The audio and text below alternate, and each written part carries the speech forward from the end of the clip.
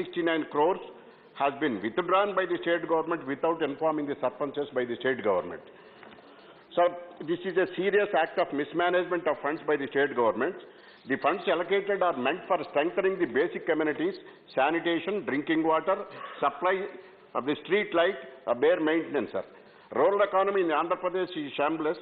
The local self-government is unable to undertake various economic activities and welfare activities. People are not receiving any intended benefits due to the diversion of the funds, sir. Sir, even Narega funds are also not utilized and were also diverted not for proper intended purposes. Sir, taking into consideration of all the above said facts, it is imperative upon the government to immediately intervene in the matter and do justice to the people of Andhra Pradesh, particularly who are residing in the rural areas, and strengthen the Gram Panchayat in the state of Andhra Pradesh. Thank you, sir. Ravindra Kumarji. Dr. Amar Patnaik. Thank you, sir. Sir, Indian handloom and handicrafts is a part of the social, cultural and traditional tradition of India, the spiritual tradition of India. It is in fact our spiritual wealth. There is a need to protect this particular sector which has been languishing for a long time since the colonial rulers left India. So currently, as per the latest report of the Ministry of Textiles, about 35.23 lakh weavers are in this sector. 67% of them do not have an income as high as ₹5,000 rupees, and 26% earn between 5,000 to 10,000 as per the 4th handloom census report, sir. Sir, the main problem is the overarching policy measures under the Ministry of Textiles that are clubbed with powerloom products have not been fruitful. Sir, the budget provisions and budget announcements which have been made for the general textile sector are basically oriented towards helping the powerloom-based textile and not the handloom and handicraft-based textile. So the common weaver centers, they have not been successful in Kota and Pochampally. The MSME status, which was initially given to them, which has been given to them, doesn't work in the field because the people who are registering them are from our additional director of textiles of the textile department, whereas MSME is a separate department. Okay. So therefore, there is a need to treat it as a niche product, look for niche markets, and try to increase their export base. So it is very important, therefore, to treat it as a part of the creative economy of this country and make a separate department of handloom and handicrafts in the Government of India. Thank you, sir. Srimati Priyanka Chaturvedi. Thank you, Honorable Chairman, sir. Sir, it has been brought to my notice through social media platforms how certain companies have been offering this support and posting content on Kashmir Solidarity Day observed by Pakistan. The content they have posted on their platforms calls for freedom for Kashmir. These companies are doing business both in India and Pakistan, yet have posted content in solidarity with Pakistan over Kashmir. Such posts that are challenging the sovereignty of our country should not be acceptable. It is surprising that it has been ignored till now, and also keeping in mind that these companies have been flourishing in India for past many years, yet choosing to take stances that are contentious is unacceptable. Companies must respect the rules and laws of the nation they operate in and should refrain from engaging in political and contentious causes. Therefore, through this House, sir, I urge the government to ensure that the companies apologize unequivocally for these seditious posts and ensure that the companies operating in India do not engage in challenging the sovereignty of our nation. Thank you, sir. Concerned, I don't know, with the concerned Home Ministry. Please. This issue has been taken up both with the government there and with the company concerned. They have already issued a clarification yesterday. We have also asked them to be more forceful in their unequivocal apology on this issue. Right. Ms. Dora Sen. Thank you, Chairman, sir, for giving me this opportunity to take this subject, distortion in BSF tweet.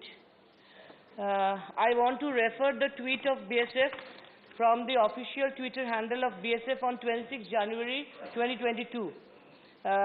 This 26 January 2022, in the afternoon, I have seen in my mobile a tweet from BSF BSF on Twitter on the eve of Republic Day 2022 from official Twitter handle, twitter.com. It's written over there at https://twitter.com/BSF_India/status/etc. Unfortunately, there are several BSF personnel from different states of our country in this tweet, and all the names of these different states are correctly mentioned over there. But only in case of West Bengal, North Bengal is written there instead of West Bengal. To be specific, I am referring the link and screenshot of the relevant part of that very BSF video they will take note of it and correct it. I am astonished, I am shocked, I am hurt. It's a very serious issue, sir, of deep concern on behalf of our state, West Bengal. How can this type of distortion be happened from official BSF Twitter handle, specifically on the glorious Republic Day, 26 January this year? I urge upon the central government, sir, to look into the matter sincerely and take action accordingly so that the constitutional right and the dignity of our state, West Bengal, and all other states too, may be restored. Thank you, Chairman. Okay. A concern will take note and then advise accordingly Home Ministry. The Sri Abdul Wahab. Thank you, sir, for giving me a chance. Release of Indian citizens at deportation center in Saudi Arabia and other Gulf countries. Our minister is sitting here. I urge upon the minister and the ministry after this parliament to go to Gulf countries, especially Saudi and other Gulf countries. According to the information from the concerned authorities in Saudi, there are around hundreds of Indians, especially Keralites, stranded in the deportation center alone in Riyadh. Many of them are stranded due to small issues pertaining to the expiration of visas and other technicalities. All of them are looking forward to traveling to India as soon as possible. All those people are in prison. It has become difficult for them to get vaccinated issue certificates. They cannot travel to India as we have a rule in India not to let anyone travel from abroad without a vaccination certificate. I am sure there could be more Indians stranded in prison in other cities of Saudi Arabia, UAE, Kuwait and Qatar, Bahrain and other GCC countries. My demand is, the External Affairs Ministry should immediately direct the Indian Embassy in Riyadh and other consulates in Saudi Arabia to coordinate with various active Indian associations and respective government authorities to develop a permanent solution by creating a special mechanism for the ease of travel to these Indians. Right, Wahabji. One more sentence. As if possible, give the same direction to all embassies and consulates in all GCC countries such as UAE, Kuwait, and Oman and Qatar. Our ministry is here. After this, he can go himself also and sort out the issues. He can go to Saudi? He can go anywhere. My ministry is sitting here. Okay, it's an important issue. Like, will you take note of it? Muraliji also is here, no? Both. Please send your name. Sri Mahesh Poddar. You have only. Sir, thank you, sir. You have half a minute. Sir, with your permission, I would like to draw the attention of the government and this House regarding a human issue, atrocities faced by minorities, particularly Christians in the neighboring country, Pakistan. Sir, the share of minorities in Pakistan has decreased from around 14% of the population in 1951 to 3.5% now. Sir, these figures speak itself what is happening there. Sir, it is quite discomforting. Sir, recently, a Christian priest of about 75 years age was gunned down, and a church serving 300 Christian families in Pakistan, Karachi, was demolished by the people there, despite resistance from a civil society group and a warning from UN Human Rights Group. Sir, similar vandalism was carried out in temples and gurudwaras across the country. Sir, this is a testimony of the degrading situation of the religious minorities in Pakistan. Sir, according to US government on religious freedom, there is continued to be reports of attack in holy places, cemeteries and religious symbols of Hindu, Christians and Ahmadiyya. Sir, they are there not by choice, but they are by chance because like 71 war atrocities were created on them. Now they should be protected. I urge upon the government to take up more vigorously at all international platforms to protect the interests of minorities there. Sri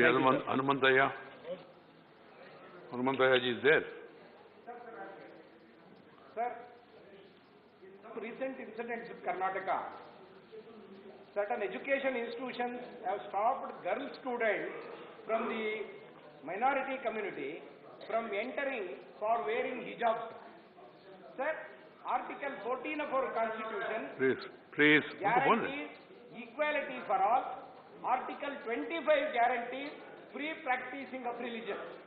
Sir, in this case, these Muslim girls being stopped for wearing hijab.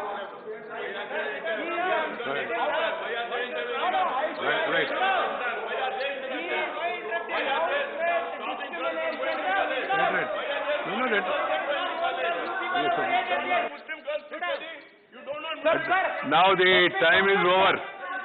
Time is... Sir, let me complete. Time is over. What can I do? And both are ministers.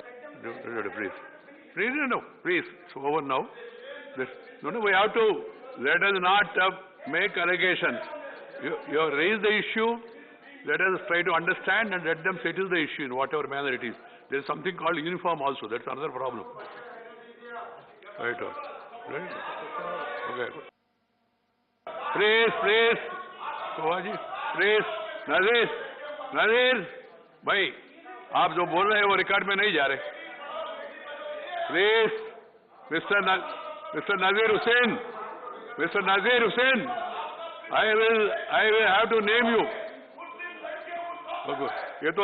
ये record में जाएगा नहीं.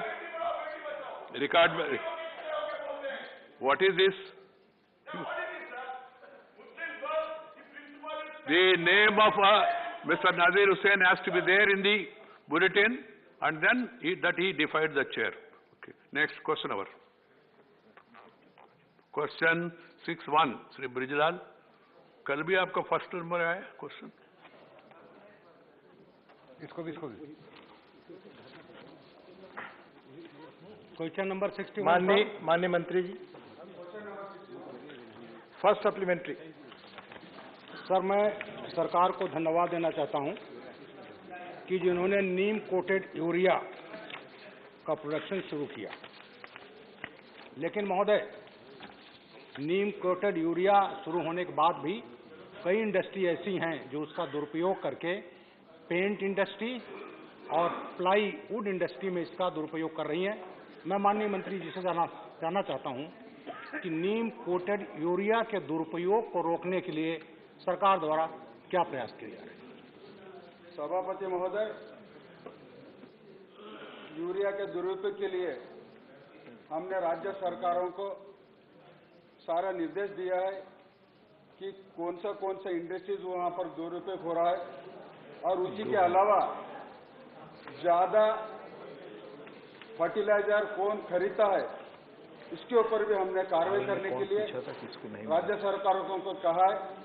इस जरिए से हमने जो दुरुपयोग हो रहा है यूरिया, उसको रोकने का हमने प्रयास पूर्ण प्रमाण पर किया है, और उस राज्य सरकार को हमने उसको निर्देशन भी दिया है. माननीय सभापति महोदय. Second supplementary. माननीय बिरला.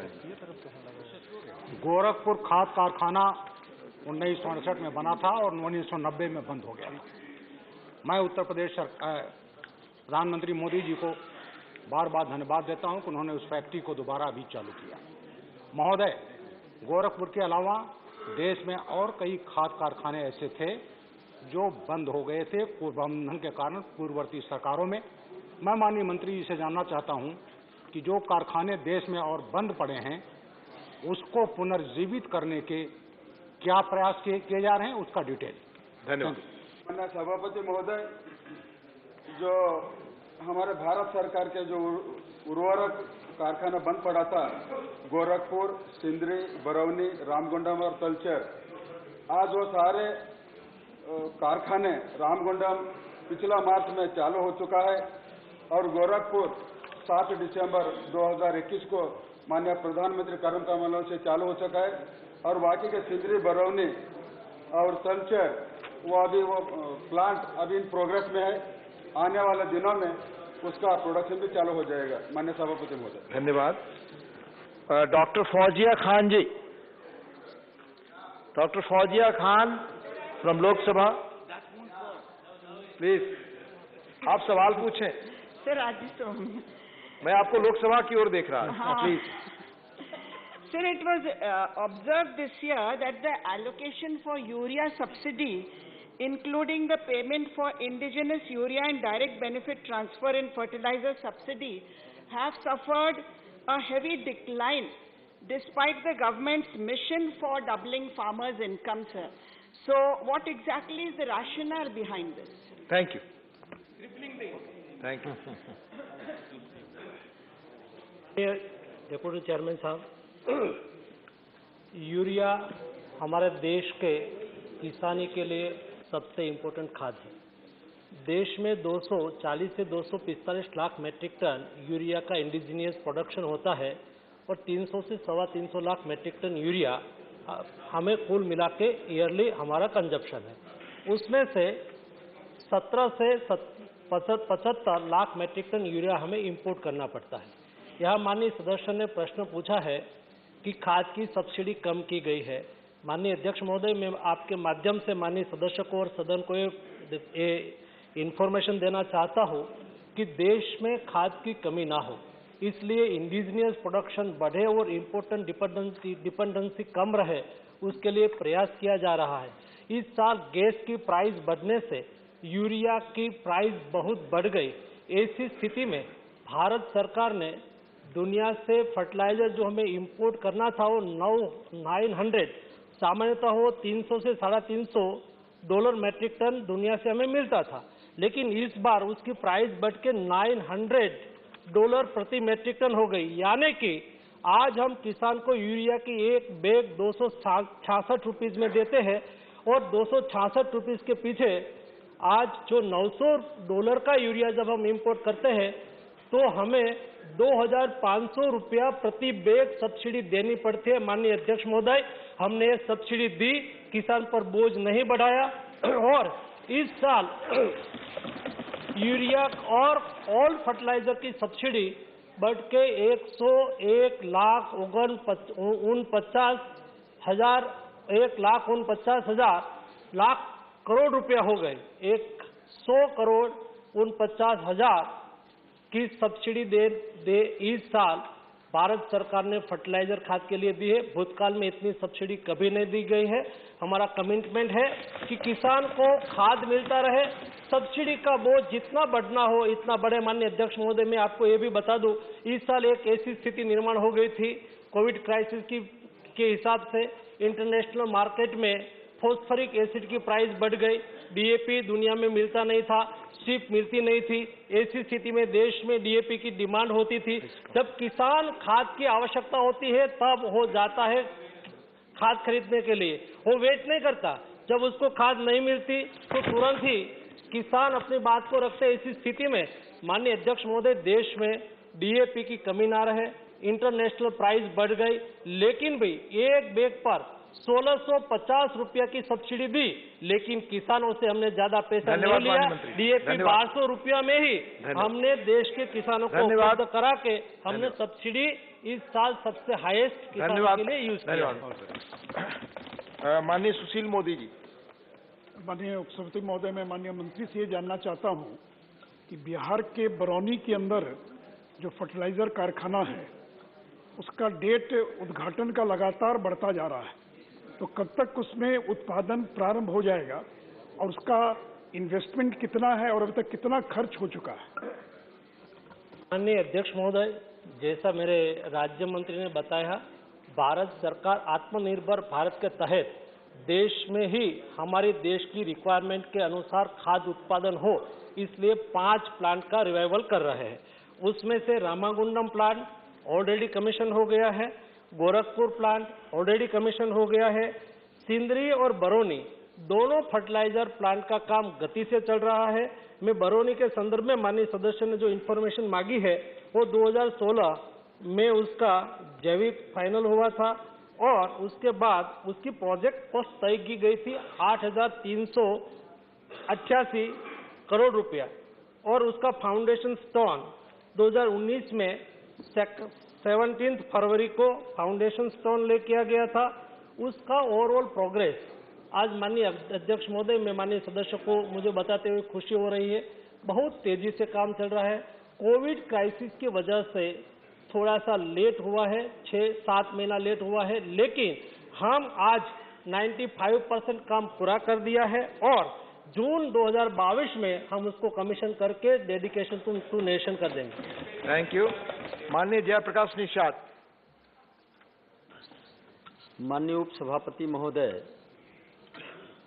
मुझे खुशी है कि बंद पड़ा कारखाना गोरखपुर उर्वरक कारखाना को पुनः हमारे प्रधानमंत्री महोदय ने उसको निर्माण करा करके चलाने के लिए, पूर्वांचल के विकास के लिए एक बहुत बड़ा सवाल माननीय निषाद जी, सवाल पूछें। उप सभापति महोदय, मैं माननीय मंत्री जी से ये जानना चाहता हूं कि उर्वरक कारखाना बन के तैयार हो गया है, कब तक किसानों को उर्वरक मिलेगा और साथ में वहां पर जो बंद पड़े कारखाना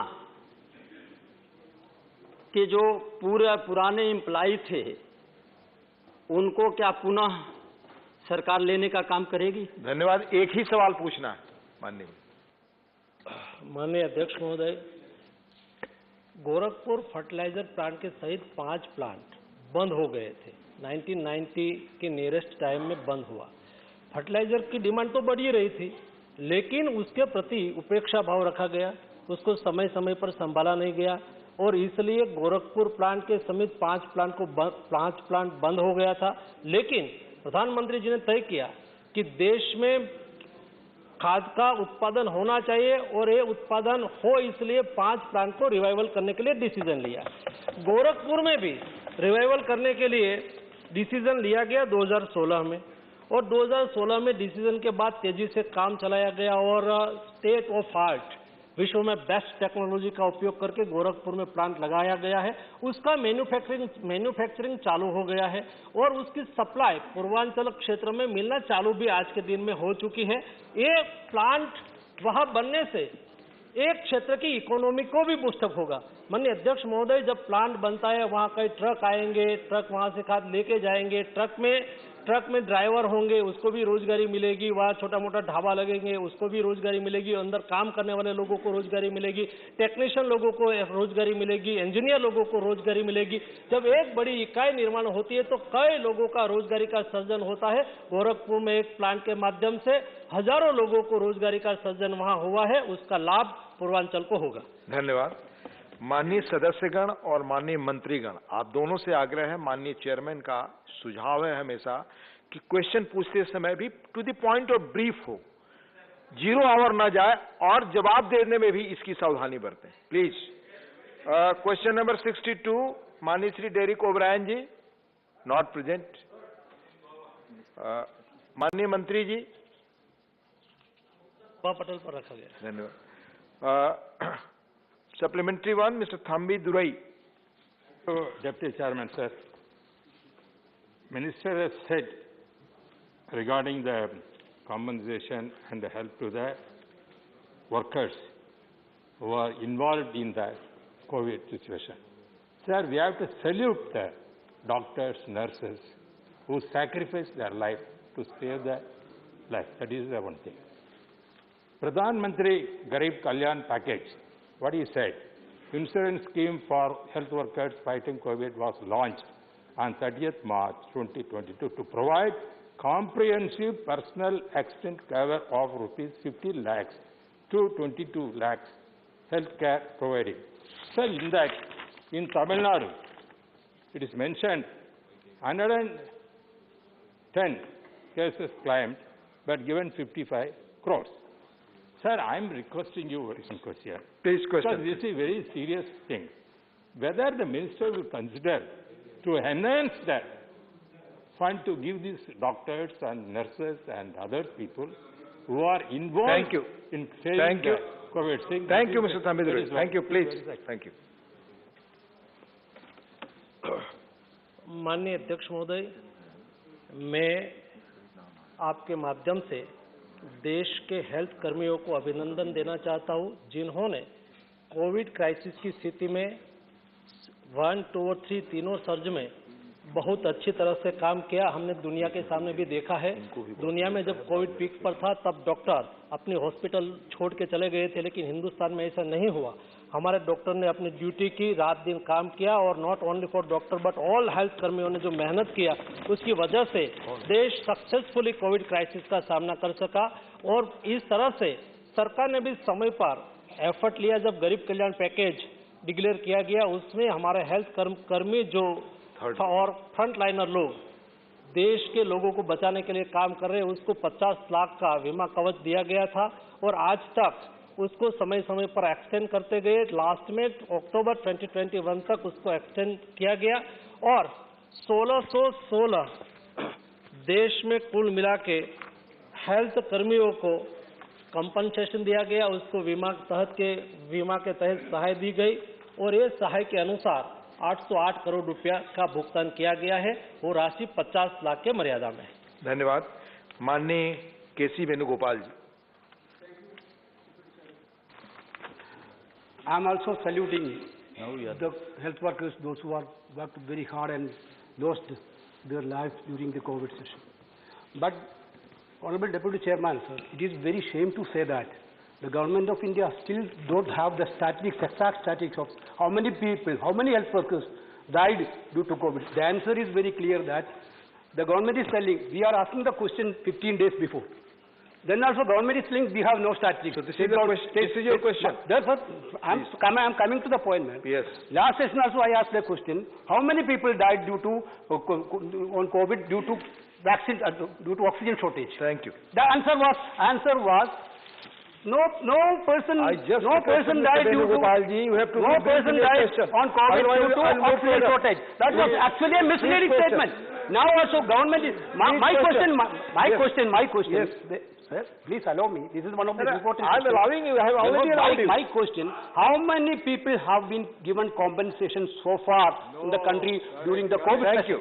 COVID death. Thank you. Thank you. माननीय अध्यक्ष महोदय, उसमें कोई इरिटेट होने का विषय नहीं है। भारत सरकार बहुत क्लियर है, और हेल्थ स्टेट सब्जेक्ट है, इसलिए उसका सारा डेटा कलेक्ट स्टेट करते हैं और सेंट्रल मांगते हैं तो सेंट्रल को देते हैं। सेंट्रल ने सभी विषय पर डैशबोर्ड बनाया है, और स्टेट गवर्नमेंट समय समय पर उसमें डेटा सबमिट करती है। उसमें माननीय प्रश्न पूछा है, उसका मैं परफेक्ट रिप्लाई करना चाहता हूँ। WHO ने गाइडलाइन दिया था कि कैसे डेथ का डेटा आपको कलेक्ट करना है। उसके लिए भारत सरकार ने एक प्लेटफॉर्म बनाया और सभी स्टेट गवर्नमेंट को कहा कि आपके यहाँ कोविड से जिसका डेथ हो उसका डेटा उसमें सबमिट करना है। और सभी स्टेट गवर्नमेंट ने आज तक 5,33,000 कोविड से डेथ हुआ है ऐसा डेटा सबमिट किया है, और डेटा सार्वजनिक है, उसमें कोई छुपाने की बात नहीं है, कोई इरिटेट होने की बात नहीं है। स्टेट गवर्नमेंट जो भी, और उसके बाद फिर भारत सरकार ने कहा भी आपने उसमें भी आप डालना चूक गए हो तो आप रिकंसाइल कर सकते हो। तो कई स्टेट ने रिकंसाइल भी किया है, और मैं ये केरला तो हर दिन रिकंसाइल कर रहा है, 20,000 से अधिक रिकंसाइल कर दिया, हमें कोई दिक्कत नहीं है। लेकिन स्टेट गवर्नमेंट जो भी फिगर देंगे वो फिगर हम यहाँ बताते हैं, उसमें छुपाने की कोई बात नहीं है। माननीय सदस्य और भी इंफॉर्मेशन हमसे मांगेंगे तो हमारे पास जो भी इंफॉर्मेशन स्टेट ने दी है तो हम आपको उपलब्ध कराएंगे। धन्यवाद। माननीय Shri K J Alphons. Government of India has been extremely prompt in paying this compensation to 1,616 people, 880 crores paid. I would like to know from the Honorable Minister, I see that some hospitals are not cooperating. They do not want to issue that certificate, sir, under the format, and because they want to suppress the information that somebody from their hospital died. I can just quote you, sir. Please put your question, Mr. Alfonso. I have requested several times. Sir, what action would the government take against these hospitals which are refusing to issue that certificate in the prescribed format, and what action will be taken by the government against those hospitals which refuse to report these cases? Thank you. माननीय अध्यक्ष महोदय, को hospital ने अपने आंकड़े सब नहीं declare किया हो, वो स्टेट गवर्नमेंट देखती है, कंपाइल करके स्टेट गवर्नमेंट हमारे पास इंफॉर्मेशन भेजती है। मैं अपेक्षा रखता हूँ कि स्टेट गवर्नमेंट भी फिर से एडवाइजरी डिक्लेयर करे, हम भी यहाँ से एडवाइजरी डिक्लेयर करके सभी हॉस्पिटल अपना डेटा सबमिट करें, ऐसा आग्रह करेंगे। Thank you. Question number 63.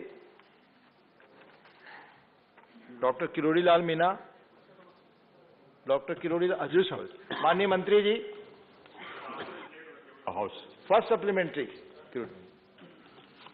Sir, ये जो IPDS योजना के तहत जो भी काम कराए जा रहे हैं, वो अभी राजस्थान में पूरे नहीं हुए, जबकि ये योजना मार्च 2022 में बंद कर दी जाएगी। तो मैं मंत्री जी से ये पूछना चाहता हूँ, क्या जम्मू कश्मीर के डेवलपमेंट पैकेज की तर्ज पर राजस्थान में भी IPDS योजना के कार्य की अवधि बढ़ाई जाएगी? धन्यवाद। माननीय उपाध्यक्ष महोदय, IPDS की अवधि बढ़ाने का कोई प्लान नहीं है। उसका कारण यह है कि हम लोग एक नई योजना लेकर के आ रहे हैं, रिवैम्प्ड डिस्ट्रीब्यूशन सेक्टर स्कीम, जिसके अंतर्गत 3,03,000 करोड़ का प्रावधान है राज्यों को अपने डिस्ट्रीब्यूशन सिस्टम्स को मजबूत करने के लिए। उसी योजना से और भी सुदृढ़ीकरण के लिए जो राशि चाहिए, ये राजस्थान सरकार ले सकती है। IPDS में भी करीब उनका एक्सपेंडिचर ऑलमोस्ट अबाउट 90% के आसपास आ गया है। कुछ ही प्रोजेक्ट्स होंगे जो कि शॉर्ट क्लोज होंगे, तो वो जो भी शॉर्ट क्लोज होंगे उसको वो नए योजना में ले सकते हैं। Second supplementary. सभापति महोदय, IPDS योजना के काम जितने भी राजस्थान में हुए, उनमें व्यापक स्तर पर गबन घोटाले हुए हैं और इसमें 60% से भी ज्यादा केंद्र का फंड लगा है। मैं माननीय मंत्री जी से निवेदन करना चाहूंगा कि उन गबन घोटाले की जांच केंद्र की किसी सक्षम एजेंसी के कराने का कष्ट करेंगे। धन्यवाद। उपाध्यक्ष महोदय, मैंने नोट कर लिया है। हमारे यहाँ से एक टीम जाएगी और योजनाओं को, सभी योजनाओं को तो नहीं, एट रैंडम कुछ योजनाओं को चयन करके हम लोग वेरीफाई करा लेंगे कि जो काम बताया गया कि हुआ है वो वास्तव में हुआ है कि नहीं, वो हम लोग इंस्पेक्शन करा लेंगे। धन्यवाद। माननीय कनक मेदला Ravindra Kumar ji. Sir, under IPDS scheme, they wanted to ensure 24/7 supply to the urban areas, and also the central government allocated the funds and released in respect of the state of Andhra Pradesh 501 crore as a share of the central government. Whether this IPDS covering projects are on ground in respect of Andhra Pradesh and the state government, and at what stage it is there, since during winter session there is power cuts are there in the state of Andhra Pradesh, and further indicated the state government, this question indicated the government power cuts are more in the coming season. उपाध्यक्ष महोदय, आंध्र प्रदेश को हम लोगों ने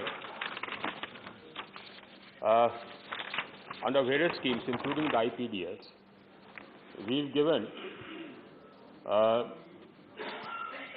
under the IPDS we have given 879 crores. Under RAP-DRP we gave 507 crores. Under the Deen Dayal Gram Jyoti Yojana we gave 941 crores and 645 crores. In all we gave 2,972 crores to Andhra Pradesh. In which, this was the size of the project sanctioned. The budgetary grant, the grant from Government of India, out of that 2,970 crores, the grant from Government of India was 1,976 crores, and the rest was loan. Now, under that, they have spent, we have released 1,821 crores as our share of the grant, which is 92% of the expenditure. And all the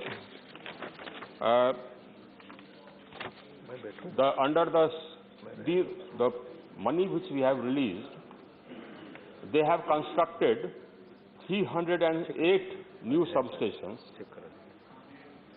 augmented the capacity of 96 substations. They purchased 21,838 transformers, laid down 8,439 LT lines, 6,258 circuit kilometers, etc., etc. So, I'll give you the overall figure, sir. The The overall situation is this, that the average availability of power in the rural areas in 2015, when we carried out a survey, it was about 12 hours approx. Now today, it is about 21 hours. So just because of the strengthening of the distribution systems, the transmission, so we have connected the whole country into one grid. We've strengthened the distribution systems. Mr. Vice Chairman, Mr. Deputy Chairman, sir, in the past 5 years, under various schemes, Deen Dayal Gram Jyoti Yojana, IPDS, Saubhagya, etc., we've sanctioned schemes worth 2,02,000 crores, out of which the Government of India grant was about 1,41,000 crores. And as a result of that, the distribution system has been strengthened in such a fashion that today, in rural areas, the availability of power is 21 hours. In the urban areas, is 23 hours. That's the last survey we carried out. And our objective remains to increase that availability to 24 hours. There are some gaps. Now, those gaps are partly because of many of the distribution companies being in losses, heavy losses, especially the government-owned distribution companies. So they are not able to buy the power. Now, those losses need to be addressed. Otherwise, the systems we have strengthened.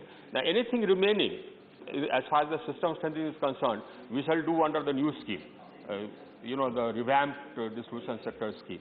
But that scheme is conditional. That scheme is conditional. We shall give money only to those distribution companies and those states who take steps to reduce the losses. Because we just can't keep on pumping money into a bottomless well.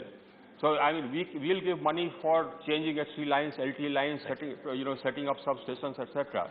But if the distribution company does not have the money to maintain it, after 5 years, the distribution system will again collapse down. And after 5 years, we'll be back where we started. So this scheme we have made conditional. We shall give money only to those distribution companies which decide to take steps to reduce the losses, and the state government stands by it. Thank you. Mani Ripun Boraji.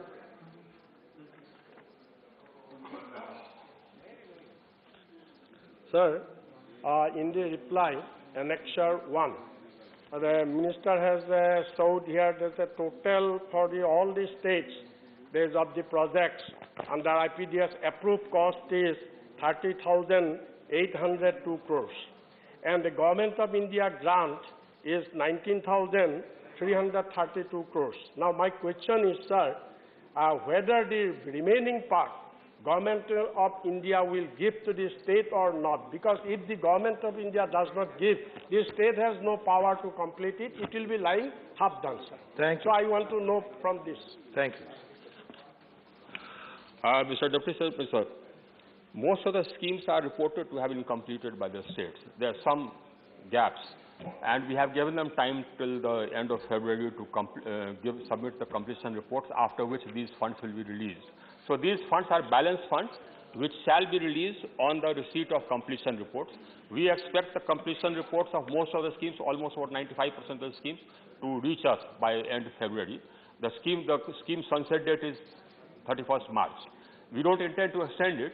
So whatever portion is left for, if any part of the work is left, that can be covered under the new scheme. Thank you. Mani Dinesh Chandra Angadiya. माननीय सभापति महोदय जी, अन्नदाता को ऊर्जादाता बनाने का माननीय प्रधानमंत्री श्री मोदी साहब ने बोला है, तो मैं माननीय मंत्री जी से जानना चाहता हूं कि देश में समेकित विद्युत विकास योजना के तहत कोई योजना है कि अन्नदाता ऊर्जादाता बन सके। अगर नहीं है तो ऊर्जा मंत्री इन पर विचार करना चाहेंगे। धन्यवाद।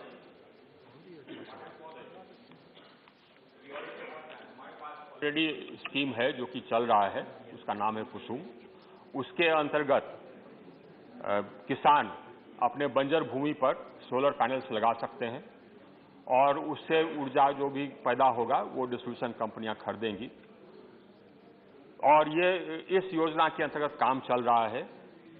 कुछ कठिनाइयां थी बैंक्स के द्वारा लोन देने में, तो हमने मिनिस्ट्री ऑफ फाइनेंस के पदाधिकारियों के साथ और बैंक के ये department of financial services, RBI और बैंकों के साथ बैठक की और वो सारे प्रॉब्लम सॉर्ट आउट हो गए हैं।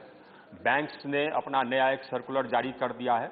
अब ये स्कीम और तेजी से चलेगा और यह स्कीम बहुत पॉपुलर है। इस योजना के अंतर्गत जो किसान हैं वो अपने बंजर भूमि पर सोलर पैनल लगा करके ये बिजली बेच सकते हैं और उससे काफ़ी इनकम होता है। अगर वो खुद भी सोलर पैनल लगा सकते हैं, अगर उनके पास पैसा नहीं है, वो चाहते हैं कि डेवलपर से लगवाएं तो डेवलपर से भी लगवा सकते हैं अपनी ज़मीन लीज पर दे करके। और अगर अपनी ज़मीन लीज पर दे करके डेवलपर से भी लगाते हैं तो लीज रेंट उनको मिलता है करीब 20 से 25 हज़ार प्रति एकड़ प्रति वर्ष, जो कि काफ़ी अच्छा इनकम। तो और अगर खुद पैदा करते हैं तो उनका प्रति एकड़ प्रति वर्ष इनकम चला जाएगा 35,000 40,000 प्रति वर्ष प्रति एकड़। अगर उनका कल्टिवेटेड लैंड है तो उस पर स्टिल्ट्स पर भी लगा सकते हैं। ये प्रावधान है। धन्यवाद। क्वेश्चन नंबर 64, माननीय राम विचार नेताम जी। माननीय मंत्री जी, फर्स्ट सप्लीमेंट्री राम विचार जी। माननीय राम विचार जी। धन्यवाद उप सभापति महोदय। मैं छत्तीसगढ़ प्रदेश के अंतर्गत जो आने वाले जिले हैं, ट्राइबल जिले, इन जिलों में स्वास्थ्य की जो सुविधा है, ये कह सकते हैं महोदय कि केंद्र सरकार के सहयोग से बहुत सारे उन सुदूर अंचलों में भी स्वास्थ्य सुविधा मजबूत हुई है। इसके बावजूद ये जो चित्र आया है बहुत ही दयनीय है और चिंताजनक है महोदय। मैं आपके माध्यम से निवेदन करना चाहूंगा कि माननीय मंत्री जी ने भी स्वीकार किया है कि छत्तीसगढ़ में जनजाति क्षेत्रों में महिलाओं, बच्चों, नवजात की मौतें काफ़ी बढ़ी हैं। गर्भवती महिलाओं में बताए गए मौतों के कारणों में हेमरेज, सेप्सिस, गर्भपात, प्रसव में रुकावट, इस तरह के अनेक बीमारियों से मरने की शिकायत आई है। महोदय, मैं आपके ध्यान में लाना चाहूँगा कि ये जो ट्राइबल एरिया है छत्तीसगढ़ के, बलरामपुर, बस्तर, बीजापुर, दंतेवाड़ा, गरियाबंद, जसपुर, हमारा कांकेर, कवर्धा, कोंडागांव, कोरबा, कोरिया, नारायणपुर, राजनांदगांव, सुकमा, सूरजपुर, सरगुजा, माननीय इन जिलों में अगर वर्षवार हम देखें तो जहां 2021 में 3,139 लोगों की मौत हुई, 2021-22 में आप सवाल पूछे। माननीय राम विचार जी सवाल पूछे। महोदय, जिसमें कि हमारा गृह जिला बलरामपुर है, जिसमें 6 महीना के अंदर सैकड़ों लोगों की मौत हुई। मैं आपके माध्यम से ये जानना चाहता हूं कि इसमें क्या ऐसा कारण है कि प्रति वर्ष इस तरह की बीमारियों के चपेट में आकर के सुदूर अंचल में निवास करने वाले लोग जो है बेमौत मारे जाते हैं। धन्यवाद। धन्यवाद। इसके लिए धन्यवाद। सवाल पूरा हो गया, प्लीज। किया है और राज्य सरकार धन्यवाद। को आप सवाल पूरा हो गया। माननीय राम विचार जी, प्लीज। माननीय मंत्री जी। सभापति महोदय, आपके माध्यम से मैं ये अवगत कराना चाहती हूँ कि आदरणीय प्रधानमंत्री जी के नेतृत्व में लगातार माताओं की और बच्चों की सुरक्षा को लेके अनेक योजनाओं के माध्यम से राज्यों को ये निर्देश गए हैं कि इन्फेंट मोर्टेलिटी रेट हो या फिर मैटरनल मोर्टेलिटी रेशो हो, वो कम करने के लिए प्रयास करें। और उस तरह से आज IMR देखा जाए तो पूरे भारत में वो कम होता नजर आ रहा है, लेकिन जैसा कि माननीय सदस्य ने पूछा, छत्तीसगढ़ में वो अभी भी कम हुआ नहीं है। उसी तरह है मैटरनल मोर्टेलिटी रेशो, जो कि भारत में एवरेज कम हो रहा है, लेकिन छत्तीसगढ़ में वो आज भी बढ़ा हुआ नजर आ रहा है। जैसे कि राज्य सरकार ने भी कुछ जो योजनाएं हैं, अलग अलग योजनाएं हैं, माल न्यूट्रिशन से लगातार जो आंकड़े आ रहे हैं, तो माल न्यूट्रिशन डायरेक्ट कॉज नहीं है, लेकिन by reducing the resistance to infection, it can cause the increased morbidity and mortality. Sir, ये रिस्क इंक्रीज होती है प्रेगनेंसी में, और छत्तीसगढ़ में ये 7% इसका इन्फेक्शन का रेट आया है। सर, मैं आपके माध्यम से ये कहना चाहूँगी कि राज्य सरकार ने ये इम्प्लीमेंटेशन पे जोर देना चाहिए। वहाँ पे देखा गया है कि एंटीनेटल चेकअप जो कि वो भी अच्छा होना चाहिए, लेकिन लगातार वो भी कम होता जा रहा है। उस पर राज्य सरकार ने आवश्यक कदम उठाने चाहिए। केंद्र सरकार लगातार प्रयास राज्यों के साथ कर रहे हैं, और अनेक योजनाओं के साथ मैंने विस्तृत में जवाब में भी कहा है। जननी सुरक्षा योजना हो, जननी शिशु सुरक्षा कार्यक्रम हो, अनेक योजनाएं हैं, प्रधानमंत्री सुरक्षित मातृत्व अभियान है, ऐसे अनेक योजनाएं हैं, और साथ इम्यूनाइजेशन प्रोग्राम है, जिससे कि ये रोकने के लिए हम प्रयास कर रहे हैं। धन्यवाद। सेकंड सप्लीमेंट्री, और संक्षेप में सिर्फ एक सवाल राम विचार जी। जी, धन्यवाद महोदय। इन क्षेत्रों में खास करके जो बलरामपुर जिले हैं, कोरवा जाति, पहाड़ी कोरवा, पंडो जनजाति, इसी प्रकार से बाकी प्रदेश में ये स्थिति है महोदय। क्या माननीय मंत्री महोदय के माध्यम से मैं निवेदन करना चाहता हूँ आपके माध्यम से कि इन क्षेत्रों में हर साल इस तरह की बीमारियों के चपेट में लोग आते हैं, क्या यहाँ के लिए कोई स्पेशल टीम भेज करके वो इसकी जांच करवाएंगे और उस जांच रिपोर्ट के आधार पे कार्रवाई करना चाहेंगे? धन्यवाद। माननीय उपसभापति महोदय, आपके माध्यम से मैं ये जरूर कहना चाहूँगी कि हम लगातार केंद्र सरकार प्रयास कर रही है, लेकिन फिर भी राज्य सरकार ने भी उसे ध्यान में रखते हुए लोकल, जबकि एनएचएम के थ्रू सारा राशि आवंटित जो होता है केंद्र के माध्यम से वो दिया जाता है, लेकिन फिर भी अनेक ऐसे जिले हैं जिन्होंने माननीय सदस्य ने कहा है अगर उन जिलों में काम कम हो रहा है तो जरूर केंद्र सरकार इस पर मीटिंग के माध्यम से वहाँ पे प्रयास करेगी, और अगर ये उनका इसमें काम नहीं हुआ तो जरूर केंद्रीय टीम उन्हें जाएगी, और ये वहाँ की संख्या को देख के उस पर काम आगे बढ़ाने में मदद की जाएगी। धन्यवाद। श्रीमती छाया वर्मा जी। धन्यवाद उपसभापति महोदय। माननीय सांसद जी का सवाल था कि पिछले 3 वर्षों में छत्तीसगढ़ में आदिवासी क्षेत्रों में गर्भवती महिला और बच्चे को इनकी कितनी मौत हुई। मुझे खुशी इस बात की है कि छत्तीसगढ़ में 3 साल में जब से कांग्रेस की सरकार बनी है एक भी मौत, न बच्चों की न गर्भवती महिलाओं की कुपोषण से एक भी मौत नहीं हुई है। इसका मुझे गर्व है, मुझे खुशी है। और जो मौतें हुई है वो अन्य कारणों से हुई है। मैं माननीय मंत्री जी से आपके माध्यम से ये पूछना चाहती हूँ, क्या आप एनएचएम में राशि बढ़ाएंगे क्या छत्तीसगढ़ सरकार? धन्यवाद। आदरणीय उपसभापति महोदय, आपके माध्यम से मैं ये जरूर कहना चाहूँगी कि माल न्यूट्रिशन को लेके, चाहे वो बच्चों या माताओं की सुरक्षा को लेके, ये सरकार किसी की भी हो, हमारा दायित्व है कि हर बच्चा और माता सुरक्षित रहे। हम चाहते हैं कि हर एक राज्य में किसी के भी मौत न हो, माल न्यूट्रिशन से भी न हो और किसी इन्फेक्शन से भी न हो, लेकिन फिर भी माननीय सदस्य ने जो उपस्थित मुद्दा किया है, मैं आपके माध्यम से कहना चाहूँगी कि एनएचएम के माध्यम से पिछली साल हमने जो राशि आवंटित की थी छत्तीसगढ़ के लिए, वो लगभग 979 करोड़ थी, जिसके माध्यम से अनेक योजनाओं के साथ एनएचएम ने वहाँ पे राशि दी है, और ये योजनाओं के माध्यम से वो माताओं को सुरक्षित रखने के लिए फिर भी मैं ये कहना चाहूँगी कि प्रेग्नेंट वुमन का वहाँ का डेथ रेट बढ़ा है, हमें उस पर गौर रख के काम करना चाहिए। धन्यवाद। श्री माननीय राकेश सिन्हा, सवाल छत्तीसगढ़ पर है। छत्तीसगढ़ पर ही पूछते हैं।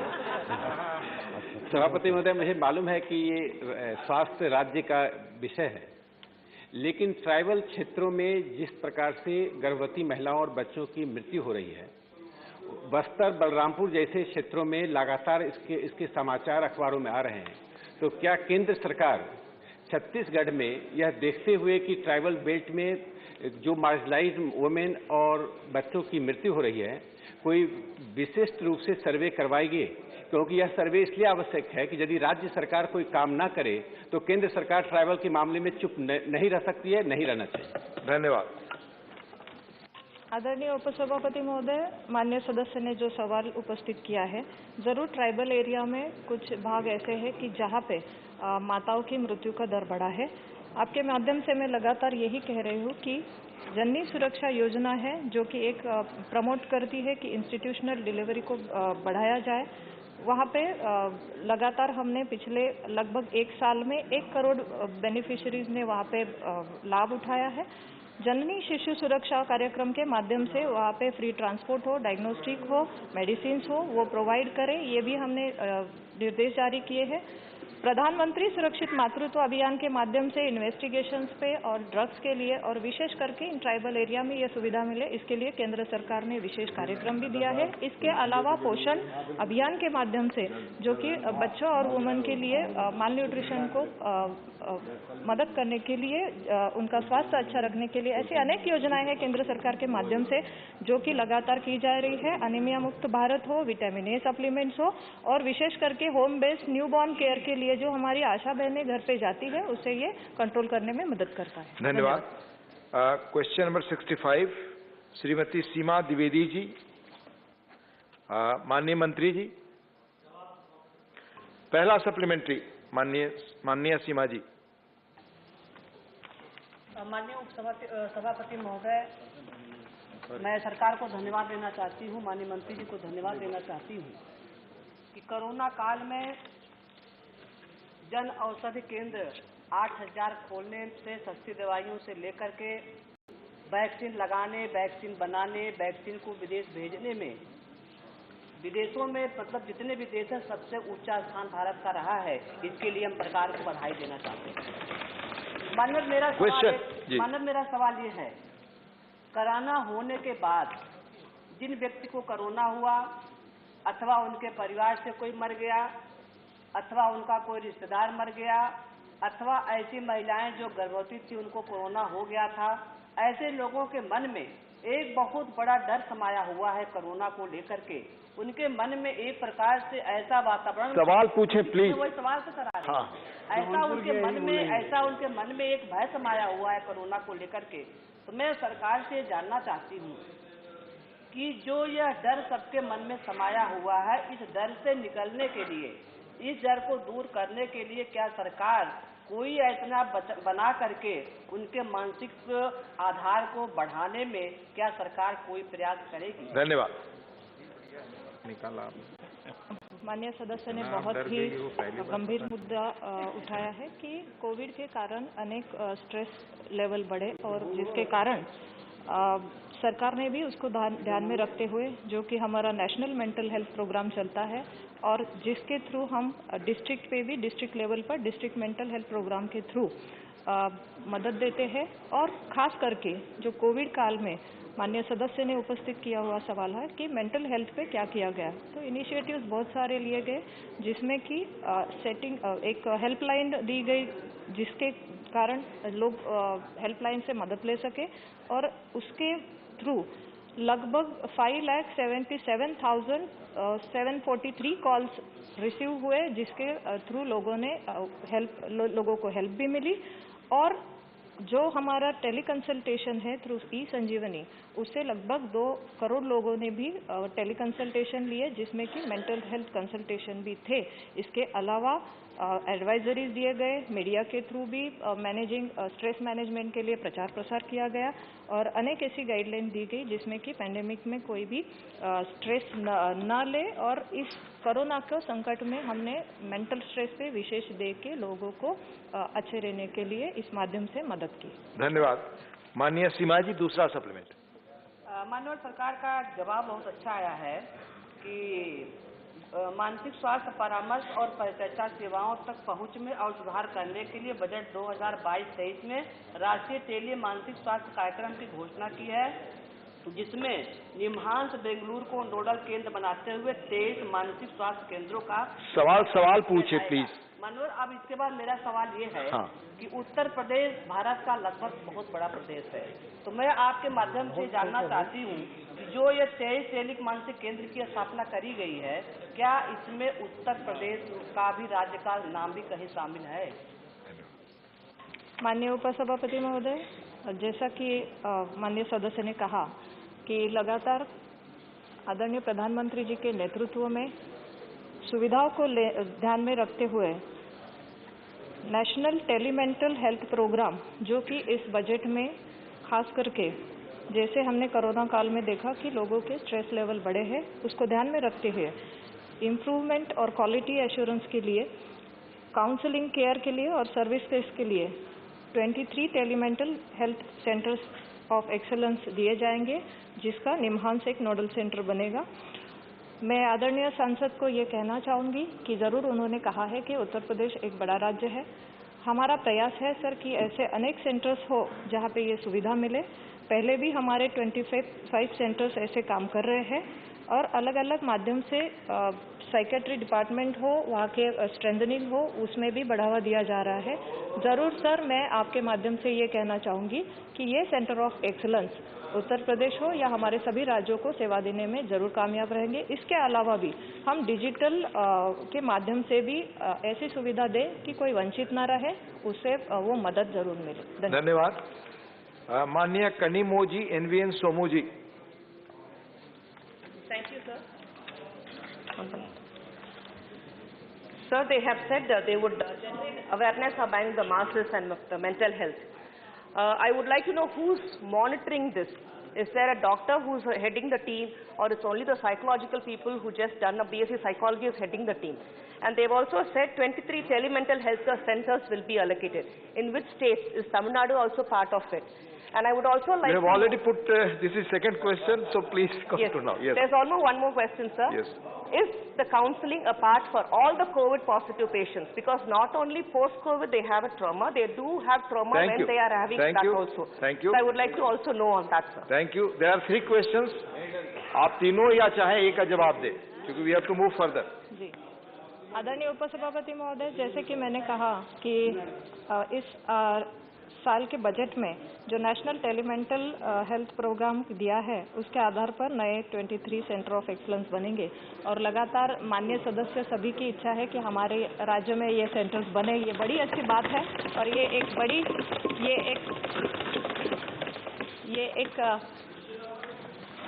एक अच्छा कदम उठाया है आदरणीय प्रधानमंत्री जी के नेतृत्व में कि ये सुविधा बढ़े और लगातार इस माध्यम से अनेक राज्यों में ये इंस्टीट्यूशन दिए जाएंगे।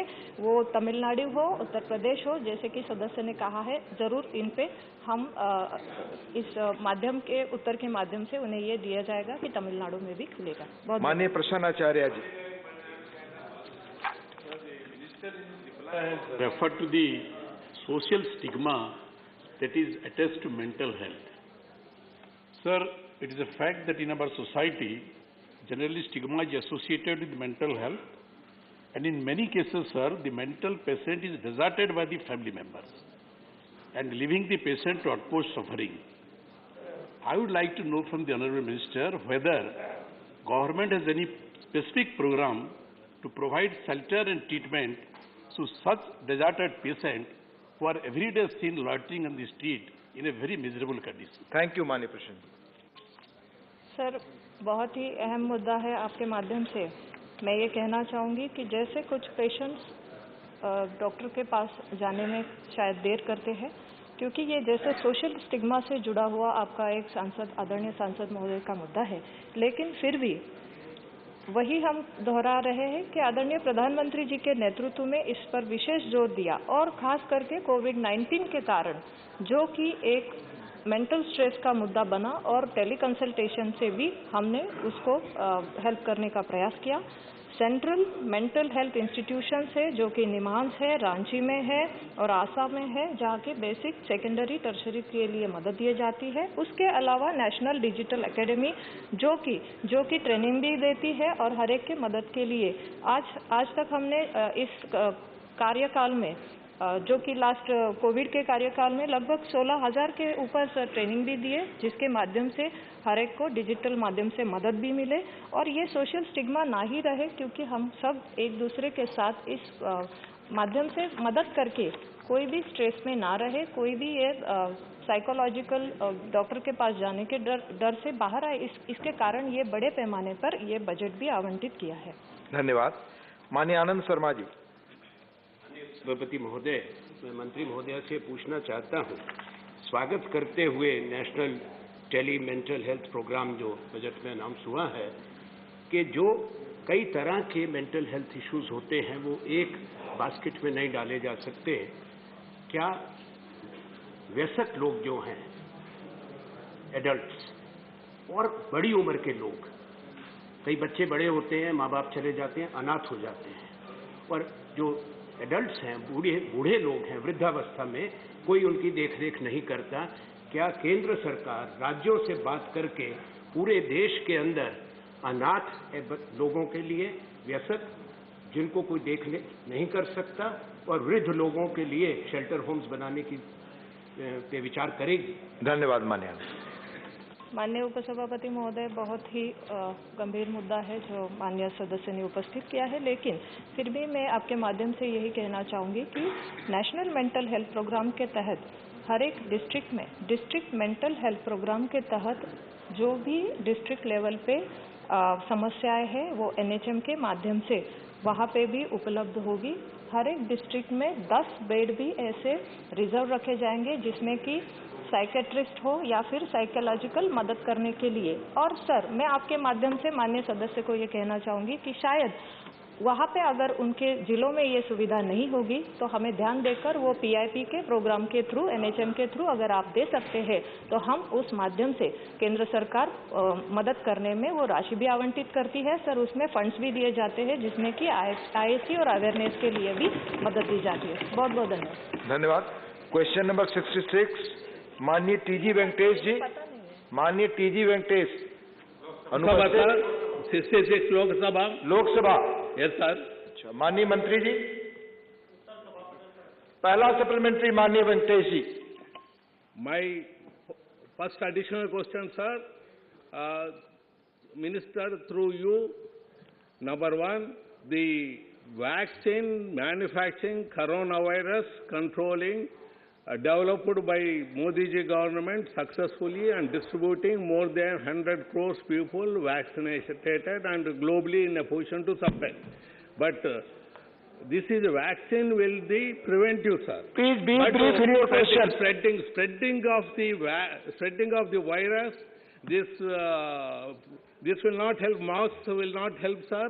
HEPA filters has to be installed. Government is going to take any steps for installing the HEPA filters in the central halls, parliament, and other places. माननीय वेंकटेश जी, please be brief. Over, sir. First question is over. HEPA filters, whether they are going to install all the all the halls. माननीय सदस्य ने जो प्रश्न पूछा है, ये प्रश्न कोविड टीके के संदर्भ में है। कोविड टीका कितना असरकारक है, कितना असरकारक नहीं है। माननीय अध्यक्ष महोदय, मुझे बताते हुए खुशी हो रही है कि नहीं केवल इंडिया में, ICMR में, उसके अलावा विश्व की सभी साइंटिफिक इंस्टीट्यूट ने कहा है कि टीका लगने से, वैक्सीनेशन हो जाने से हम कोविड में मोर्टालिटी रेट और हॉस्पिटलिटी रेट को कम कर सकते हैं और सक्सेसफुली कम हुआ है। माननीय अध्यक्ष महोदय, मुझे बताते हुए खुशी हो रही है कि देश में आज वयस्क लोगों को 97.5% फर्स्ट डोज लग चुका है और 77% लोगों को सेकंड डोज लग चुका है। विश्व के डेवलप्ड कंट्री में भी 90% से एबो फर्स्ट डोज नहीं लगा है। ये हिंदुस्तान ने लगा के दिखाया है। माननीय प्रधानमंत्री जी के नेतृत्व में हम कोविड क्राइसिस के सामने एक अच्छी तरह से लड़ाई लड़ रहे हैं और उसका अच्छा नतीजा ये निकला कि जब थर्ड वेव आया या तो थर्ड सर्ज आया, ऐसी स्थिति में ओमिक्रॉन के सामने लड़ने में यही टीकाकरण ने ही हमें उपयोगी हुआ है। ICMR की एक स्टडी अभी पिछले 2 दिन के पहले आई है, उसके मुताबिक देश में 99.3% जिस लोगों को कोविड हुआ था लेकिन उसको टीकाकरण हो गया था, इसलिए वो सुरक्षित रहे। ये हमारे लिए बहुत अच्छा इंडिकेशन है और हिंदुस्तान ने ये विश्व के सामने एक एग्जाम्पल स्थापित किया है कि इतना बड़ा देश, ह्यूज डाइवर्सिटी, इतनी विविधता के बावजूद भी विश्व के सापेक्ष में भारत ने अच्छी तरह से कोविड क्राइसिस के सामने लड़ाई लड़ी है। धन्यवाद। सेकंड सप्लीमेंट्री, माननीय वेंकटेश जी। Second supplementary question, sir. Is it true that Omicron affected persons develop antibodies which can prompt the body's immune response to the virus and protect from any variant of COVID-19 virus? I want reply from ministers. Thank you. माननीय speaker साहब, Covid टीका लगने से व्यक्ति के शरीर में antibody develop होता है और वो कोविड वेरिएंट आते हैं तो उसके सामने सुरक्षा देता है। धन्यवाद। माननीय John ब्रिटस। Sir, is it a fact that numerous RT-PCR tests which people have to undergo is becoming a big loot? Sir, I myself spend almost 25,000 rupees in a month's time. Will the government consider this fact and ensure that the charges for the RT-PCR tests are reduced or made uniform or made it free like in other countries? Right. Will the government also consider that the money for RT-PCR be spent from the PM Care Fund, for which 2/3 of the money Right. is unspent? Right. मंत्री जी, मंत्री जी। माननीय अध्यक्ष महोदय, माननीय सदस्य ने जो प्रश्न उपस्थित किया है वो RT-PCR टेस्ट के पर है। RT-PCR टेस्ट तरह तरह की टेक्नोलॉजी आज उपलब्ध है, तरह तरह की किट उपलब्ध है। जो भारत सरकार के हॉस्पिटल में जाते हैं वहाँ फ्री होता है, प्राइवेट में जाते हैं तो अलग अलग किट की अलग अलग प्राइस के मुताबिक टेस्ट होता है और लोग प्राइवेट में भी और गवर्नमेंट में भी जाके करवाते हैं। गवर्नमेंट फैसिलिटी का उपयोग करें तो कोई खर्च नहीं लगेगा। Right. See, Vijay Sai Reddy, supplementary. नहीं, नहीं. Sri Syed Jafar Islam. वैसे तो सरकार को जितनी भी बधाई दी जाए सर, कम होगी जो वैक्सीनेशन जिस तरह से हमारे देश में हुआ है। लेकिन एक मेरा बेसिक सवाल है, चूंकि अब स्कूल्स खुल रहे हैं, छोटे बच्चों को अभी वैक्सीनेशन, छोटे बच्चों को भी वैक्सीनेशन नहीं हुआ है, तो ओमिक्रॉन का कितना खतरा छोटे बच्चों पे है, इसलिए कि स्कूल खुल गए हैं और बच्चे स्कूल जाने लगे हैं। ये थोड़ा मंत्री जी इस पे गाइड कर दे तो अच्छा होगा। राइट। मंत्री जी। माननीय अध्यक्ष महोदय, किसको वैक्सीन देना, किसको वैक्सीन नहीं देना, वो साइंटिफिक का सुझाव के आधार पर डिसाइड किया जाता है। देश में उसके लिए एक इंटागी करके एक्सपर्ट लोगों का ग्रुप बनाया हुआ है। एक्सपर्ट लोगों की टीम बार बार बैठती है और समय समय पर सुझाव देती है और सुझाव के आधार पर सरकार डिसीजन करती है। भारत सरकार ने 80 एबोव पहले किया था, उसके बाद 15 से 18 एज के बच्चों को टीका लगाने का अभियान आज चल रहा है। 67% 15 to 18 एज के बच्चों को टीका लग चुका है, तेज गति से चल रहा है और जैसे जैसे हमारे साइंटिफिक एक्सपर्ट टीम के ओपिनियन आएंगे, एक्सपर्ट टीम के ओपिनियन के आधार पर आगे का डिसीजन किया जा सकता है। Right. Shri Ramchandra Jangra, question 67, question 67। Jangra ji. Lok Sabha ji, Lok Sabha. और लोकसभा। मंत्री जी। तल पर रख दिया है। ठीक है। सप्लीमेंट्री रामचंद्र जांगरा जी। धन्यवाद सभापति महोदय। करोड़ों लोगों को प्रधानमंत्री जन आरोग्य योजना के तहत आयुष्मान भारत कार्ड योजना का लाभ मिला है, उनकी जिंदगी बची है। मैं माननीय मंत्री महोदय से आपके माध्यम से जानना चाहता हूं कि इस आयुष्मान योजना के तहत बहुत से लाभ के जो पात्र लोग थे वो वंचित रह गए सर्वेक्षण में किसी कमी के कारण। भारत सरकार ने 10 राज्यों और केंद्र शासित प्रदेशों में इसका पुनर्सर्वेक्षण का अभियान चलाया है आपके द्वारा आयुष्मान के तहत। मेरे हरियाणा प्रदेश में भी बहुत से लोग इस लाभ से वंचित रह गए। मैं मंत्री महोदय से जानना चाहूंगा कि इस स्कीम को अन्य राज्यों में भी सर्वेक्षण के लिए बढ़ाने की कोई योजना है? मंत्री जी। माननीय अध्यक्ष महोदय, आयुष्मान भारत योजना ये देश के गरीब, शोषित, वंचित और पीड़ितों के प्रति प्रधानमंत्री जी का जो कमिटमेंट है उसमें से निकली हुई योजना है।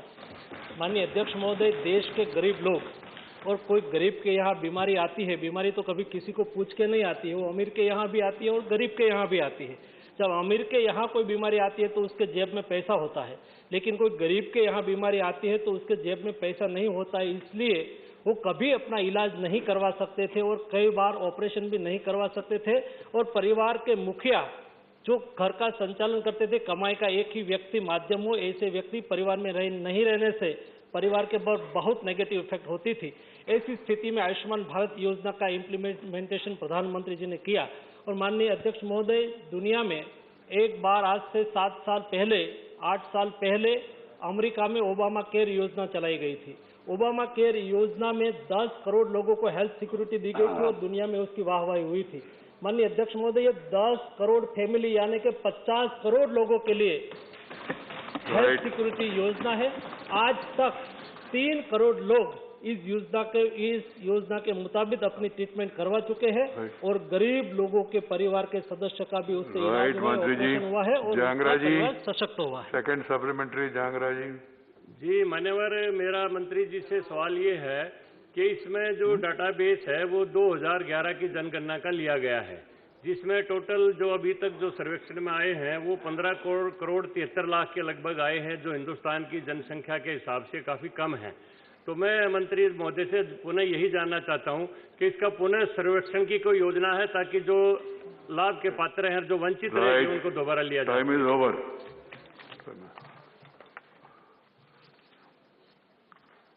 The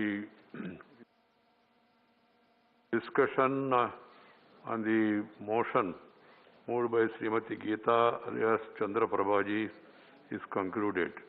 Now the Honorable Prime Minister will be responding to the debate.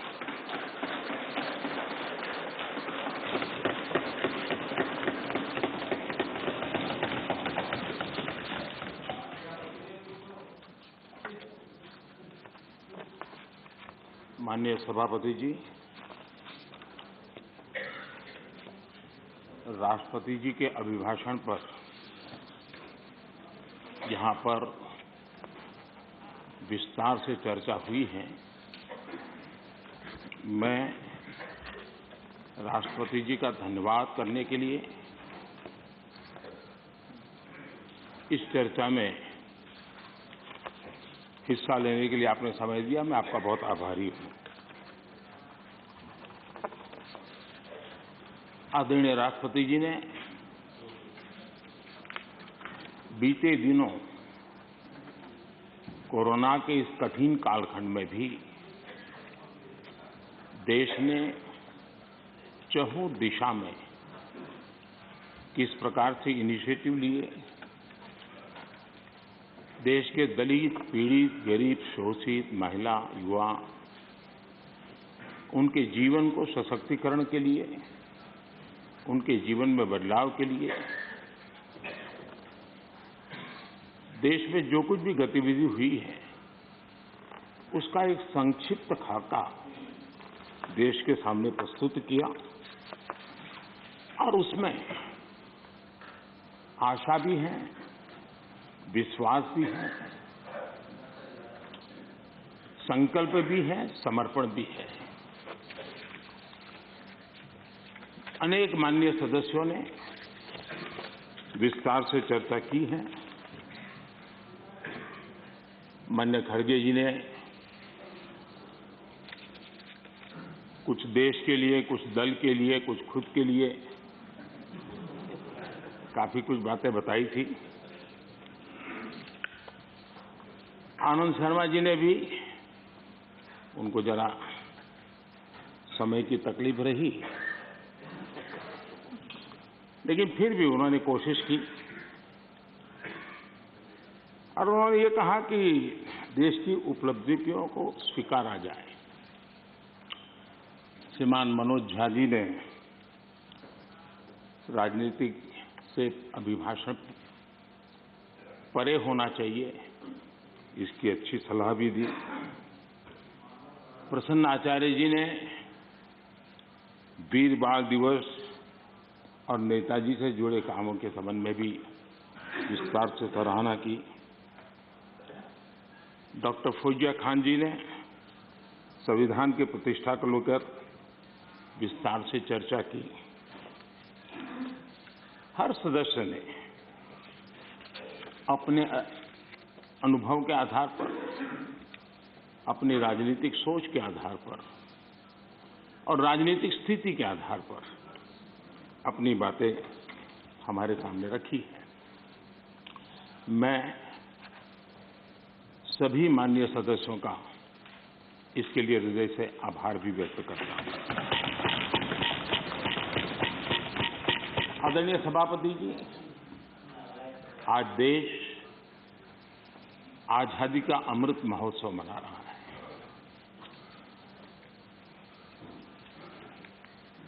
पचहत्तर साल का आजादी के कालखंड में देश को दिशा देने का, देश को गति देने का अनेक स्तर पर प्रयास हुए हैं और उन सबका लेखा जोखा लेकर के जो अच्छा है उसे आगे बढ़ाना, जो कमियां हैं उसको करेक्ट करना और जहां नए इनिशिएटिव लेने की आवश्यकता है वो नए इनिशिएटिव लेना। और देश जब आजादी के 100 साल मनाएगा तब हमें देश को कहां ले जाना है, कैसे ले जाना है, किन किन योजनाओं के सहारे हम ले जा सकते हैं, इसके लिए ये बहुत ही महत्वपूर्ण समय है। और हम सभी राजनीतिक नेताओं ने, राजनीतिक क्षेत्र के कार्यकर्ताओं ने अपना ध्यान पर भी और देश का ध्यान भी आने वाले 25 साल के लिए देश को कैसे आगे ले जाना, इसके लिए केंद्रित करना चाहिए। और मुझे विश्वास है कि उससे जो संकल्प उभरेंगे उस संकल्प में सबकी सामूहिक भागीदारी होगी, सबका ओनरशिप होगी और उसके कारण जो 75 साल की गति थी उससे अनेक गुना गति के साथ हम देश को बहुत कुछ दे सकते हैं। आदरणीय सभापति जी, कोरोना एक वैश्विक महामारी और पिछले 100 साल में मानव जात ने इतना बड़ा संकट नहीं देखा है। और संकट की तीव्रता देखिए, मां बीमार है एक कमरे में लेकिन बेटा उस कमरे में प्रवेश न कर पाए। पूरे मानव जात के लिए ये कितना बड़ा संकट था। और अभी भी ये संकट बहुरूपिया है, नए नए रंग रूप लेकर के कभी न कभी कुछ न कुछ आफतें लेकर के आता है। और पूरा देश और पूरी दुनिया, पूरी मानव जात उससे जूझ रही है। हर कोई रास्ते खोज रहे हैं। आज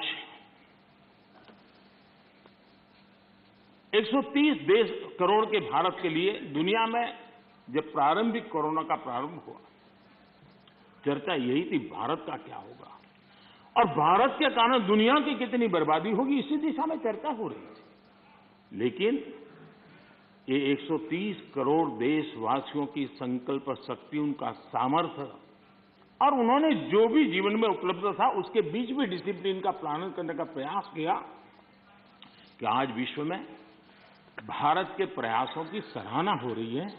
और इसका गौरव ये किसी राजनीतिक दल का कार्यक्रम नहीं था, ये अचीवमेंट देश का है, 130 करोड़ देशवासियों का है। अच्छा होता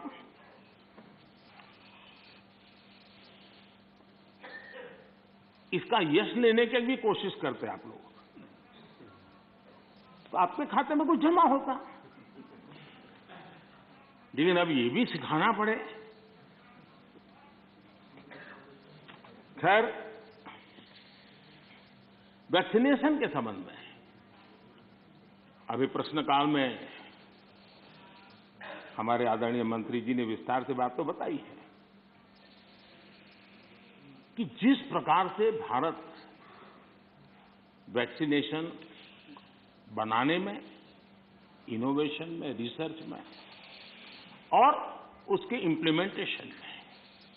आज भी दुनिया में वैक्सीन के खिलाफ बहुत बड़े आंदोलन चल रहे हैं, लेकिन वैक्सीन से मेरा लाभ हो या न लाभ हो, लेकिन कम से कम वैक्सीन लगाऊंगा तो मेरे कारण किसी और का नुकसान नहीं होगा।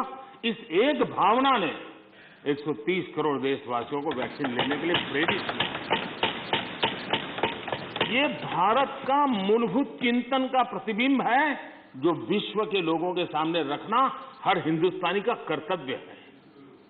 सिर्फ खुद की रक्षा करने का विषय होता तो लूं या न लूं विवाद होता, लेकिन जब उसके मन में विचार आया कि मेरे कारण किसी को कष्ट न हो, अगर इसके लिए मुझे भी डोज लेना है तो मैं ले लूं, और उसने ले लिया। ये भारत के मन की, भारत के मानव मन की, भारत की मानवता की हम गौरवपूर्ण रूप से दुनिया के सामने कह सकते हैं। आज 100% डोज के लक्ष्य की ओर हम तेज गति से आगे बढ़ रहे हैं। मैं सम्मानित सदस्य, ये सभी आदरणीय सदस्यों से, इनके सामने हमारे फ्रंटलाइन वर्कर, हमारे हेल्थ केयर वर्कर्स, हमारे वैज्ञानिक, इन्होंने जो काम किया है उसकी सराहना करने से भारत की प्रतिभा तो खिलेगी, लेकिन इस प्रकार से जीवन खपाने वाले लोगों का भी हौसला बुलंद होगा, और इसलिए सदन बड़े गौरव के साथ उनका अभिनंदन करता है, उनका धन्यवाद करता है। आदरणीय सभापति जी, इस कोरोना काल में 80 करोड़ से भी अधिक देशवासियों को इतने लंबे कालखंड के लिए मुफ्त राशन की व्यवस्था, उनका घर का चूल्हा कभी न जले, ऐसी स्थिति पैदा न हो, ये काम भारत ने करके दुनिया के सामने एक उदाहरण प्रस्तुत किया। इसी कोरोना काल में जबकि अनेक कठिनाइयां थी, बंधन थे, उसके बावजूद भी प्रगति में रुकावटों की बार ऑब्स्टेकल के बीच भी लाखों परिवारों को, गरीबों को पक्का घर देने के अपने वादे की दिशा में हम लगातार चलते रहे, और आज गरीब का भी घर खर्चा लाखों में होता है। जितने करोड़ों परिवारों को एक घर मिला है ना, हर गरीब परिवार आज लखपति कहा जा सकता है। आदरणीय सभापति जी, इसी कोरोना काल में 5 करोड़ ग्रामीण परिवारों को नल से जल पहुंचाने का काम करके एक नया रिकॉर्ड प्रस्थापित किया। इसी कोरोना काल में जब पहला लॉकडाउन आया तब भी बहुत समझदारी के साथ कईयों से चर्चा करने के बाद थोड़ा साहस की भी जरूरत थी कि गांव में किसानों को लॉकडाउन से मुक्त रखा जाए।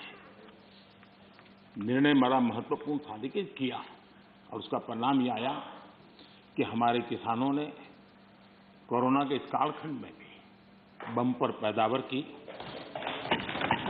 और एमएसपी ने भी रिकॉर्ड खरीदी करके नए विक्रम प्रस्थापित किए। इसी कोरोना काल में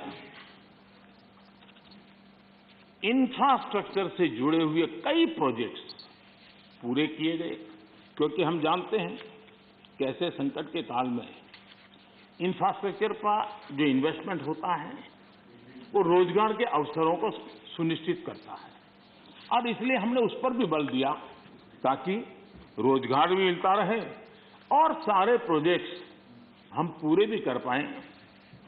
कठिनाइयां थी, लेकिन उसको कर पाए। इसी कोरोना काल में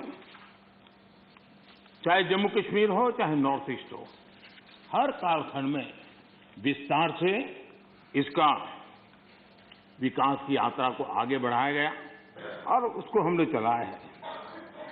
इसी कोरोना कालखंड में हमारे देश के युवाओं ने खेल जगत के हर क्षेत्र में हिंदुस्तान का तिरंगा, हमारा परचम लहराने में बहुत बड़ा काम किया, देश को गौरव दिया। आज पूरा देश हमारे युवाओं ने खेल जगत में जिस प्रकार से प्रदर्शन किया है और कोरोना के इन सारे बंधनों के बीच उन्होंने अपनी तपस्या को कम नहीं होने दिया, अपनी साधना को कम होने नहीं दिया और देश को गौरव बढ़ाया है। आदरणीय सभापति जी, इसी कोरोना काल में आज जब हमारा देश का युवा स्टार्टअप यानी भारत का युवा एक पहचान बन गई है, एक सिनोनिमस हो गया है। आज हमारे देश के युवा स्टार्टअप के कारण स्टार्टअप की दुनिया में टॉप 3 में हिंदुस्तान को जगह दिला पाई है।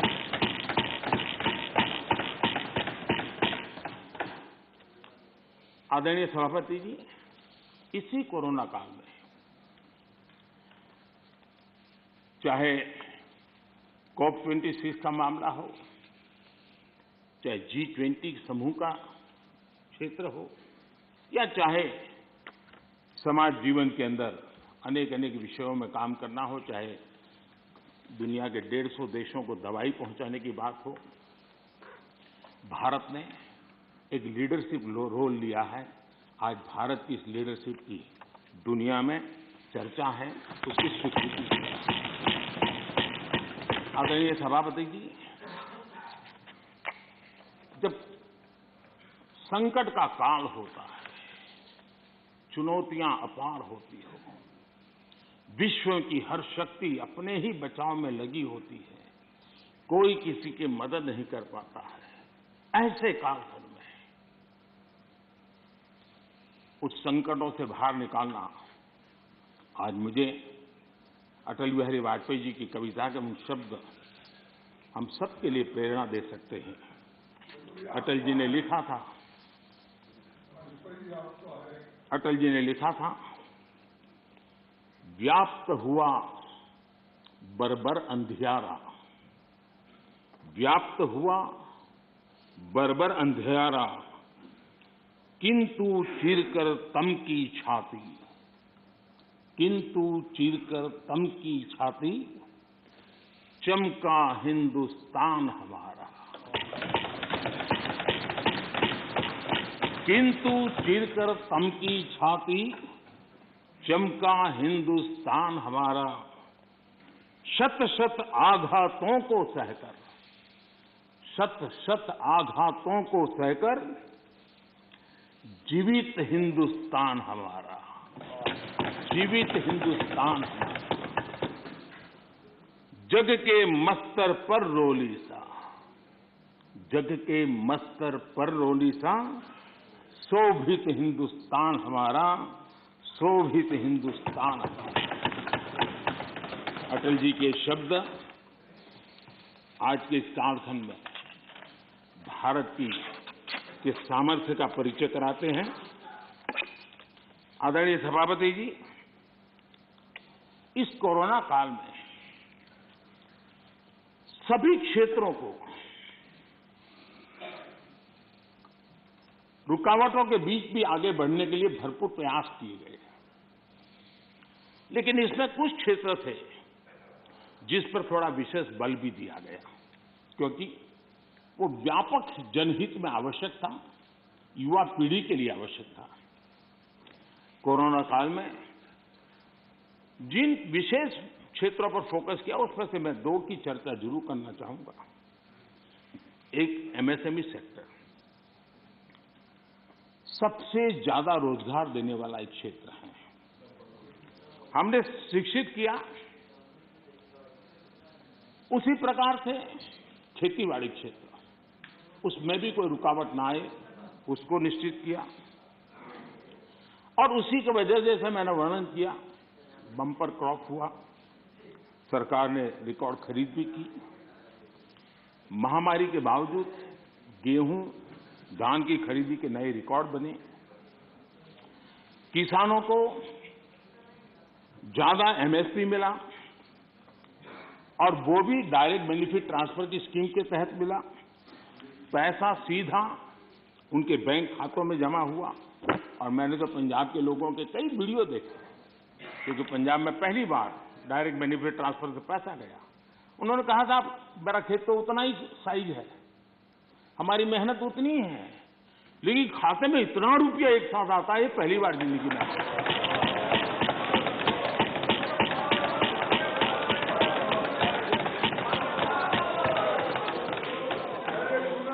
इससे संकट के समय किसानों के पास कैश की सुविधा रही। ऐसे कदमों से ही इतने बड़े सेक्टर को शॉक्स और डिसरप्शन से हम बचा पाए। इसी प्रकार से एमएसएमई सेक्टर ये उन सेक्टरों में था जिसको आत्मनिर्भर भारत पैकेज का सबसे अधिक लाभ मिला। अलग अलग मंत्रालयों ने जो पीएलआई स्कीम लॉन्च की, उससे मैन्युफैक्चरिंग को बल मिला। भारत अब लीडिंग मोबाइल मैन्युफैक्चरर बन गया है और एक्सपोर्ट में भी उसका योगदान बढ़ रहा है। ऑटोमोबाइल और बैटरी इस क्षेत्र में भी पीएलआई स्कीम उत्साहजनक परिणाम दे रही है। जब इतने बड़े स्तर पर मैन्युफैक्चरिंग और वो भी ज्यादातर एमएसएमई सेक्टर के द्वारा होता है, तो स्वाभाविक है दुनिया के देशों से ऑर्डर भी मिलते हैं, ज्यादा अवसर भी मिलते हैं। और सच तो ये है कि इंजीनियरिंग गुड्स जो बड़ी मात्रा में एमएसएमई बनाते हैं, इस समय जो एक्सपोर्ट का आंकड़ा बड़ा बना है, उसमें ये इंजीनियरिंग गुड का भी बहुत बड़ा योगदान है। ये भारत के लोगों के कौशल्य का और भारत के एमएसएमई की ताकत को प्रदर्शित करता है। हमारी डिफेंस मैन्युफैक्चरिंग इंडस्ट्री को हम देखें, यूपी और तमिलनाडु में डिफेंस कॉरिडोर बना रहे हैं। एमओयू जो हो रहे हैं, जिस प्रकार से लोग इस क्षेत्र में आ रहे हैं, एमएसएमई क्षेत्र के लोग आ रहे हैं डिफेंस के सेक्टर में, ये अपने आप में उत्साहवर्धक है कि देश के लोगों में सामर्थ्य है और देश को डिफेंस के क्षेत्र में आत्मनिर्भर बनाने के लिए हमारे एमएसएमई क्षेत्र के लोग बहुत साहस जुटा रहे हैं, आगे आ रहे हैं। आदरणीय सभापति जी, एमएसएमई को जेम उसके माध्यम से सरकार में जो सामान की खरीदी होती है, उसका एक बहुत बड़ा माध्यम बनाया है और वो प्लेटफॉर्म के कारण आज बहुत सुविधा बनी है। उसी प्रकार से हमने एक बड़ा महत्वपूर्ण निर्णय किया है। वो निर्णय ये है कि सरकार में 200 करोड़ रुपए तक के जो टेंडर होंगे, वो टेंडर ग्लोबल नहीं होंगे। उसमें हिंदुस्तान के लोगों को ही अवसर दिया जाएगा और जिसके कारण हमारे एमएसएमई सेक्टर को और इसके द्वारा हमारे रोजगार को बल मिलेगा। आदरणीय सभापति जी, इस सदन में आदरणीय सदस्यों ने रोजगार के संबंध में भी कुछ महत्वपूर्ण बातें उठाई हैं, कुछ लोगों ने सुझाव भी दिए हैं। कितनी जॉब क्रिएट्स हुई है, ये जानने के लिए ईपीएफओ पैरोल, ये ईपीएफओ पैरोल सबसे विश्वस्त माध्यम माना जाता है। साल 2021 में लगभग 1 करोड़ 20 लाख नए ईपीएफओ के पैरोल पे जुड़े। और ये हम न भूलें ये सारे फॉर्मल जॉब्स हैं, मैं इनफॉर्मल की बात नहीं कर रहा, फॉर्मल जॉब्स हैं। और इनमें भी 60-65 लाख 18 से 25 साल की आयु के हैं। इसका मतलब ये हुआ कि उम्र पहली जॉब की है, यानी पहली बार जॉब मार्केट में उनकी एंट्री हुई है। आदरणीय सभापति जी, रिपोर्ट बताती है कि कोरोना के पहले की तुलना में कोविड रिस्ट्रिक्शन खुलने के बाद हायरिंग दोगुनी बढ़ गई है। नेस्कॉम की रिपोर्ट में भी यही ट्रेंड की चर्चा है। इसके अनुसार 2017 के बाद डायरेक्ट इनडायरेक्ट करीब, नेस्कॉम का कहना है, 27 लाख जॉब आईटी सेक्टर में, और ये सिर्फ स्किल की दृष्टि नहीं, उससे ऊपर के लेवल के लोग होते हैं जिनको रोजगार प्राप्त हुआ है।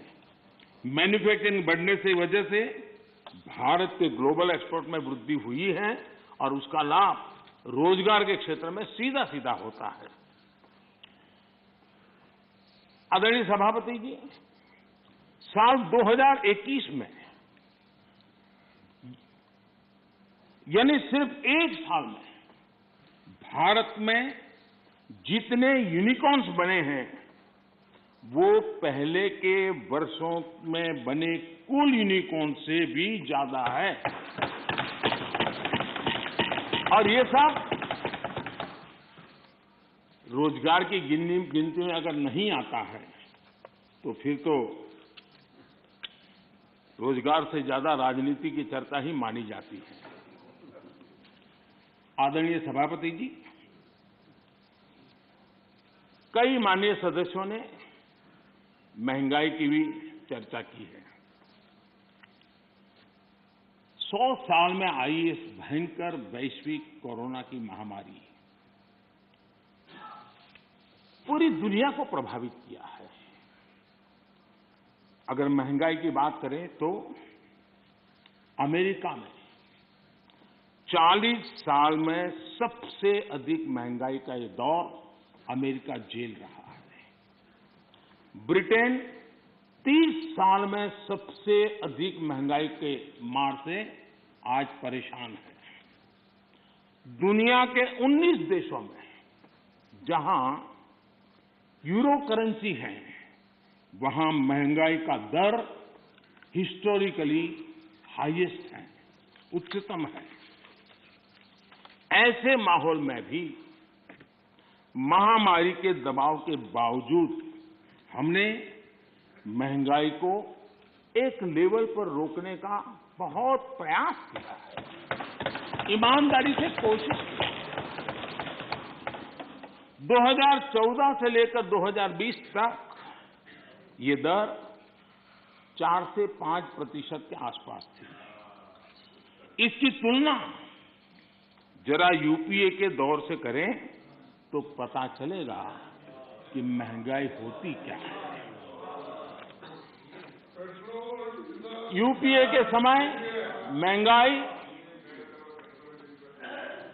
डबल डिजिट छू रही थी। यूपीए के समय डबल डिजिट छू रही थी। आज हम एकमात्र बड़ी इकोनॉमी है जो हाई ग्रोथ और मीडियम इन्फ्लेशन अनुभव कर रहे हैं।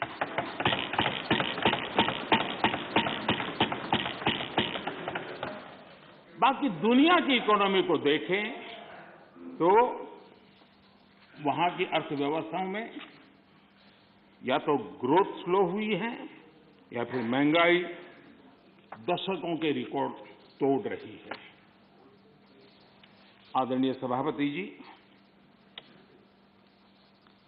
इस सदन में कुछ साथियों ने भारत की निराशाजनक तस्वीर पेश की और पेश करने में आनंद आ रहा था, ऐसा भी लग रहा था। मैं जब इस प्रकार की निराशाएं देखता हूं तो फिर मुझे लगता है कि सार्वजनिक जीवन में उतार चढ़ाव आते रहते हैं, जय पराजय होता रहता है। उससे छाई हुई व्यक्तिगत जीवन की निराशा कम से कम देश पर नहीं थोपनी चाहिए।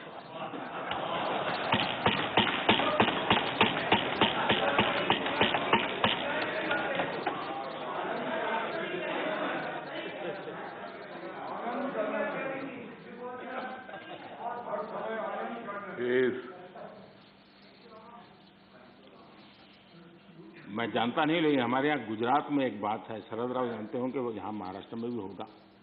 कहते हैं कि जब हरियाली होती है, खेतों हरे भरे होते हैं, और किसी ने वो हरी भरी हरियाली देखी हो और उसी समय बाय एक्सीडेंट अगर उसकी आंखें चली जाए तो जीवन भर उसको वो हरे वाला आखिरी जो चित्र है वो रहता है।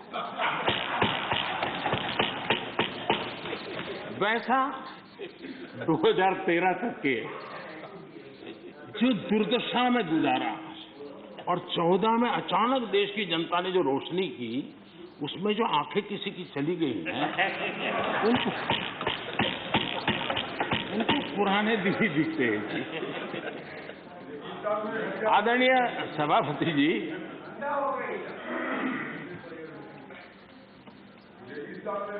हमारे यहाँ शास्त्रों में कहा गया है, महाजनों येन गतः स पंथा, अर्थात महाजन लोग, बड़े लोग जिस पथ पर जाते हैं वही मार्ग अनुकरणीय होता है। मैं आदरणीय सभापति जी इस सदन में एक बात करना चाहता हूं। यहां कोई भी हो, किसी दिशा में बैठा हो, उधर हो, यहां हो, कोई भी हो, लेकिन जनप्रतिनिधि अपने आप में छोटा हो बड़ा हो क्षेत्र का लीडर होता है, नेतृत्व करता है। जो भी उसका कमांड एरिया होगा वहां के लोग उसको देखते हैं, उसकी बातों को फॉलो करते हैं। और ऐसा सोचना ठीक नहीं है कि हम सत्ता में है तो लीडर, और वहां बैठ गए तो अरे रे क्या हो गया, ऐसा नहीं होता है। कहीं पर भी आप है, अगर जनप्रतिनिधि हैं, आप सच्चे अर्थ में लीडर है। और लीडर अगर इस प्रकार से सोचेगा, ऐसी निराशा से भरा हुआ लीडर होगा, तो क्या होगा भाई? क्या यहां बैठे तभी देश की चिंता करनी और वहां बैठे तो देश के अपने क्षेत्र के लोगों की नहीं करनी, ऐसा होता है क्या? किसी से नहीं सीखते तो शरद राव से सीखो। मैंने देखा है शरद राव इस उम्र में भी अनेक बीमारियों के बीच भी क्षेत्र के लोगों को प्रेरणा देते रहते हैं। हमें निराश होने की जरूरत नहीं भाई। और क्योंकि आप अगर निराश होते हैं तो आपका जो क्षेत्र भले अब धीरे कम हो गया होगा, लेकिन जो भी होगा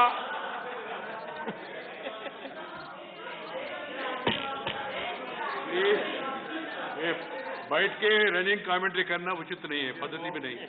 हम सबका दायित्व है। सुनिए क्या है, बाद में जब आपको मौका मिला आपने बोला।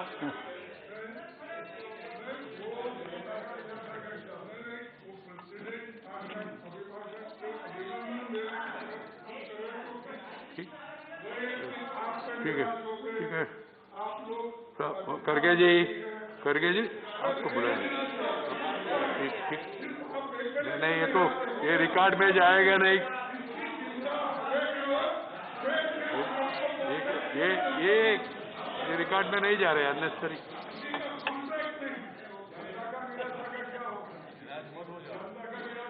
प्लीज। खड़गे जी, आप भी अधीर रंजन जी जैसी गलती करते हैं। आप थोड़ा पीछे देखिए, जयराम जी ने पीछे जाकर के 2-3 लोगों को तैयार किया हुआ है इस काम के लिए।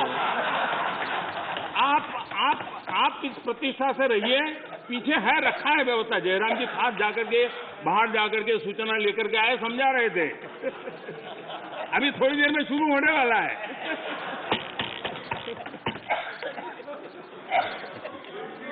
आप सम्मानीय नेता है।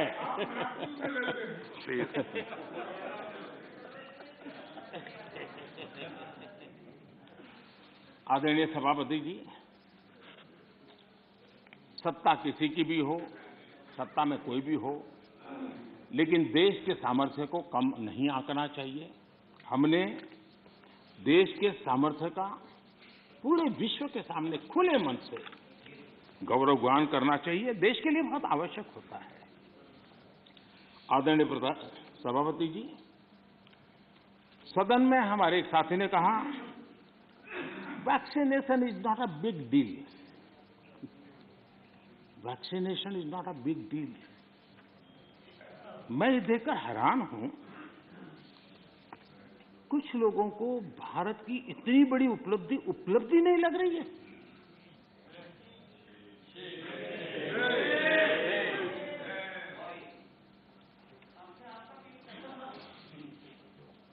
एक साथी ने यह भी कहा कि टीकाकरण पर व्यर्थ खर्च हो रहा है। ये देश सुनेगा तो क्या लगेगा ऐसे लोगों को?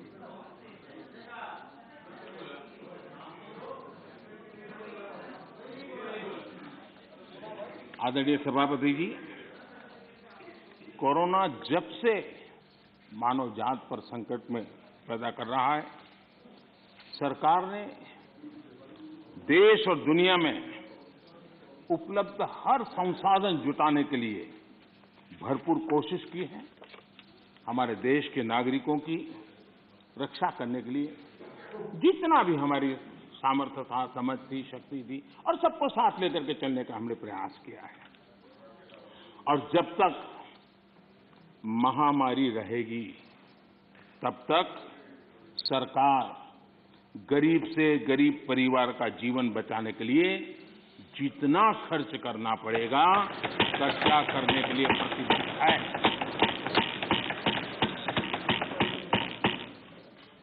लेकिन कुछ दल के बड़े नेता बीते 2 सालों में उन्होंने जो अपरिपक्वता दिखाई है, उससे देश को भी बहुत निराशा हुई है। हमने देखा है कि कैसे राजनीतिक स्वार्थ में खेल खेले गए हैं। भारतीय वैक्सीन के खिलाफ मुहिम चलाई गई। थोड़ा सोचिए, जो पहले आपने कहा था, आज जो हो रहा है, उसको थोड़ा दोनों साथ मिलाकर देखिए। हो सकता है सुधार की संभावना हो तो कुछ काम आ जाएगा। आदरणीय सभापति जी, देश की जनता जागरूक है और मैं देश की जनता का अभिनंदन करता हूं कि उनके हर छोटे मोटे नेताओं ने ऐसी गलती की तो भी उसने इस संकट के समय ऐसी बातों को कान पर लिया नहीं और वैक्सीन के लिए कतार में खड़े रहकर के अगर ये न हुआ होता तो बहुत बड़ा खतरा हो जाता। लेकिन अच्छा हुआ, देश की जनता कुछ नेताओं से भी आगे निकल गई। ये देश के लिए अच्छा है। आदरणीय सभापति जी, इस पूरा कोरोना कालखंड एक प्रकार से फेडरल स्ट्रक्चर का उत्तम उदाहरण मैं कह सकता हूं। 23 बार शायद किसी एक प्रधानमंत्री को एक कार्यकाल में मुख्यमंत्रियों की इतनी मीटिंग करने का अवसर नहीं आया होगा। मुख्यमंत्रियों के साथ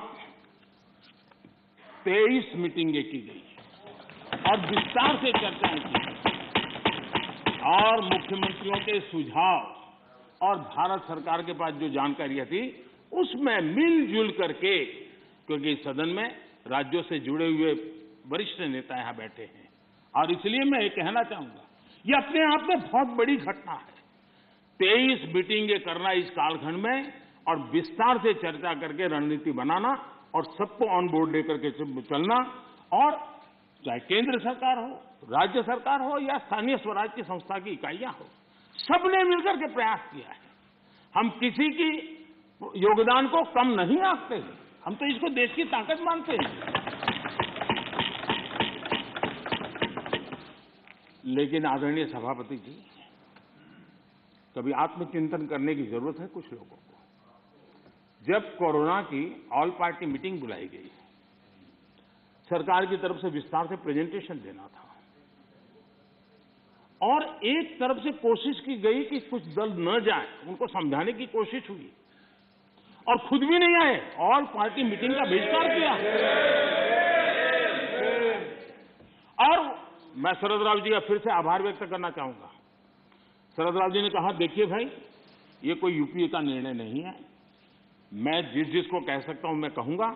और शरद राव जी आए, बाकी टीएमसी सहित सभी दल के लोग आए और उन्होंने अपने बहुमूल्य सुझाव भी दिए। ये संकट देश पर था, मानव जात पर था, उसमें भी आपने बहिष्कार किया। ये पता नहीं आपके एडवाइस कौन है जी, कौन कहां से आप सलाह लेके आते हैं, आपका भी नुकसान कर रहे हैं जी। देश रुका नहीं, देश चल पड़ा, आप अटक गए और हर एक को आश्चर्य हुआ। सब लोग, आप दूसरे दिन के अखबार देख लीजिए, क्या आपकी आलोचना हुई है, क्यों ऐसा किया, इतना बड़ा काम। लेकिन आदरणीय सभापति जी, हमने होलिस्टिक हेल्थ केयर पर फोकस किया। आधुनिक चिकित्सा परंपरा, भारतीय चिकित्सा पद्धति, दोनों को आयुष मंत्रालय ने भी इस समय बहुत काम किया।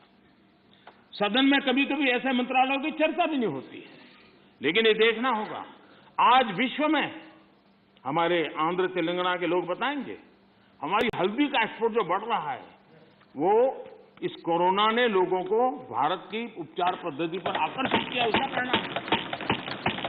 दुनिया के लोगों, आज कोरोना कालखंड में भारत ने अपने फार्मा उद्योग को भी सशक्त किया है। पिछले 7 साल में हमारा जो आयुष का उत्पादन है, उसका एक्सपोर्ट बहुत बड़ा है और नए नए डेस्टिनेशन में पहुंच रहा है। इसका मतलब कि भारत की जो ट्रेडिशनल मेडिसिन है, उसने विश्व में अपनी एक पहचान बनाना शुरू किया है। मैं चाहता हूं कि हम सब लोग जहां जहां हमारा परिचय हो, इस बात को बल दें, क्योंकि इस क्षेत्र हमारा दबा हुआ है। अगर हम थोड़ा उसको और ऐसे समय है कि स्वीकृति बन जाएगी, तो हो सकता है कि भारत की जो ट्रेडिशनल मेडिसिन की परंपरा है, ताकत है, वो दुनिया में पहुंचेगी और काम होगा। आदरणीय सभापति जी, आयुष्मान भारत के तहत 80,000 से अधिक हेल्थ एंड वेलनेस सेंटर आज कार्यरत है और हर प्रकार की आधुनिक से आधुनिक सेवाओं करने के लिए उनको सजाया जा रहा है। ये सेंटर गांव और घर के पास ही फ्री टेस्ट समेत बेहतर प्राइमरी हेल्थ केयर सुविधा दे रहे हैं। ये सेक्टर कैंसर, डायबिटीज और दूसरी गंभीर बीमारियों को शुरुआत में ही डिटेक्ट करने के में मदद कर रहे हैं। 80,000 सेंटर बने हैं और इसको हम और बढ़ाने की दिशा में तेज गति से काम कर रहे हैं। यानी बहुत महत्वपूर्ण बीमारियों में भी, गंभीर बीमारियों में भी उनको स्थानीय स्तर पर मदद मिलने की संभावना है।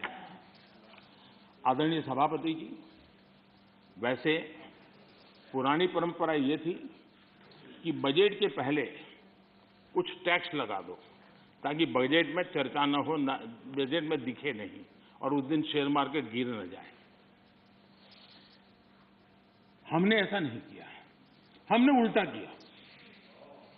हमने बजट के पहले 64,000 करोड़ रुपए पीएम आत्मनिर्भर स्वस्थ भारत योजना के तहत क्रिटिकल हेल्थ इंफ्रास्ट्रक्चर के निर्माण के लिए राज्यों के अंदर बांटे। अगर ये चीज हम बजट में रखते तो और बहुत बड़ा बजट शानदार दिखता, शानदार तो है ही है, और शानदार दिखता।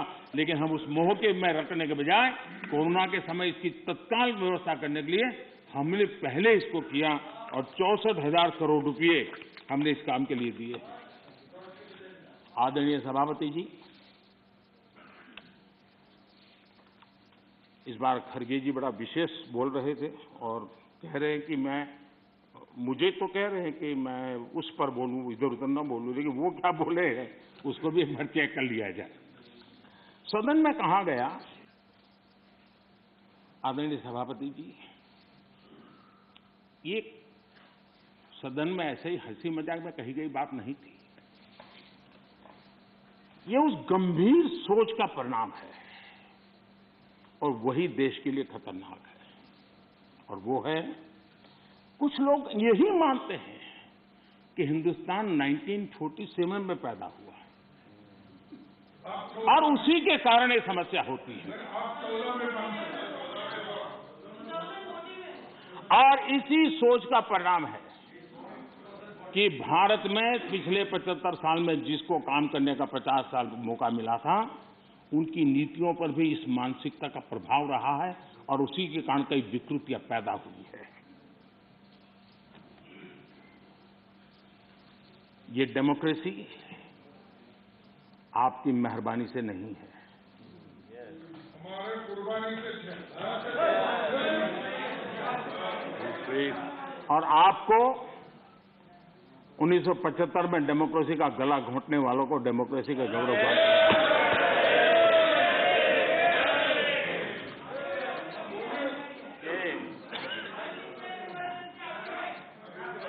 आदरणीय सभापति जी,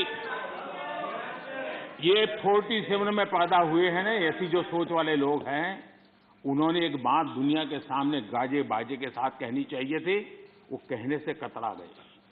हमें गर्व के साथ कहना चाहिए था कि भारत मदर इंडिया ये मदर ऑफ डेमोक्रेसी है।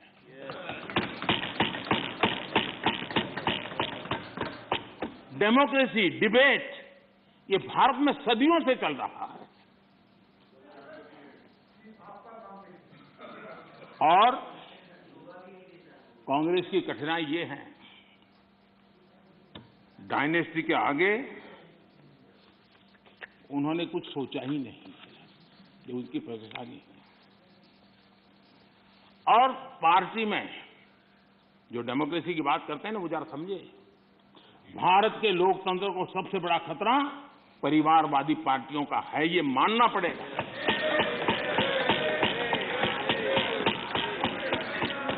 और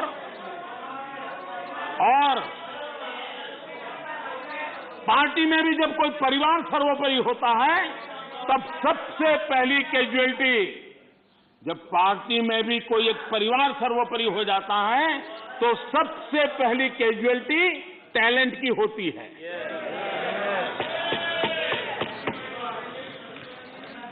देश ने अरसे तक इस सोच का बहुत नुकसान उठाया है।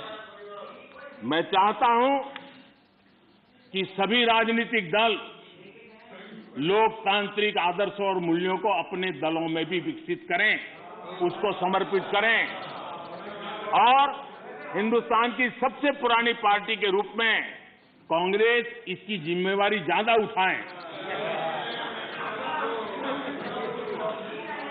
आदरणीय सभापति जी, यहां पर यह कहा गया कि कांग्रेस न होती तो क्या होता।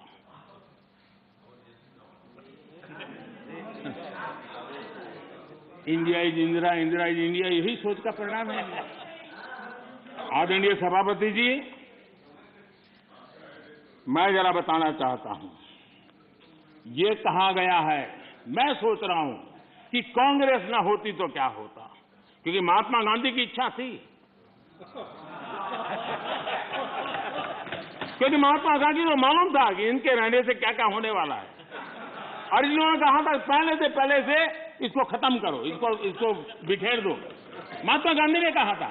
लेकिन अगर ना होती महात्मा गांधी की इच्छा के अनुसार, अगर हुआ होता, अगर महात्मा गांधी की इच्छा के अनुसार कांग्रेस न होती तो क्या होता? लोकतंत्र परिवारवाद से मुक्त होता। भारत विदेशी चश्मे के बजाय स्वदेशी संकल्पों के रास्ते पर चलता। अगर कांग्रेस न होती तो इमरजेंसी का कलंक न होता। अगर कांग्रेस न होती तो दशकों तक करप्शन को संस्थागत बनाकर नहीं रखा जाता। अगर कांग्रेस न होती तो जातिवाद और क्षेत्रवाद की खाई इतनी गहरी न होती। अगर कांग्रेस न होती तो सिखों का नरसंहार न होता। पंजाब आतंक की आग में न जलता। अगर कांग्रेस न होती तो कश्मीर के पंडितों को कश्मीर छोड़ने की नौबत न आती। अगर कांग्रेस न होती तो बेटियों को तंदूर में जलाने की घटनाएं न होती। अगर कांग्रेस न होती तो देश के सामान्य मानवी को घर, सड़क, बिजली, पानी, शौचालय, मूल सुविधाओं के लिए इतने सालों तक इंतजार न करना पड़ता। आदरणीय सभापति जी, मैं गिनता रहूंगा। खड़गे जी, आपने भी 1 घंटा बोला। You are leader of the opposition. Please understand. आदरणीय सभापति जी, 1 hour 6 minutes पॉजिटिव नहीं है। आदरणीय सभापति जी, कांग्रेस जब सत्ता में रही, देश का विकास नहीं होने दिया। अब विपक्ष में है तो देश के विकास में बाधा डाल रही है। अब कांग्रेस को नेशन पर भी आपत्ति है। नेशन पर आपत्ति है। यदि नेशन इसकी कल्पना गैर संवैधानिक है तो आपकी पार्टी का नाम इंडियन नेशनल कांग्रेस क्यों रखा गया?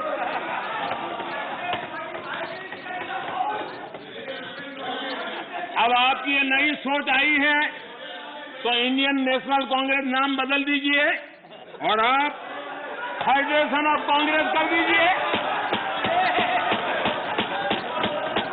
अपने पूर्वजों की गलती जरा सुधार दीजिए।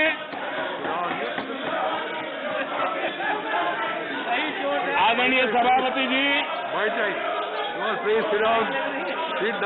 आदरणीय सभापति जी, यहाँ पर Nothing will go on record without my permission. आदरणीय सभापति जी, Without my permission, nothing will go on record. Any comment? Federalism को लेकर भी कांग्रेस, टीएमसी और लेफ्ट सहित अनेक साथियों ने यहाँ बड़ी बड़ी बातें की। जरूरी भी है क्योंकि ये राज्यों के वरिष्ठ नेताओं का ये सदन है। लेकिन सभी साथियों को आदरणीय सभापति जी,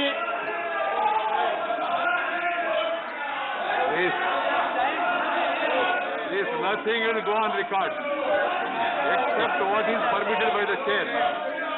Whatever is permitted by the chair will only go on record.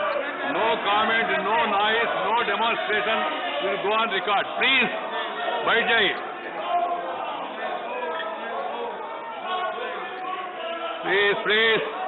Please, the Prime Minister is intervening. I have permitted it. It will only go on record. Ramdas ji, आप चिंता मत करिए। आप चिंता मत करिए। जो जाना है वो जाएगा। आप क्यों चिंता करते हैं? प्रधानमंत्री जी, yes. That is your comment, na? So let the people decide. When we speak, we don't bother about all this. धन्यवाद आदरणीय सभापति जी। लोकतंत्र में सिर्फ सुनाना ही नहीं होता है, सुनना भी लोकतंत्र का हिस्सा है। लेकिन सालों तक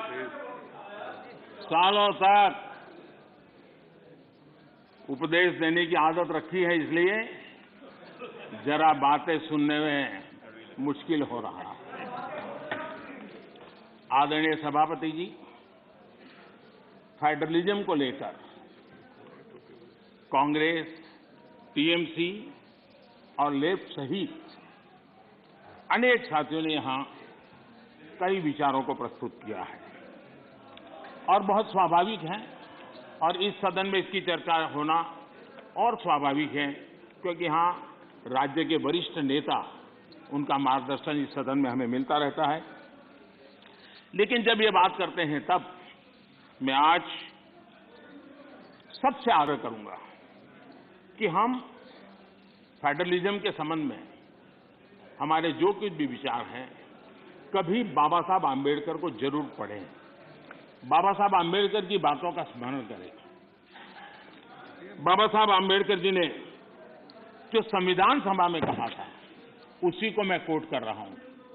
और बाबा साहब आम्बेडकर ने कहा था, ये फेडरेशन एक यूनियन है क्योंकि यह अटूट है।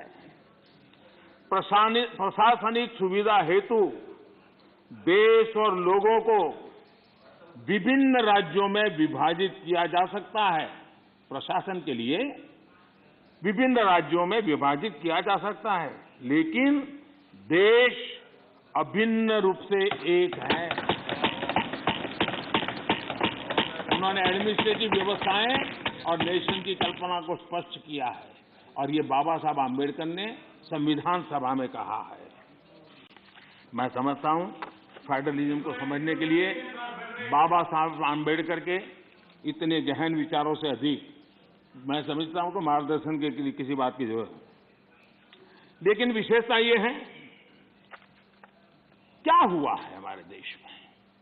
फेडरलिज्म के इतने बड़े बड़े भाषण दिए जाते हैं, इतने उपदेश दिए जाते हैं, हम क्या वो दिन भूल गए जब एयरपोर्ट पर जरा जरा सी बातों के लिए मुख्यमंत्री हटा दिए जाते थे?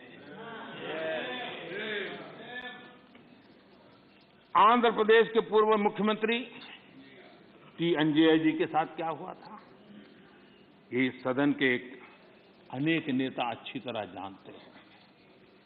प्रधानमंत्री के बेटे को एयरपोर्ट पर उनका प्रबंध पसंद नहीं आया तो उनको बर्खास्त कर दिया। इसने आंध्र प्रदेश के करोड़ों लोगों की भावनाओं को आहत किया था। इसी प्रकार कर्नाटका के लोकप्रिय मुख्यमंत्री वीरेंद्र पाटिल जी को भी अपमानित करके पद से हटाया गया था, वो तब जब वो बीमार थे।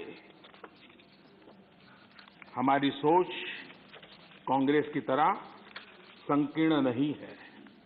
हम संकीर्ण सोच के साथ काम करने वाले लोग नहीं हैं। हमारी सोच में राष्ट्रीय लक्ष्यों, राष्ट्रीय टारगेट्स और रीजनल एस्पिरेशंस, उसके बीच में हम कोई कॉन्फ्लिक्ट नहीं देखते हैं।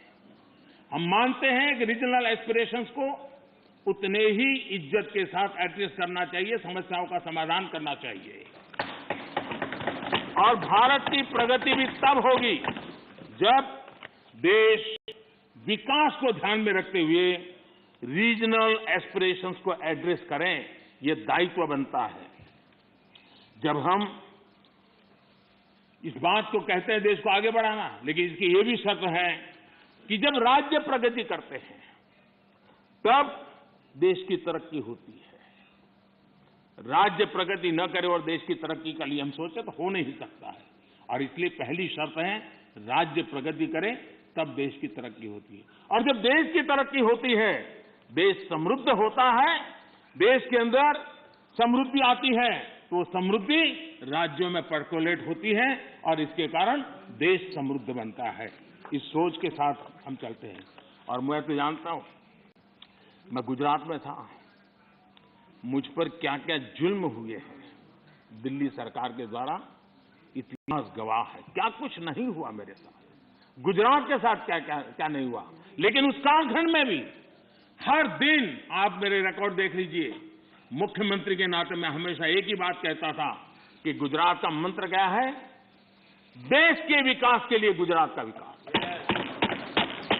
हमेशा दिल्ली में किसकी सरकार है सोच करके नहीं करते थे, देश के विकास के लिए गुजरात का विकास। और यही फेडरलिज्म में हम सबका दायित्व यही बनता है कि हम देश के विकास के लिए अपने राज्यों का विकास करेंगे, ताकि दोनों मिलकर के देश को नई ऊंचाई पर ले जाएंगे। और यही तरीका सही तरीका है, उसी रास्ते पर चलना हमारे लिए जरूरी है। और ये बहुत दुखद है, जिनको दशकों तक सरकार चलाने का मौका मिला और उन्होंने राज्यों के साथ कैसे कैसे दमन किए थे। सब यहां बैठे हैं, भुक्तभोगी लोग बैठे हुए हैं। कैसे कैसे दमन किया था। करीब करीब 100 बार राष्ट्रपति शासन ला करके राज्य सरकार, चुनी हुई राज्य सरकारों को उखाड़ के फेंक दिया गया। आप किस मुंह से बातें कर रहे हो? और इसलिए लोकतंत्र का भी आपने सम्मान किया। और वो कौन प्रधानमंत्री है जिसने अपने कालखंड में 50 सरकारों को उखाड़ के फेंक दिया था, राज्य की 50 सरकारों को। आदरणीय सभापति जी,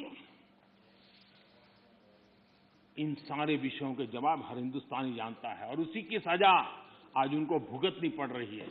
देश उनको स्वीकार कर लेता है। आदरणीय सभापति जी, कांग्रेस के हाईकमांड जो है, उनकी नीति 3 प्रकार से कामों को लेकर के चलती है। एक, पहले डिस्क्रेडिट करो, फिर डिस्टेबलाइज करो और फिर डिसमिस करो। इसी तरीके से अविश्वास पैदा करो, अस्थिर करो और फिर बर्खास्त करो। इन्हीं बातों को लेकर के चले हैं। आप जरा बताइए आदरणीय सभापति जी, मैं आज कहना चाहता हूं कि फारूक अब्दुल्ला जी की सरकार को किसने अस्थिर किया था? चौधरी देवीलाल जी की सरकार को किसने अस्थिर किया था?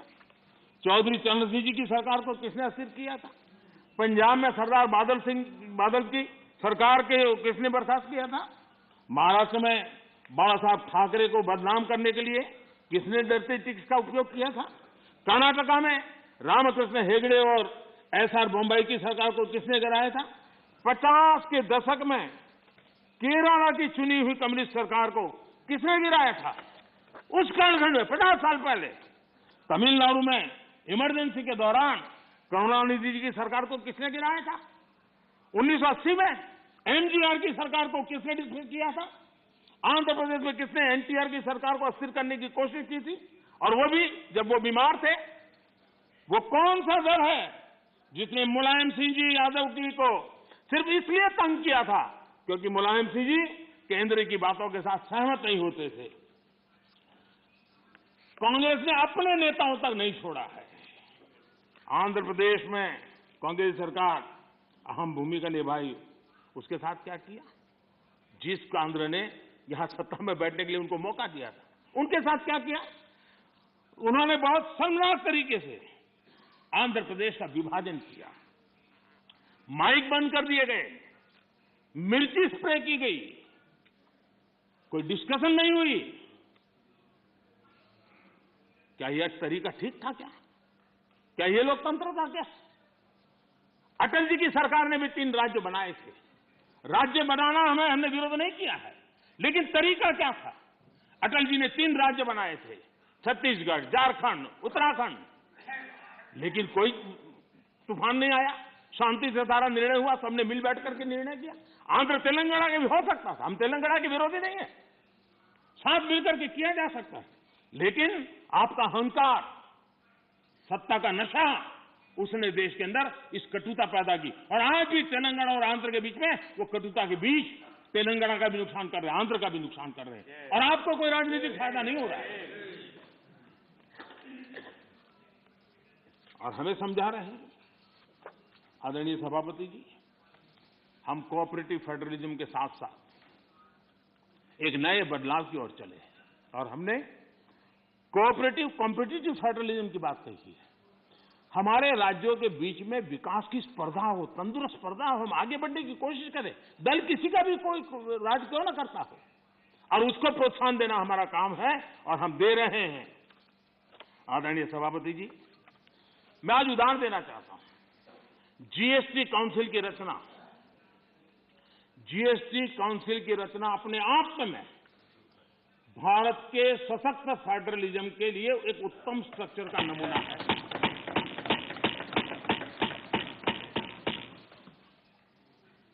रेवेन्यू के अहम निर्णय जीएसटी काउंसिल में होते हैं और राज्यों के वित्त मंत्री और भारत के वित्त मंत्री सभी इक्वल टेबल पर बैठ करके निर्णय करते, कोई बड़ा नहीं, कोई छोटा नहीं, कोई आगे नहीं, कोई पीछे नहीं, सब साथ मिलकर के दे।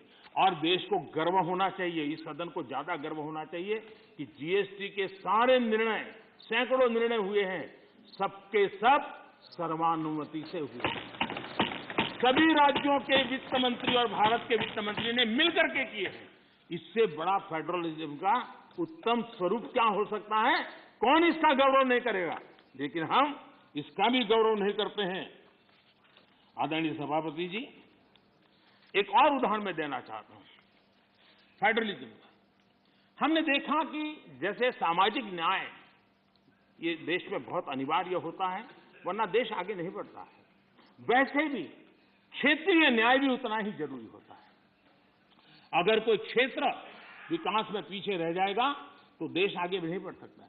और इसलिए हमने एक योजना बनाई, एस्पिरेशनल डिस्ट्रिक्ट। देश में 100 से ऐसे डिस्ट्रिक्ट चुने, अलग अलग पैरामीटर के आधार पर चुने गए, राज्यों के साथ मशवरा करके चुने गए।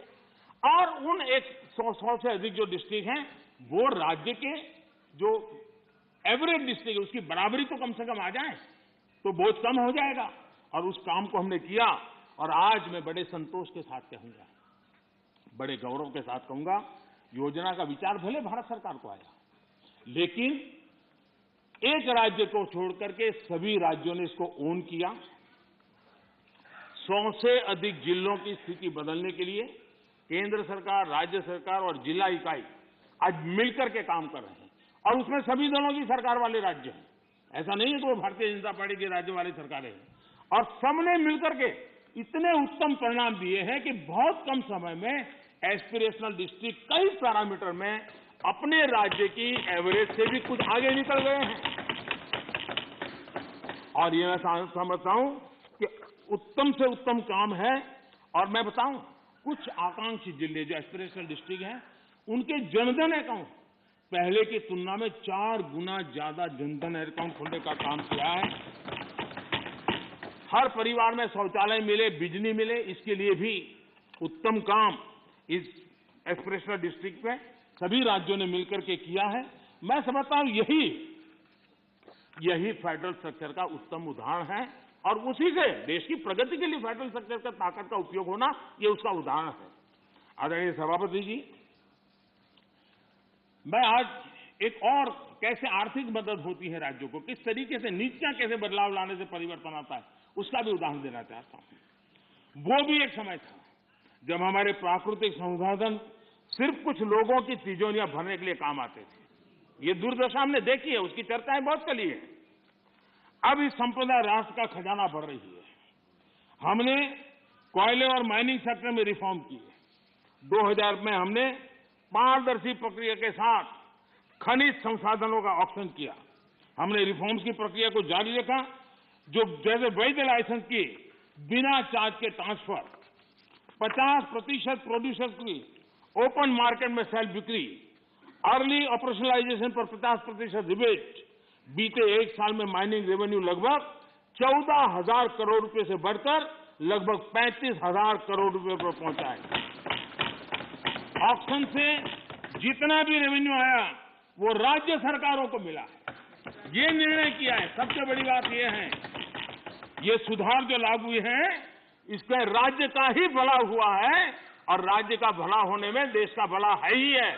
कोऑपरेटिव फेडरलिज्म का इस क्षेत्र इतना बड़ा महत्वपूर्ण निर्णय। और उड़ीसा इस रिफॉर्म्स को लागू करने में अग्रिम राज्य रहा। मैं उड़ीसा के मुख्यमंत्री जी को अभिनंदन देता हूं कि उनकी सरकार ने सारे रिफॉर्म्स को हमारे साथ कंधे से कंधा मिलाकर के काम किया है। आदरणीय सभापति जी, यहां पर यह भी चर्चा हुई कि हम इतिहास बदलने की कोशिश कर रहे हैं। कई बार बोला जाता है, बाहर भी बोला जाता है और कुछ लोग लिखा जाते हैं। मैं देख रहा हूं कि कांग्रेस एक प्रकार से अर्बन नक्सल के चुंगाल में फंस गई है। उनकी पूरी सोचने के तरीकों को अर्बन नक्सलों ने कब्जा कर लिया है और इसलिए उनकी सारी सोच गतिविधि डिस्ट्रक्टिव बन गई है और देश के लिए चिंता का विषय, बड़ी गंभीरता से सोचना पड़ेगा।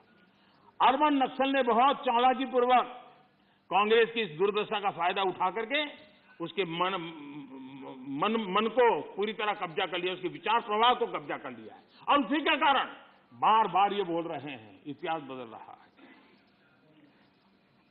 आदरणीय सभापति जी, हम सिर्फ कुछ लोगों की याददाश्त को ठीक करना चाहते हैं, थोड़ा उनका मेमोरी पावर बढ़ाना चाहते हैं। हम कोई इतिहास बदल नहीं रहे हैं। कुछ लोगों का इतिहास कुछ ही साल से शुरू होता है, हम जरा उसको पहले ले जा रहे हैं और कुछ नहीं कर रहे हैं।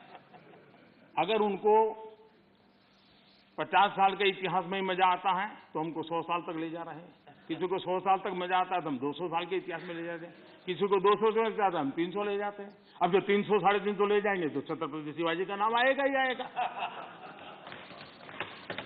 हम तो उनकी मेमोरी को सतेज कर रहे हैं, हम इतिहास बदल नहीं रहे।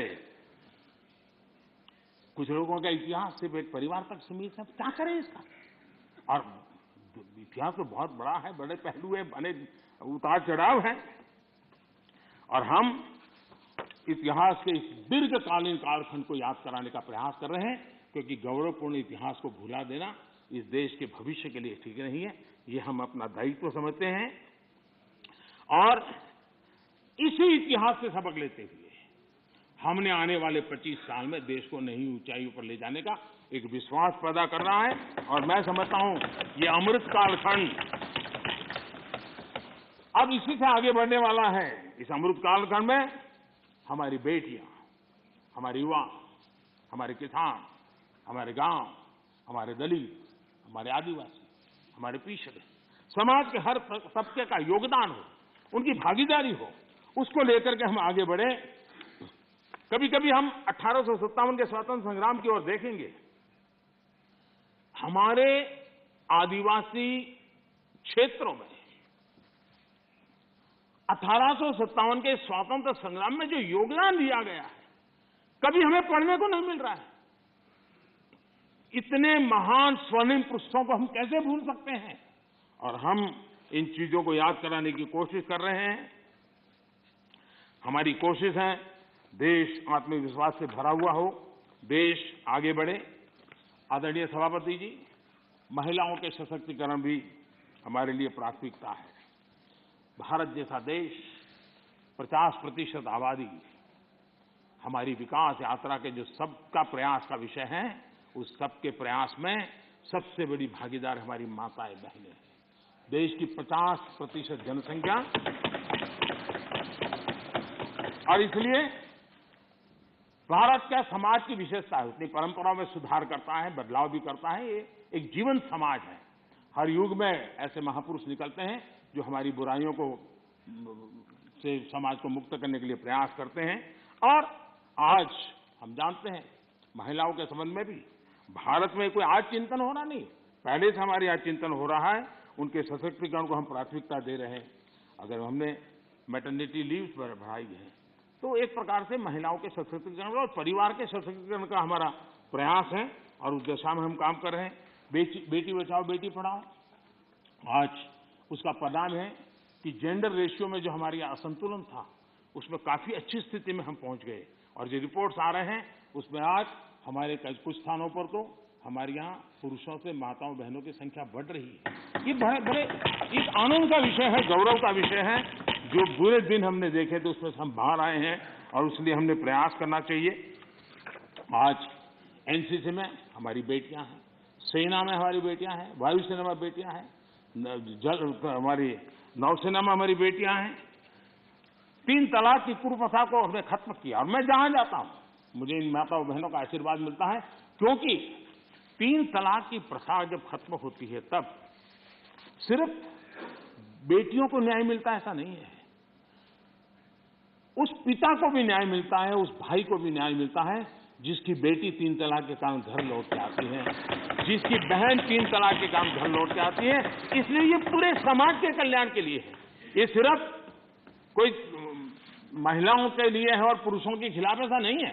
ये मुसलमान पुरुष के लिए भी उतना ही उपयोगी है, क्योंकि वो भी किसी बेटी का बाप है, वो भी किसी बेटी का भाई है, और इसलिए कि उसका भी भला करता है, उसको भी सुरक्षा देता है। और इसलिए कुछ कारणों से लोग बोल पाए न बोल पाए, लेकिन इस बात से सब लोग एक गौरव का आनंद तो भरते हैं।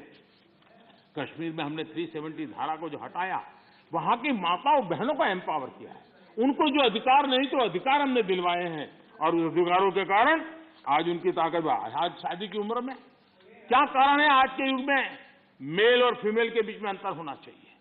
क्या जरूरत है? बेटा बेटी एक समान है तो हर जगह पे होना चाहिए, और इसलिए बेटे बेटी की शादी की उम्र समान हो, उस दिशा में हम आगे बढ़े हैं।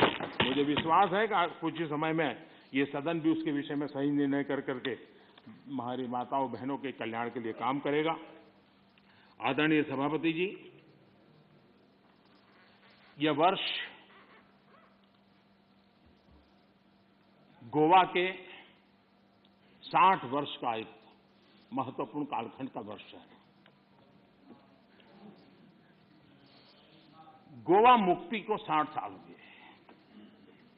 मैं आज जरा उस चित्र को कहना चाहता हूं। हमारे कांग्रेस के मित्र जहां भी होंगे जरूर सुनते होंगे, गोवा के लोग जरूर आज सुनते होंगे मेरी बात को। अगर सरदार साहब जिस प्रकार से सरदार पटेल ने हैदराबाद के लिए रणनीति बनाई, इनिशिएटिव लिए, जिस प्रकार से सरदार पटेल ने जूनागढ़ के लिए रणनीति बनाई, कदम उठाए, अगर सरदार साहब की प्रेरणा लेकर के गोवा के लिए भी वैसी ही रणनीति बनाई होती तो गोवा को हिंदुस्तान आजाद होने के 15 साल तक गुलामी में नहीं रहना पड़ा होता। भारत की आजादी के 15 साल के बाद गोवा आजाद हुआ, और उस समय के 60 साल पहले के अखबार, उस जमाने की मीडिया रिपोर्ट बताती है कि तब के प्रधानमंत्री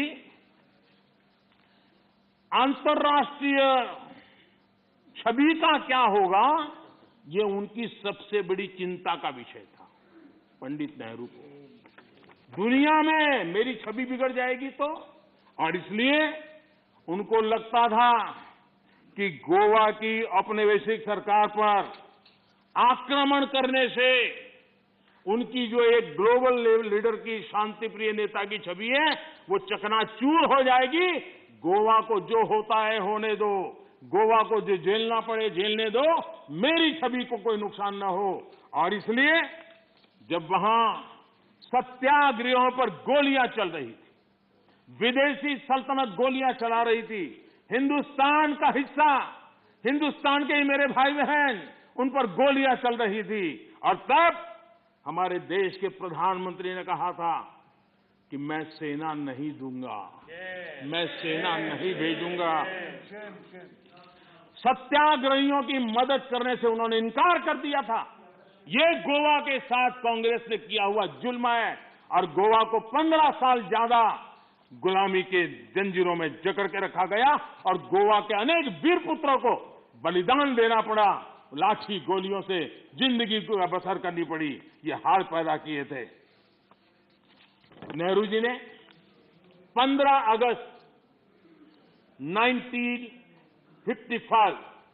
1955 को पंडित नेहरू ने लाल किले से जो कहा था, मैं जरा कोट करना चाहता हूं। अच्छा होता कांग्रेस के मित्र यहां होते तो नेहरू जी का नाम सुनकर के कम से कम उनका दिन बहुत अच्छा जाता, और इसलिए उनकी प्यास बुझाने के लिए मैं बार बार नेहरू जी को भी याद करता हूं। अक्सर नेहरू जी ने कहा था, लाल किले से कहा था, मैं उनको कोट करता हूं, कोई धोखे में ना रहे, भाषा देखिए, कोई धोखे में ना रहे कि हम वहां फौजी कार्रवाई करेंगे। कोई फौज गोवा के आसपास नहीं है। अंदर के लोग चाहते हैं कि कोई शोर मचाकर ऐसे हालात पैदा करे कि हम मजबूर हो जाएं फौज भेजने के लिए। हम नहीं भेजेंगे फौज, हम उसको शांति से तय करेंगे। समझ लें सब लोग इस बात को। ये हुंकार 15 अगस्त को गोवा वासियों के एस्पिरेशंस के खिलाफ कांग्रेस के नेता के बयान है।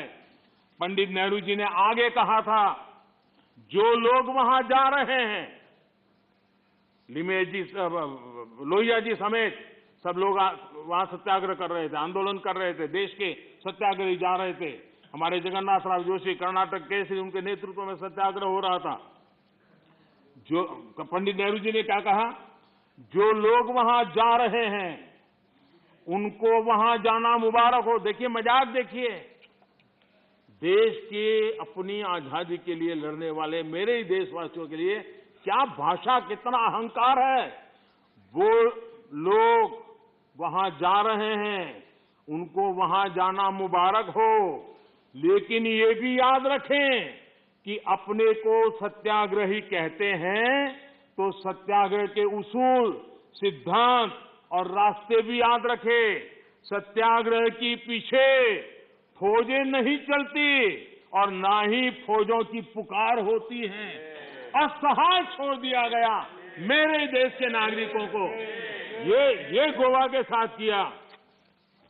गोवा की जनता कांग्रेस के इस रवैये को कभी भूल नहीं सकती है। आदरणीय सभापति जी, हमें यहां फ्रीडम ऑफ एक्सप्रेशन पर भी बड़े भाषण दिए गए और आए दिन हमको जरा समझाया जाता है। मैं जरा आज एक घटना कहना चाहता हूं, और ये घटना भी गोवा के एक सपूत की घटना है। गोवा के एक सम्मानीय गोवा की धरती की एक बेटी की कथा है। अभिव्यक्ति के संबंध में क्या होता था, कैसे होता था, ये उदाहरण मैं देना चाहता हूं। व्यक्ति स्वतंत्रता की बातें करने वाले लोगों का इतिहास मैं आज खोल रहा हूं। क्या किया है। लता मंगेशकर जी के निधन से आज पूरा देश दुखी है। देश को बहुत बड़ी खोट है। लेकिन लता मंगेशकर जी का परिवार गोवा का है, लेकिन उनके परिवार के साथ कैसा सलूक किया ये भी देश को जानना चाहिए। लता मंगेशकर जी के छोटे भाई पंडित हृदयनाथ मंगेशकर जी, गोवा का गौरवपूर्ण संतान, गोवा की धरती का बेटा, उन्हें ऑल इंडिया रेडियो से निकाल दिया गया। वो ऑल इंडिया रेडियो में काम करते थे और उनका गुनाह क्या था। उनका गुनाह यह था कि उन्होंने वीर सावरकर की एक देशभक्ति से भरी कविता की ऑल इंडिया रेडियो पर प्रस्तुति दी थी। आप देखिए, हृदयनाथ जी ने एक इंटरव्यू में बताया, उनका इंटरव्यू अवेलेबल है। उन्होंने इंटरव्यू में कहा, जब वो सावरकर जी से मिले कि मैं आपका गीत करना चाहता हूं, तो सावरकर जी ने उनको कहा, क्या तुम जेल जाना चाहते हो क्या? मेरी कविता गाकर के जेल जाना चाहते हो क्या? तो हृदयनाथ जी ने उनकी देशभक्ति से भरी कविता उसे संगीतबद्ध किया। 8 दिन के अंदर उनको ऑल इंडिया रेडियो से निकाल दिया गया।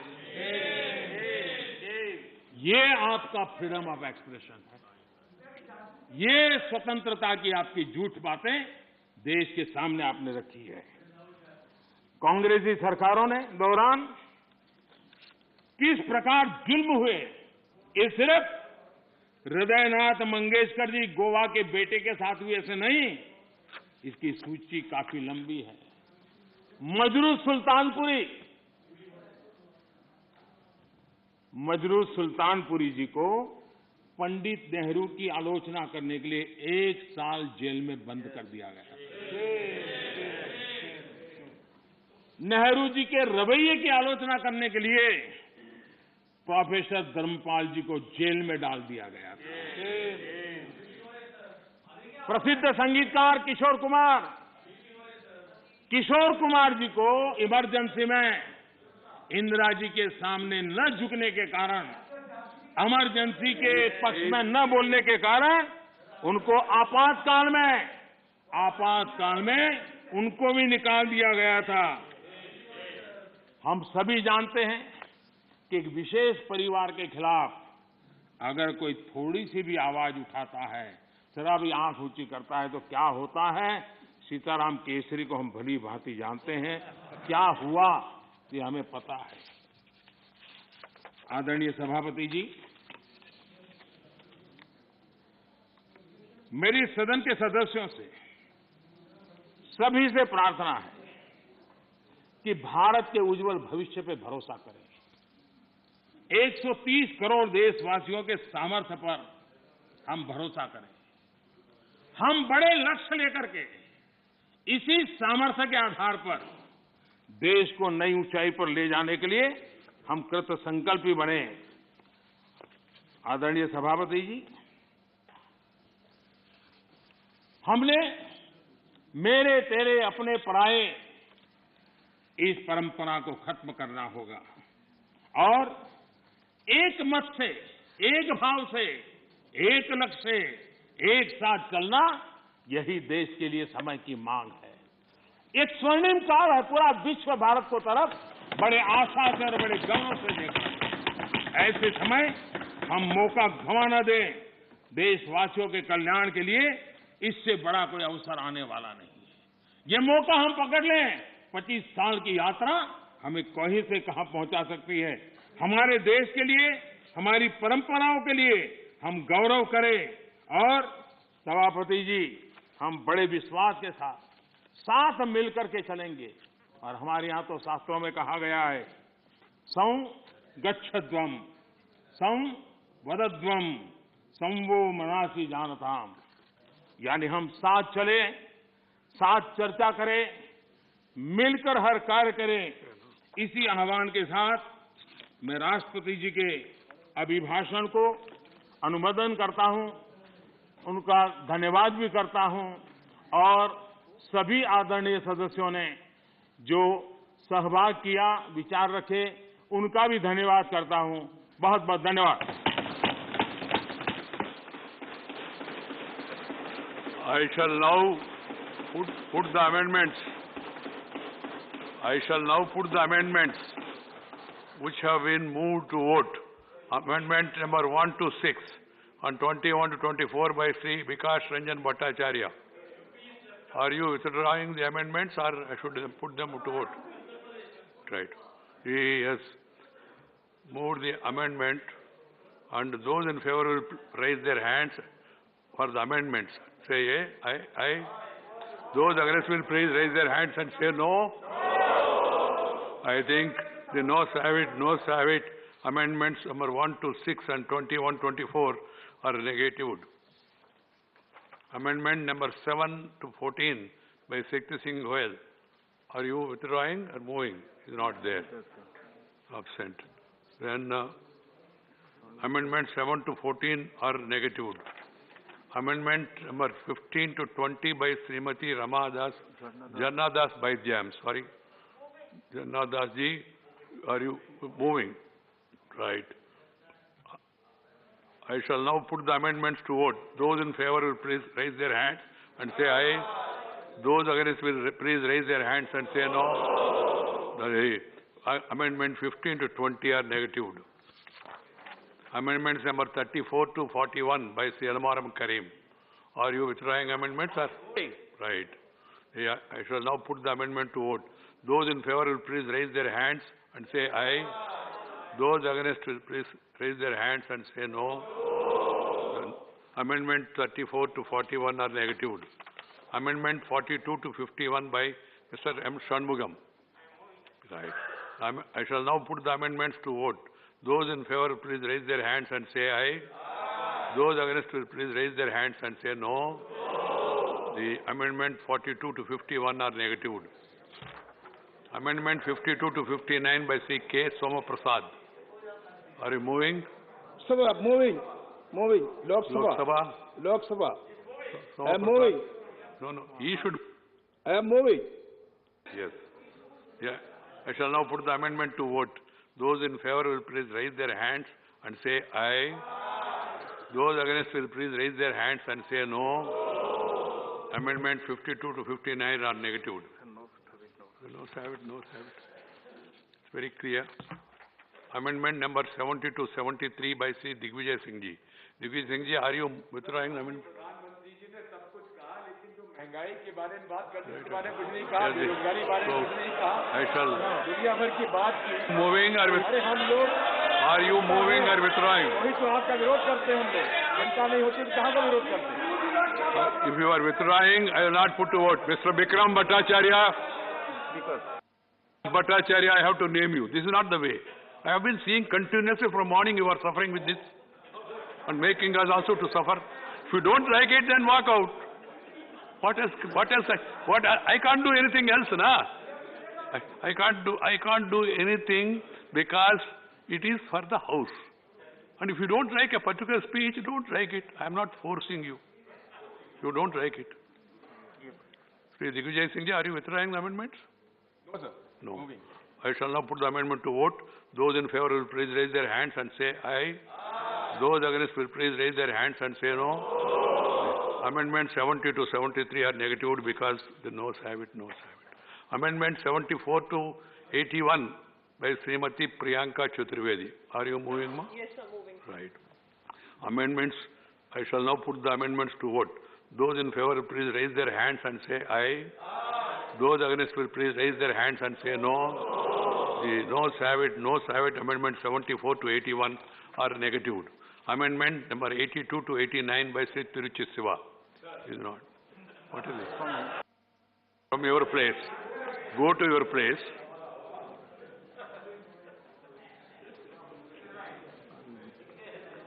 Are you withdrawing amendment? I'm moving, sir. You are moving. I shall now put the amendment to vote. Those in favor will please raise their hands and say aye. Those against will please raise their hands and say no. I think the noes have it. Amendment 82 to 89 are negative. Amendment 90 to 99 by Sri K.C. Venugopal is not there. So now they are negative. Amendment 90 to 99. If all the amendments are negative, I shall now put the motion to vote. The question is that an address be presented to the President in following terms, that the members of Rajya Sabha presented in this session are deeply grateful to the President for the address which he has been pleased to deliver to both the House of Parliament assembled together on January 31st, 2022. Those in favor please raise their hands and say aye. Those against will please raise their hands and say no. I think the ayes have it. The motion is adopted. Now, discussion on union budget. General discussion. Time allotted is 11 hours. So please keep this in mind. I request everyone to please follow the rules and regulations and then speak accordingly. Now we will start the discussion. Please, baith jaiye. Please sit down. Sit down. Sri P. Chidambaram ji. Sri P. Chidambaram. You have 25. Chidambaram is there. He is there. Please, whoever is leaving, they should leave quietly. Otherwise, please sit down. Discussion on budget has started. Sri P. Chidambaram ji is going to initiate the discussion. Sri Harivamsaji. Please, kade mat hona.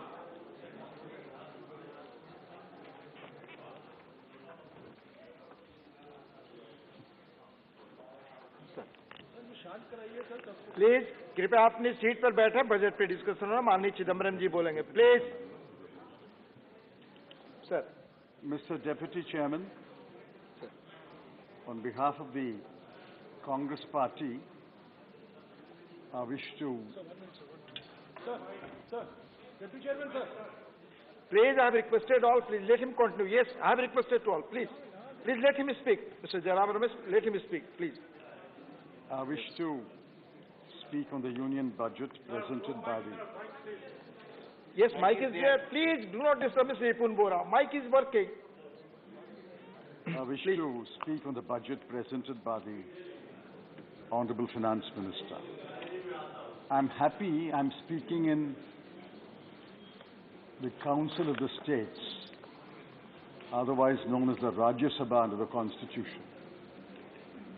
Had the Congress Party not been there, this would still be under the Government of India Act 1919, the Council of the Princes, and instead of us, there would have been bejeweled rulers sitting with their shining armor and flowing turbans, sitting and speaking in praise of Queen Elizabeth II, who has completed 70 years in the throne. Thank God for the Congress. We have a Rajya Sabha, and I'm able to speak to you. Sir, before we were obliged to walk out, the Prime Minister was speaking eloquently about jobs and employment. I want to humbly submit to him a statistic which he should use in his next speech. As on 31/3/21, there were 8,72,243 vacancies in the central government. 8,72,243 vacancies. And the almighty Government of India recruited 78,264 persons to these vacancies, leaving nearly 8 lakh vacancies vacant as of today. This is a statistic which I am sure the Prime Minister will welcome, and he will use it in his next speech. So there was much I liked about the budget, but since I have decided to speak only for a few minutes, I'll leave it to my friends. But the best thing I liked about the Honorable Finance Minister's budget speech was it was her shortest speech, 90 minutes. Thank you, Madam. And returning the compliment, I will also keep my reply very short. Firstly, sir, you would have seen that disruption is the way for change and innovation.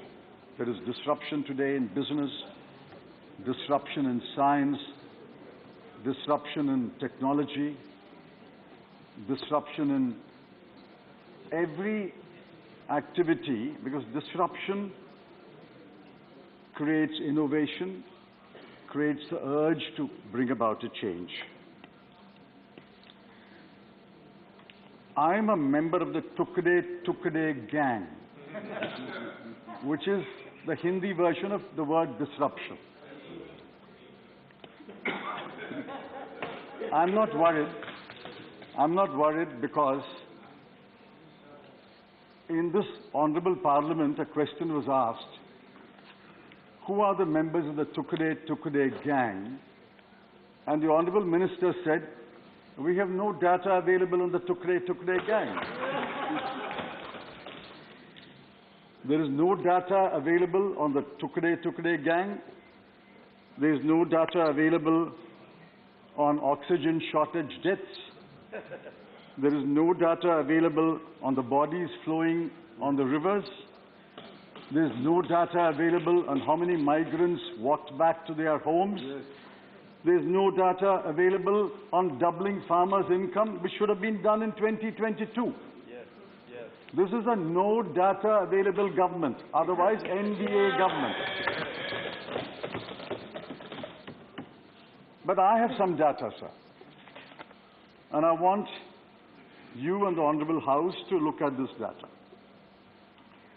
Last year, the Honorable Finance Minister projected the 21-22 fiscal deficit at 6.8%. I cautioned, saying it will not be contained in 6.8%. They said we'll do better than 6.8%. They've actually done better than 6.8. They have done 6.9. On disinvestment, the target was fixed as 1,75,000 crore. I caution that this will be indiscriminate disinvestment. This will be mindless disinvestment.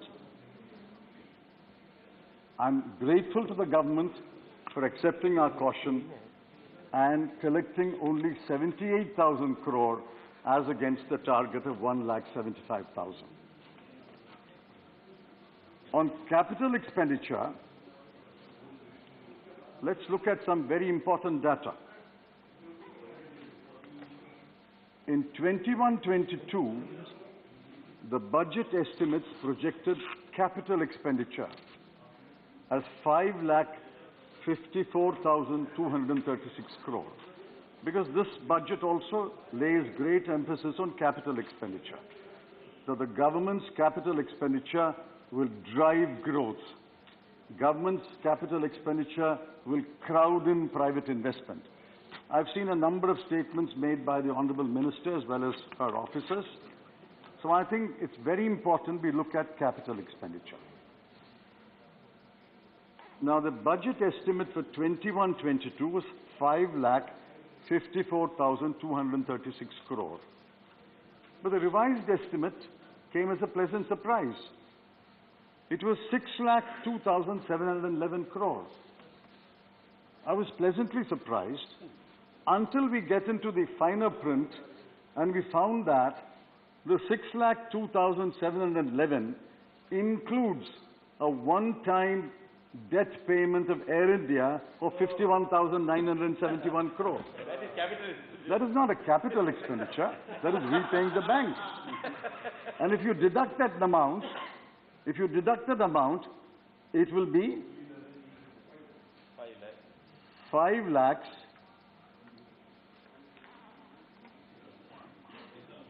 About 5,52,000 crore, which is less than the budget estimate. I could go on and give a lot of data, but I won't burden my speech with more data. Let's look at some other things.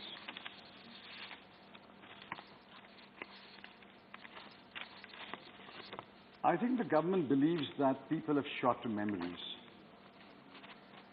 I'm grateful to my friend Swaminathan Iyer, who pointed out in a recent article, 2 years ago, government promised to privatize BPCL, Container Corporation of India, and the Shipping Corporation of India.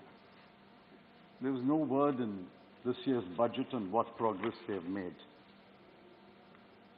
Last year, the Honourable Finance Minister said she will privatize 2 public sector banks and 1 insurance company. There's no word in this budget about what happened. Last year, for the 3rd time, they promoted what is called a national monetization pipeline. It had different names in different years. And they said, we will raise 600,000 crore, 6 lakh crore of old infrastructure will be sold over 4 years. 1 year has passed, there's no word on that. The railway said 151 passenger trains on 109 routes will be bid out to private sector. There was a tremendous response to this announcement. Do you know how many people responded, sir? 0. 0 bids for this announcement. Why do you make these announcements? Some of them are bad announcements. Some of them may be good announcements. Why do you make these announcements if you do not have the capacity to execute any of these announcements? That's why we don't take these announcements seriously. We only look at the outcome budget. There is no purpose at all in looking at this government's proposals in the budget. I only want to look at the outcome budget. Now, sir, I believe the government must have an overarching economic philosophy. You may criticize it, you may say it's good philosophy, bad philosophy, but I think it's very essential a government must have an overarching economic philosophy. My party has one, and we said so when we released the manifesto for 2019. It's based on 3 W's. The first W, work. The second W, welfare. The third W, wealth. We are not against the creation of wealth. Wealth must be created. But work, jobs must be created. Welfare must be promoted. Now let's take jobs. I'm going to leave the others to my friends. Let's take jobs. We have a population of 139 crore people, of which the workforce is 94 crore. But the labor force participation rate, which is defined as a proportion of the total population, is 37.5%, which translates to 52 crore. Of the workforce, only 52 crore have some kind of a job, regular or irregular. The median age of India is 28.43. 50% of Indians are below the age of 28.43 and presumably looking for jobs. The government promised 2 crore jobs a year. They should report to us how many jobs were created. According to the CMI's data on unemployment, which is the only reliable data, because the government does not put out data on unemployment anymore, urban unemployment this morning was 7.9%. Rural unemployment was 6.54%. And the budget speech had one statement about job creation, that through Gati Shakti and infrastructure, 60 lakh jobs will be created in 5 years. So that is about 12 lakh jobs a year. The annual addition to the labor force is 47.5 lakhs. If 47.5 lakh people are coming into the labor force, workforce every year, and you are creating 12 lakh jobs, what will the rest do? What will the rest do? The answer is very simple. They will fry and sell pakoras. Sir, finally, I believe that every budget is contextual. What is the context in which we are? What is the context of the Indian economy today? There is an old Tamil verse, and I won't recite it. It's attributed to Nanneri, work composed by Shivaprakash. Sometimes it is attributed to Thiruvarutpa of Vallalar. But the key words are Idam, Porul, Eval, Kalam. In English, you can say context. Idam, Porul, Eval, Kalam. Tamil is a very rich language. What is context has been explained in beautiful 4 words. Idam, Porul, Eval, Kalam. Economic policy is contextual. What is the context today? In 2016-17, India's GDP grew by 8.3%. In 2019-20, it's slid down year by year to 3.7%.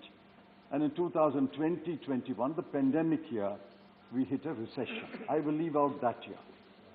But in 4 years, this government has brought down the growth rate, pre-pandemic, brought down the growth rate from 8.3% to 3.7%. In 2019-20, the GDP in constant terms was 145 lakh crore rupees.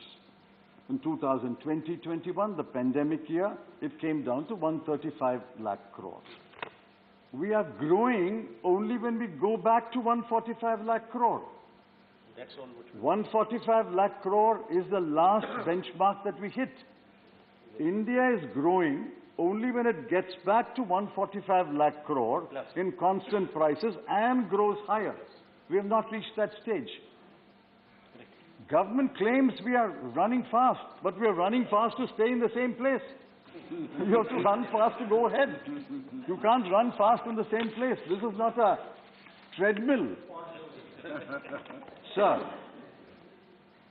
the budget papers say nominal growth in the next year, 22-23, will be 11.1%. I heard the new chief economic advisor say real growth will be 8%. Now, the Honorable Finance Minister must clarify to this House, which is correct. If will nominal growth be 11.1 and real growth be 8, in which event is the Honorable Finance Minister assuring this House that inflation will be only about 3.1? Correct. One of the numbers is wrong. Either the budget number of nominal growth rate at 11.1 is wrong, or the new chief economic advisor's prediction that real growth will be 8% is wrong. This has to be clarified. Sir, I said I support creation of wealth, but we have to create work and we have to promote welfare. Let me end by what the government has done for welfare or not done for welfare in this context. Well, let's lay the context. India's economy is not yet recovered to the level of the pre-pandemic year. Everybody will agree with that. In the last 2 years, millions of jobs have been lost. 60 lakh MSMEs have been closed down, according to the Association of MSMEs. 60 lakh MSMEs have been closed down. 84% of households have suffered a loss of income. Per capita income has declined. Per capita expenditure has declined. 4.6 crore people have been pushed into extreme poverty. Huge learning loss among school children, especially children who live in rural India and are enrolled in government schools and have no access to devices. Malnutrition, stunting and wasting among children has increased according to World Health reports, and India's rank in the Global Hunger Index has fallen to 101 out of 116 countries. WPI inflation is estimated by the government's own numbers as over 12% and CPI inflation at 5.3%. There is flight of talent from India, business talent, engineering talent, medical talent, science talent is fleeing India. There is an emergence of monopolies and duopolies. There's crony capitalism. Top 10% of India garner 57% of the national income and hold 77% of the nation's wealth. 102 billionaires have become 142 billionaires, and the 142 billionaires' wealth has increased from 23 lakh crore rupees to 53 lakh crore rupees in 2 years. This is the context of India. In this context, what has the budget done for welfare? Subsidy for petroleum for this year and the next year from 6,517 crore cut to 5,813 crore. Fertilizer from 1,40,000 crore to 1,05,000 crore. Food from 2,86,219 crore to 2,06,481 crore. In agriculture, from 4.3% of GDP to 3.84% of GDP. Crop insurance from 15,989 to 15,500 crore. And Maganrega from 98,000 crore to 73,000 crore. Welfare has been thrown to the wind. Work has not been created. Welfare has been thrown to the wind. And you say, we are creating wealth. You are creating wealth for whom? For the 142 billionaires? or for the crony capitalists? Who are you creating wealth for? If wealth is not shared, what is the point of creating wealth? Sir, this government has forgotten the poor. The word poor occurs twice in the budget. The word jobs occurs thrice in the budget. One name occurs 6 times, and I compliment the finance minister for being loyal to her prime minister. You have forgotten the poor. Let me end by saying, the poor will not forget you. The poor have long memories. Thank you. Thank you. The next speaker is Arun Singh. धन्यवाद sir.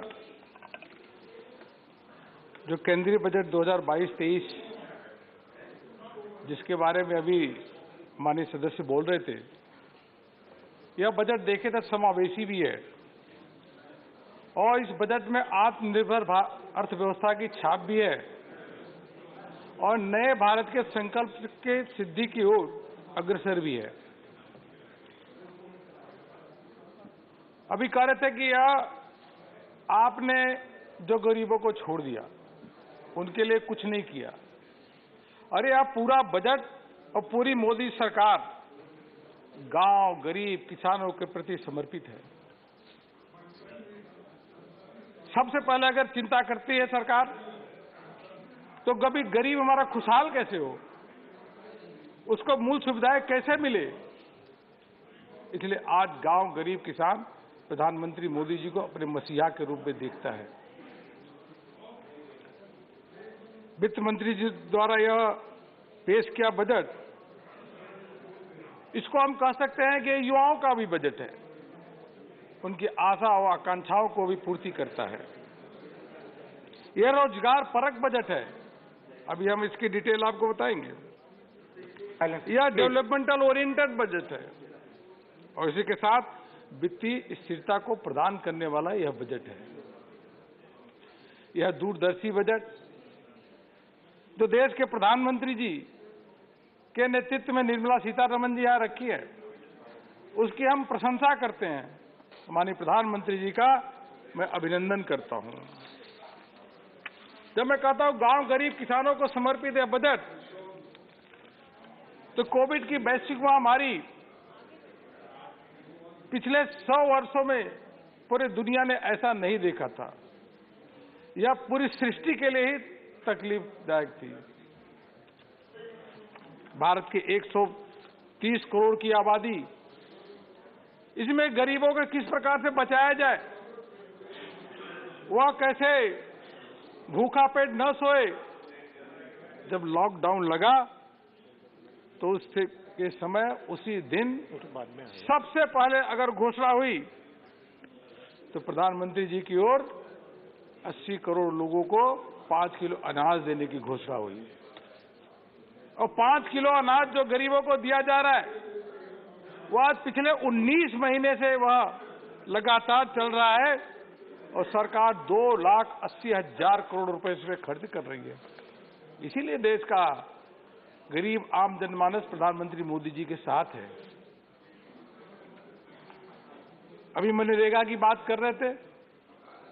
MNREGA की बात आपके समय 2014-15 कांग्रेस के समय, तो उस समय देखिए तो केवल 33,000 करोड़ रुपए का बजट होता था।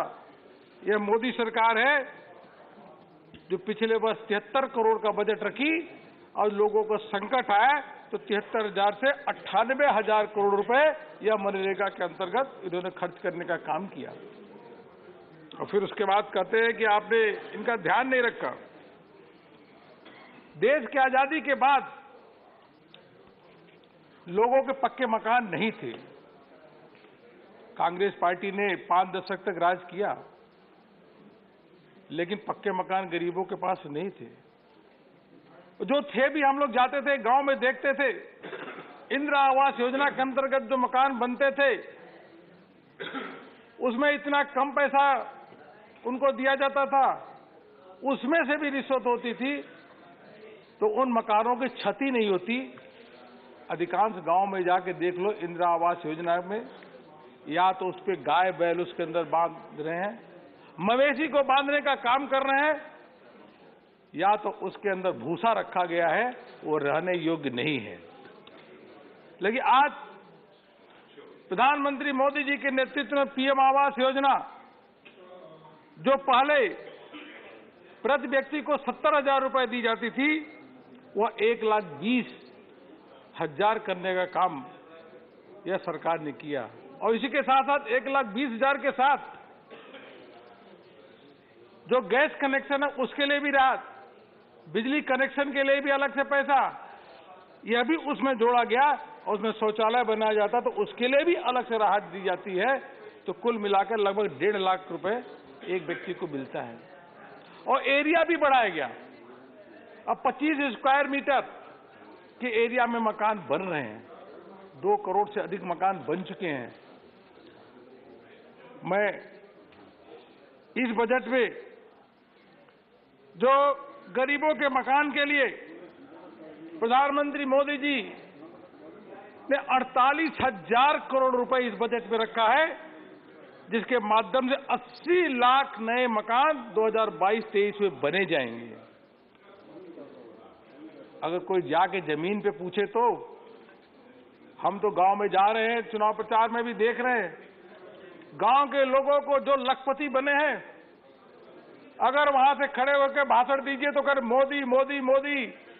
महिलाएं कहती है कि अगर कोई मकान दिया जिसके अंदर हम रह रहे हैं तो प्रधानमंत्री मोदी जी ने दिया।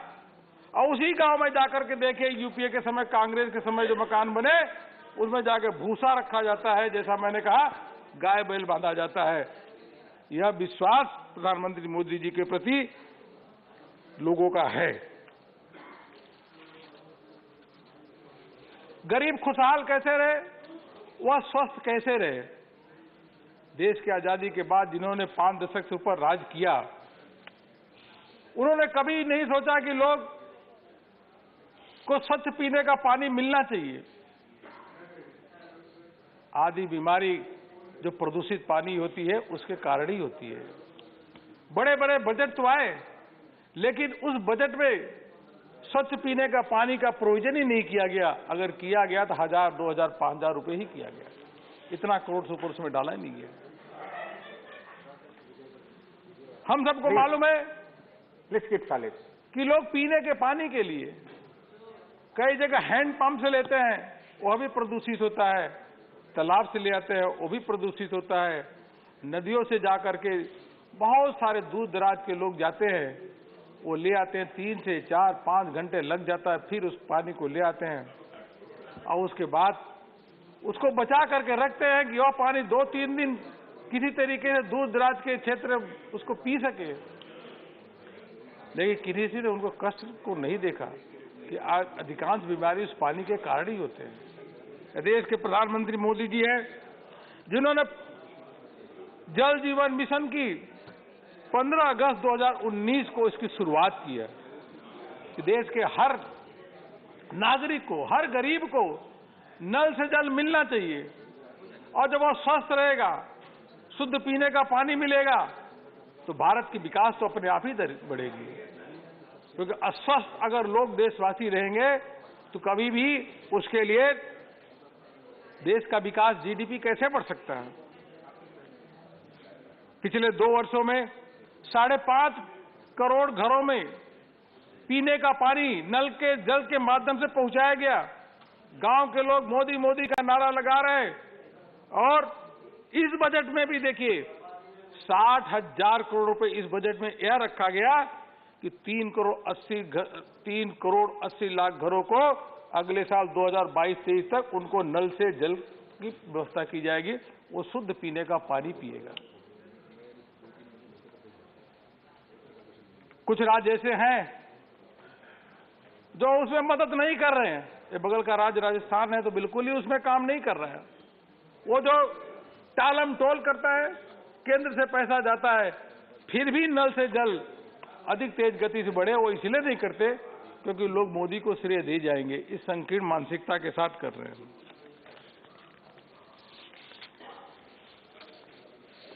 मैं आपको बताना चाहूंगा, ये जो बजट आया, चारों ओर प्रशंसा ही प्रशंसा हो रही है। जो IMF के मैनेजिंग डायरेक्टर क्रिस्टलिना जियोर्जिवा ने कहा, the union budget presented by Finance Minister Nirmala Sitharaman is a very thoughtful policy agenda for India and puts a great deal of emphasis on innovation in research and development, on human capital investment and digitalization. सब लोग तारीफ कर रहे हैं। एक report भी छपी, उसमें सभी CEO से पूछा गया, तो 17 जनवरी 2022 को अगर देखेंगे तो बजट आने से पहले सभी ने यही बात कही। 99% CEOs ने यह कहा कि भारत तेज गति से विकास के रास्ते पे चल रहा है और तेज गति से विकास के रास्ते पे और बढ़ेगा। यह 17 जनवरी 2022 को अगर देखेंगे न्यूज़पेपर में छपा, यह PwC जो ग्लोबल सर्वे कराई थी, PwC की annual global CEO survey report में यह दर्ज है। तो सर्वे कराने के बाद भी यह पता चल रहा है कि सभी लोग का यह मोदी सरकार के नीतियों पर विश्वास है और भरोसा है। इसी के साथ साथ भारत डिजिटल इकोनॉमी की ओर बढ़े और डिजिटल इकोनॉमी के माध्यम से करप्शन भी कम हो, एडमिनिस्ट्रेटिव रिफॉर्म भी आए, लोगों तक तुरंत राहत भी पहुंचे DBT के माध्यम से। और इसकी भी अगर शुरुआत अगर देखेंगे तो 2015 जुलाई 2015 में प्रधानमंत्री मोदी जी ने डिजिटल इंडिया मिशन की शुरुआत की। डिजिटल इंडिया मिशन के रूप में उन्होंने कहा कि डिजिटल एम्पावर्ड सोसाइटी और डिजिटल इकोनॉमी को हम प्राथमिकता देने जा रहे हैं। और उसी का नतीजा है कि दिसंबर 2021 में देखें तो 8 लाख करोड़ रुपए से अधिक UPI के माध्यम से डिजिटल लेन देन हुआ है। वन नेशन वन रजिस्ट्रेशन, इसको प्रमोट करने की बात सरकार ने इस बजट में कही है। ये अच्छी बात है। कहीं की भी अपनी जमीन की रजिस्ट्री आप करा सकते हैं, ऑनलाइन उसकी रजिस्ट्रेशन करा सकते हैं। और यह एक नहीं, भारत के शेड्यूल 8 की सभी भाषाओं में यह इनका रजिस्ट्रेशन हो सकता है। इससे लोगों को कितनी राहत मिलेगी। दस्तावेज उनका डिजिटल रूप में होगा। कोई भी व्यक्ति कहीं से भी वन नेशन वन रजिस्ट्रेशन जो सरकार इसको प्रमोट करने जा रही है उसके माध्यम से देख सकता है। वन नेशन वन टैक्स, इसको भी कोई लागू किया तो देश के प्रधानमंत्री नरेंद्र मोदी जी ने GST को लागू करने के बाद आज GST कलेक्शन 1.5 लाख करोड़ रुपए से ऊपर पहुंच रहा है। 1 लाख करोड़ सदैव हर महीने आ रहा है। अब लगातार इसकी संख्या, इसका अमाउंट बढ़ता ही जा रहा है। गांव के लोग, वह गांव के युवा हैं, वह मोदी जी पे भरोसा करते हैं। सभी गांव में ऑप्टिकल फाइबर की केबलिंग हो रही है। आने वाले समय में बहुत शीघ्र सभी गांव ऑप्टिकल फाइबर से जुड़ेंगे। देश का कोई भी ऐसा युवा नहीं होगा जैसे शहर के उसको इंटरनेट कनेक्टिविटी मिलती है, गांव के भी उतनी तेज स्पीड से उसको इंटरनेट कनेक्टिविटी मिलेगी। और तो और 5G का ऑक्शन भी इसी वर्ष होने वाला है। उस 5G की जब ऑक्शन होगा तो इंटरनेट कितना तेज गति से चलेगा। गांव में भी दूर दराज क्षेत्र में जहां टेलीफोन का नेटवर्क कम होता है, वहां भी तेज से उस 5G कनेक्टिविटी आने के बाद युवा वहां से जुड़ सकता है, इंटरनेट को यूज कर सकता है। यह इस बजट में कहा गया है। लोगों को कई किलोमीटर जाकर के बैंक के लिए जाना पड़ता था। वो जाकर के ATM से पैसा निकालना हो, ऑनलाइन बैंकिंग करनी हो, तो किलोमीटर उनको जाकर के बैंक के पास जाते थे, तब जाकर उनका पैसा निकलता था। मैं वित्त मंत्री जी की सराहना करूंगा कि देश के जो 1,50,000 पोस्ट ऑफिस हैं, 1,50,000 जो पोस्ट ऑफिस हैं, इस बजट में ये कहा गया है कि उनको सीबीएस से जोड़ा जाएगा, और सीबीएस से जब जोड़ दिया जाएगा तो कोई भी गांव का युवा अपने बगल के पोस्ट ऑफिस में जा करके वहां से एटीएम के माध्यम से पैसा भी निकाल सकता है, मोबाइल बैंकिंग भी कर सकता है और डिजिटली पेमेंट भी कर सकता है। इससे करोड़ों लोगों को इससे राहत और लाभ मिलने वाला है। आखिर देश की आजादी के बाद जिन्होंने शासन किया, कांग्रेस ने क्या किया? कहते हैं कि हमने बहुत कुछ किया, लेकिन उनको केवल निगेटिव ही दिखता है, जो कुछ किया वो सामने दिखता ही नहीं है। इसी प्रकार से जो अभी क्रिप्टो करेंसी, जिसमें लाखों लोग उसमें इन्वेस्टमेंट कर रहे हैं, मैं वित्त मंत्री जी की सराहना करूंगा कि यह कहा गया है कि अब सेंट्रल बैंक डिजिटल करेंसी ले आएगी और उस डिजिटल करेंसी के माध्यम से इसी साल जो डिजिटल करेंसी आएगी उसके माध्यम से कहीं से भी किसी भी प्रकार से मोबाइल के माध्यम से भी रुपया एक दूसरे को ट्रांसफर कर सकते हैं। इस बात की मैं सराहना करता हूं। और जो सेंट्रल बैंक ले आएगा तो वही रेगुलेटेड ही होगा, उस पर लोगों का विश्वास भी होगा, लोगों का भरोसा होगा। बहुत सारे लोगों का जो आज जो इन्वेस्टमेंट कर रहे हैं उनका अता पता नहीं है कि पैसा बचेगा कि रहेगा। जब सेंट्रल बैंक डिजिटल करेंसी ले आएगा तो इससे उनको राहत मिलेगी। सरकार हर बजट में मिनिमम गवर्नमेंट मैक्सिमम गवर्नेंस, इसके मूल मंत्र को लेकर के चल रही है और उस मूल मंत्र के आधार पे जो ईज ऑफ डूइंग बिजनेस, जो यूपीए के समय में 142वां रैंक पे होता था, मोदी जी की नीतियों के कारण, उनके कार्य योजना के कारण, उनकी सोच के कारण केंद्र सरकार की आज 142 से 63वें नंबर पे पहुंच गई है। यह 5 सालों में 79 रैंक की सुधार आई है। और आजादी के अमृत काल में, क्योंकि इस वर्ष अभी हम अमृत महोत्सव मना रहे हैं, इसके बाद अमृत काल 25 वर्ष का अमृत काल होगा। इस अमृत काल में हम ईज ऑफ डूइंग बिजनेस 2 को देश लॉन्च करने जा रहा है, जिसके माध्यम से जो ह्यूमन कैपिटल हो, जो फाइनेंस की कैपिटल हो, उसको इफिशिएंट तरीके से कैसे उसके प्रोडक्टिविटी को बढ़ा सके, उसके लिए काम होगा। सरकार ट्रस्ट बेस्ड गवर्नेंस की ओर बढ़ रही है। हम सबको मालूम है 2016 में जो आईबीसी लाया गया, आईबीसी के माध्यम से कितने अच्छे परिणाम देखने को मिल रहे हैं। लगातार एनपीए कम हो रहा है। एनपीए को जब बढ़ा तो यूपीए के गलत नीतियों के कारण बढ़ा, फोन बैंकिंग के कारण बढ़ा, उसमें एक की टोपी दूसरे पे टोपी घूमती थी, उसके कारण लगातार हमारा एनपीए बढ़ता रहा। आज एनपीए धीरे धीरे कम हो रहा है और आप रिजल्ट देखेंगे तो बैंकों के प्रॉफिट डबल होने शुरू हो गए हैं।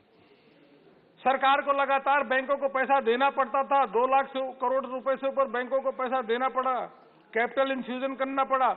लेकिन अब स्थिति ये है कि बैंक के प्रॉफिट बढ़ रहे हैं, वो अपने पैरों पे खड़ रहे हैं। यह मोदी सरकार की पॉलिसीज और नीतियों के कारण ही है। इसको कौन नकार सकता है कि जो पहले कानून पे कानून इतने कानून आते थे, उन कानूनों में लोग उलझ जाता था, कंपनी चलाना तो बड़ा मुश्किल होता था। 2 वर्षों में 25,000 कंप्लायंसेज, 25,000 कंप्लायंसेज वो कम हुए हैं। और उसके साथ साथ 1486 बहुत बड़ी फिगर है, 1486 यूनियन लॉज को समाप्त कर दिया गया है, जिससे कोई बिजनेस करे सुकून से बिजनेस कर सके, या कोई काम कोई कर सकता है तो मोदी सरकार ही कर सकती है। एमएसएमई के बारे में अभी बोला गया। हम सब जानते हैं कि एमएसएमई अर्थव्यवस्था की रीढ़ की हड्डी है। 30% से अधिक जो आज एक्सपोर्ट है वो एमएसएमई के माध्यम से ही हो रहा है। इसका लक्ष्य 40% का है। ये हमको नहीं भूलना चाहिए कि सामने वाले बेंच तो गांधी की बात ही करते हैं। गांधी के सिद्धांत, गांधी जी के संकल्प, गांधी जी की विचारधारा को बढ़ाने का काम वह भारतीय जनता पार्टी की हम लोग ही करते हैं, हमारी सरकार ही करती है। तभी तो जो खादी की बिक्री वह 4 गुना बढ़ी है।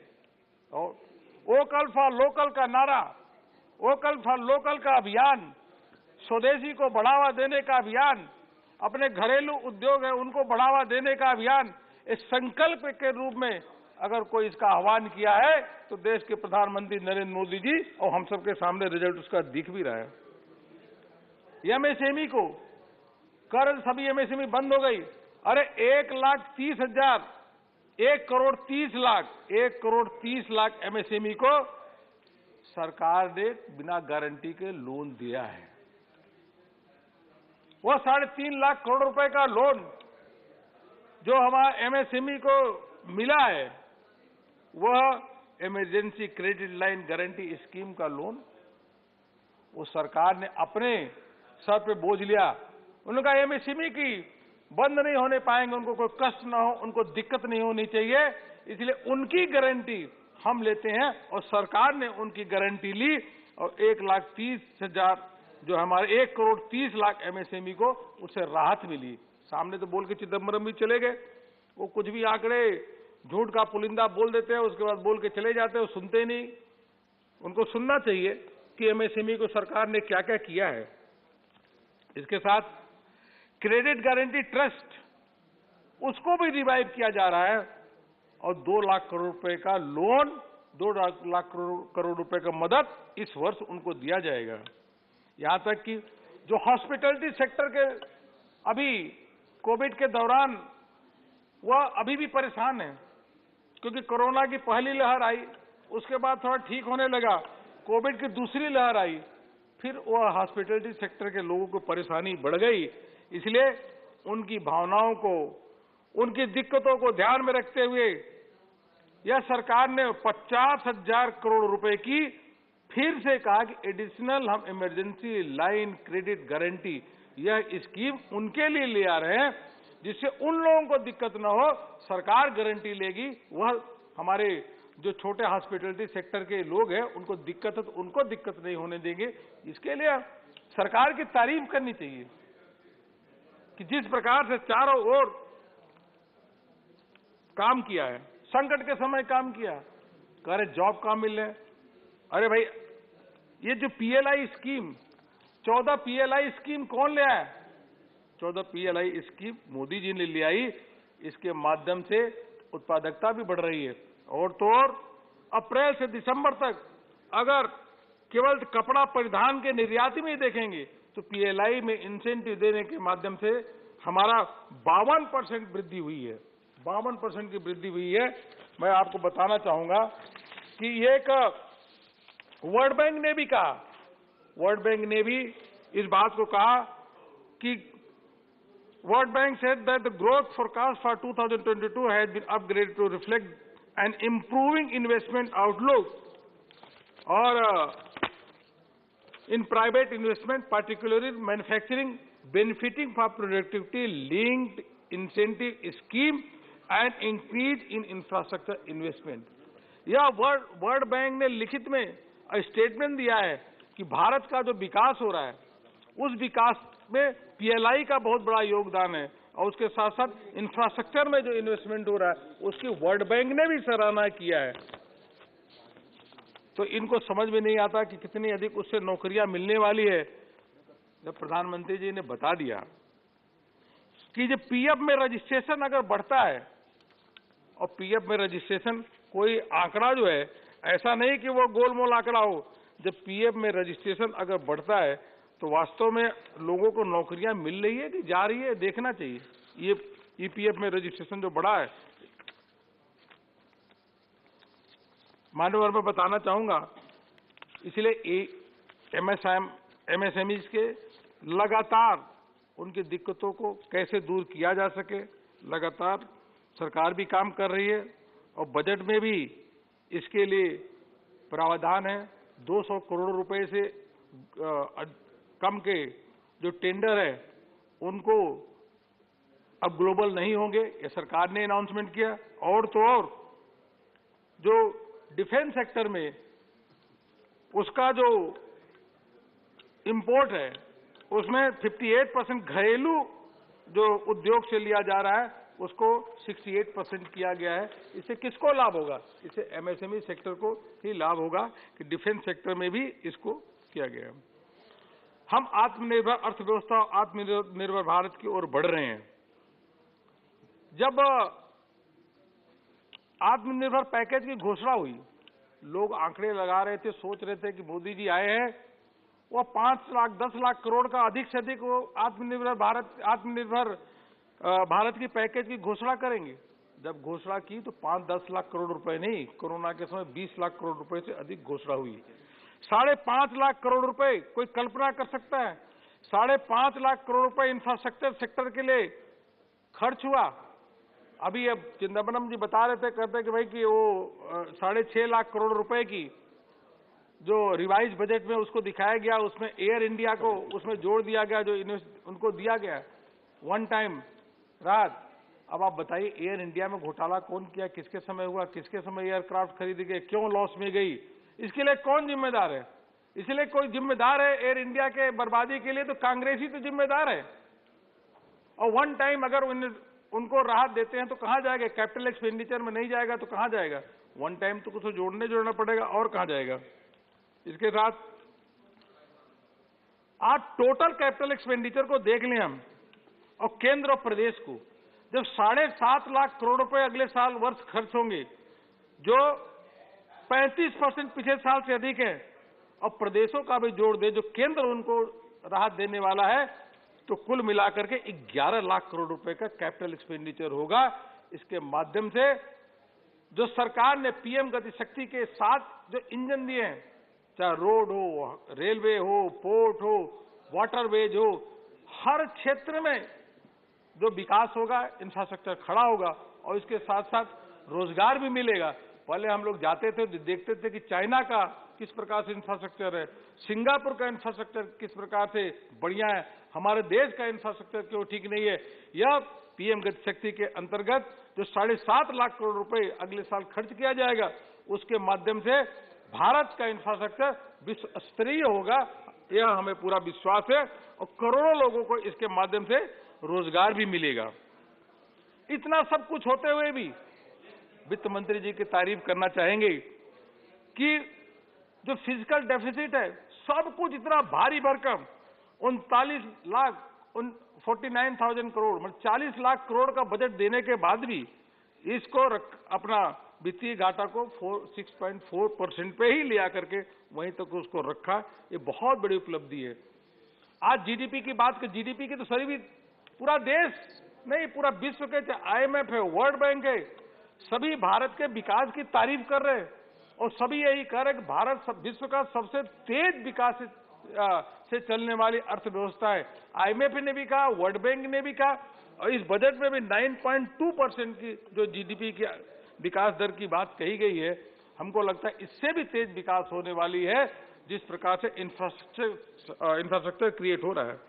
मिशन शक्ति, मिशन बासल, सक्षम आंगनबाड़ी, कहने को तो इन लोगों को समझ में नहीं आएगा, लेकिन इससे लाखों जो महिलाएं हैं, लाखों बच्चे हैं, लाखों आंगनबाड़ी के कार्यकर्ता हैं, उनको कितना बड़ा लाभ मिलने वाला है। और जो इस बजट में के माध्यम से इसको लागू किया। बस एक मिनट, राष्ट्रीय राजमार्ग का निर्माण 25,000 किलोमीटर यह हो रहा है। अंत में मैं एक बात कह के अपनी बात आपके समक्ष समाप्त करना चाहूंगा। इतनी परेशानियों के बीच में भी अर्थव्यवस्था भी तेज गति से चल रही है। भारत की आज विश्व के लोग सराहना भी कर रहे हैं। वो गरीबों को कल्याणकारी योजनाएं उनके घर तक पहुंच रही, 1 रुपए भी उसमें कमीशन नहीं जा रहा है, और पूरी अर्थव्यवस्था को संभाला, वैक्सीन भी दिया, सब कुछ। संकट के समय प्रधानमंत्री जी लगातार लोगों से बात करते रहे और लोगों को आर्थिक मदद देते रहे। थोड़ा सा भी उन्होंने एक भी कोर कसर नहीं छोड़ी कि गरीब है, किसान है, इनकी मदद में कोई कसर हो। संकट के समय उन्होंने देशवासियों को बचाने का काम किया, गरीबों को बचाने का काम किया। नए भारत के संकल्प के लिए और हम बढ़ रहे हैं। इसलिए दिनकर की कविता को जरूर मैं कहूंगा।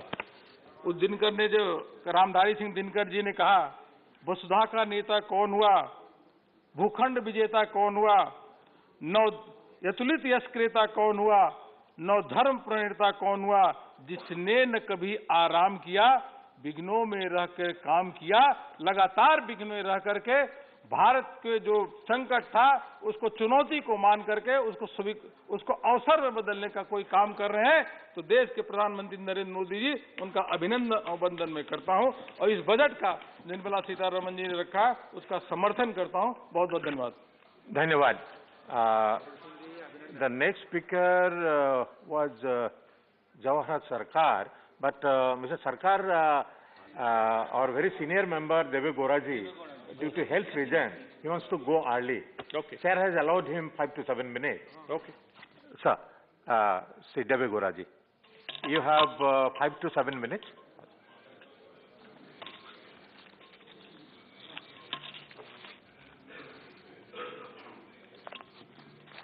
Chairman, sir, I am going to confine myself about linking of rivers. I do not want to discuss about the facts and figures presented by the Honorable former Finance Minister. We worked together in 1996. I was very keenly watching, and I am so happy she has made certain points about the achievements or non-achievements. Sir, because Karnataka is one of the state which is going to suffer very badly, even for the drinking water. That is one of the major issues when the present budget indicates linking of rivers, that is implementation of the Ken Betwaring project at an estimated cost of 44,605 crores will be taken up. This is aimed to providing irrigation benefit for 9.8 lakhs hectares of farmers' land, drinking water supply to 62 lakhs people, and 130 megawatts of hydro power and 27 megawatts of solar power. Allocation of rupees 4,300 crores in the 21-22 and 1,400 crores in 22-23 have been made for this project. And para 37, draft DPR for 5 river links, that is namely Danganga, Punjab, Tepi, Narmada, Godavari, Krishna Pennar, and Pennar Kaveri base.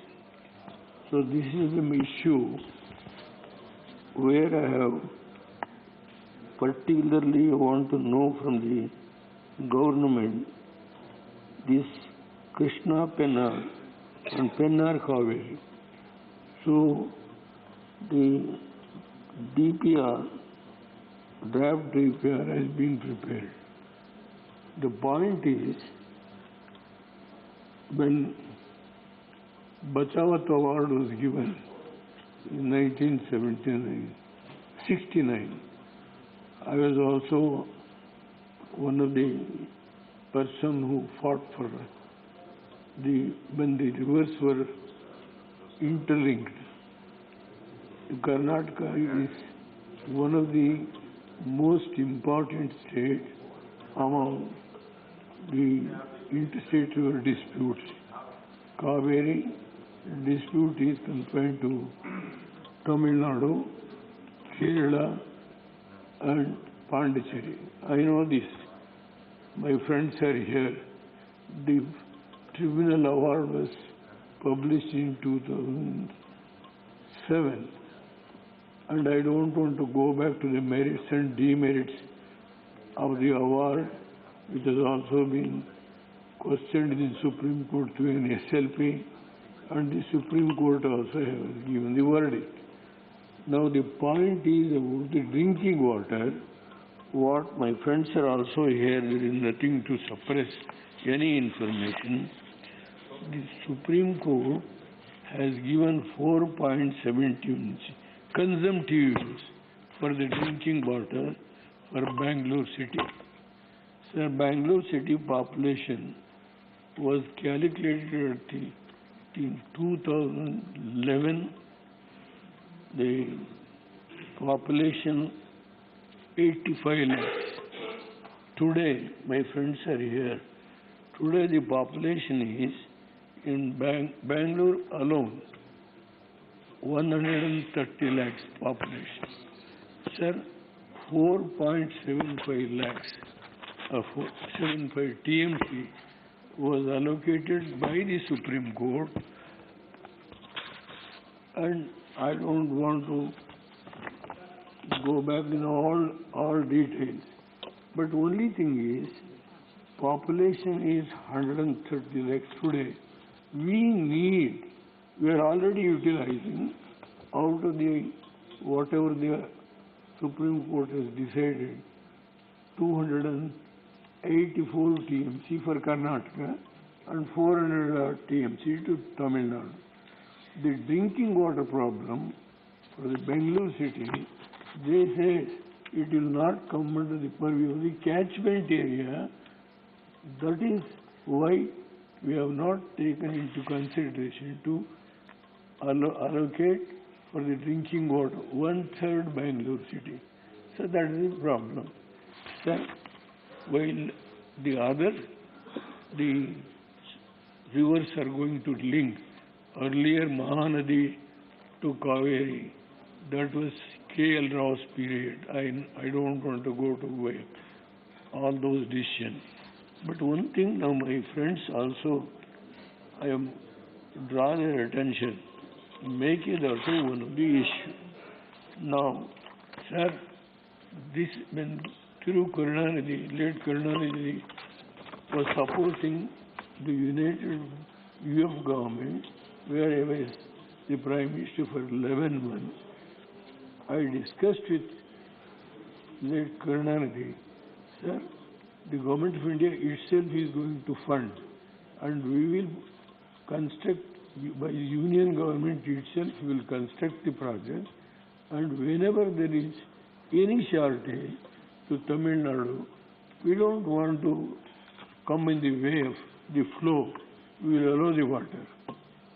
When the Tamil Nadu is not required, we will use the water for drinking purpose, and some portion may be utilized for power generation.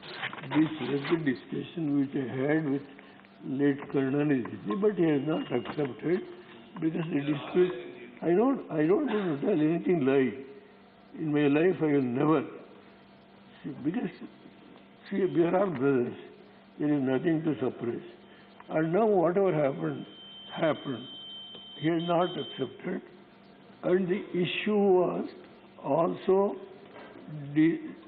one of the points raised by Karnataka in the tribunal. The tribunal has not said anything, whether construct or not to construct. They have kept silent. That is the position. And Karnataka today, we have trying our best to convince the union government to construct this project on our own. There is nothing to be shared, the cost is shared by Tamil Nadu. But even here, just I will sit, sir. Mr. Shiva. Consent of the riparian state. That was the agreement. Any new dam, if it has been to be considered by it should be with the consent of the riparian state. Mr. Shiva, you can sit with him and... I am not going to suppress anything. Please, sir. Please. please, sir, have some sympathy for the drinking water. Sympathy. I know Karunanidhi has constructed, has sanctioned nearly at that time 2,000 crores for drinking waters for 6 districts. It has been drawn from Hogenkal. I have personally gone there. How union government is not going to support because you know political strength. Let us be honest, including the former finance seeing all the 39 MPs stood up and they went to the well. Sir, at that time I am alone, single-handed. This house, I am coming here, this house should at least let me speak and explain. Ultimately, the majority will have their own say. I don't want to come in the way. Sir, the point is, drinking water is a fundamental thing, sir. Nobody is going to, even Madam Gandhi, I was one of the subcommittee as chairman. Sir, you are unable to take a decision about how we can bring all the states together to agree for at least drinking water when we interlink the rivers. So there is, I don't want to go back to the past history. So the only point is, now we want to construct this major. Have you finished, sir? Yeah, another 4 or 5 minutes, sir. I will close. Now, drinking water, yes, sir. To overcome this crisis, drinking water problem, Government of Karnataka has proposed to construct Maiden project at the border point with a total storage of capacity 67 TMC. This is purely a drinking water supply project with an incidental power generation of 650 megawatt with an installed capacity of 400 megawatts. Sir, we have prepared the DPR and it has been sent to Government of India earlier 2019. So Government of India still not taken because you are objecting. Naturally, they have not taken in objection. We are trying our best. Union government is not clear. As soon as the pre-feasibility report had been cleared by the Central Water Commission in November 2018, Tamil Nadu challenged. I know this. Sir, this is an issue where we are struggling to construct this. There was so much of agitation going on in Karnataka only for Bangalore city drinking water purpose. Sir, how can 4.75 TMC? We are using 50 TMC today. What the allocation made for irrigation purpose, out of that itself we are using 50 TMC for drinking water. We can't have anything in 4.75 TMC for 130 lakhs people. This is the fate of Karnataka. Sir, now only with your permission I will raise this issue. And you can also have your say. There is nothing. Now, linking river is a major issue. But Tamil Nadu, they are all very vocal people fighting the battle. And the issue of this Kaveri issue, both DMC and NRDMK will come together to fight. I know this. Now BJP on one side, Congress on the other side. I am alone. What can I do? this is the position. I was watching the Prime Minister's speech. If even if I join your party, you will not allow so for this drinking Kaveri water. I know that because it is a battle I am fighting from the last 50 years. Sir, now how Tamil Nadu is so clever to use the criminal award was, yes, it is not to divert and take it to the non-area which is dry area. You can't divert it. That is the award of the tribunal. Now only to delta irrigation, all these things, I know what tribunal has awarded. The point is now they are diverting to other dry area in the name of diversion. Sir, please, the Kaveri Vigan Gundu link project and lifting water from Mettur to the benefit of Salem district in the guise of drinking water, it has no moral right to object, my lord. I only... Thank you, sir. Thank you. You are clever. You are... No, please. You fought the battle. Our area, including the delta area, you fought so much. I know that. Delta irrigation, and you crop, tree crops, all these things I don't want to now go on debating. So drinking water. Yes, sir. Thank you. Mr. Shiva, please don't disturb. Please don't. I will.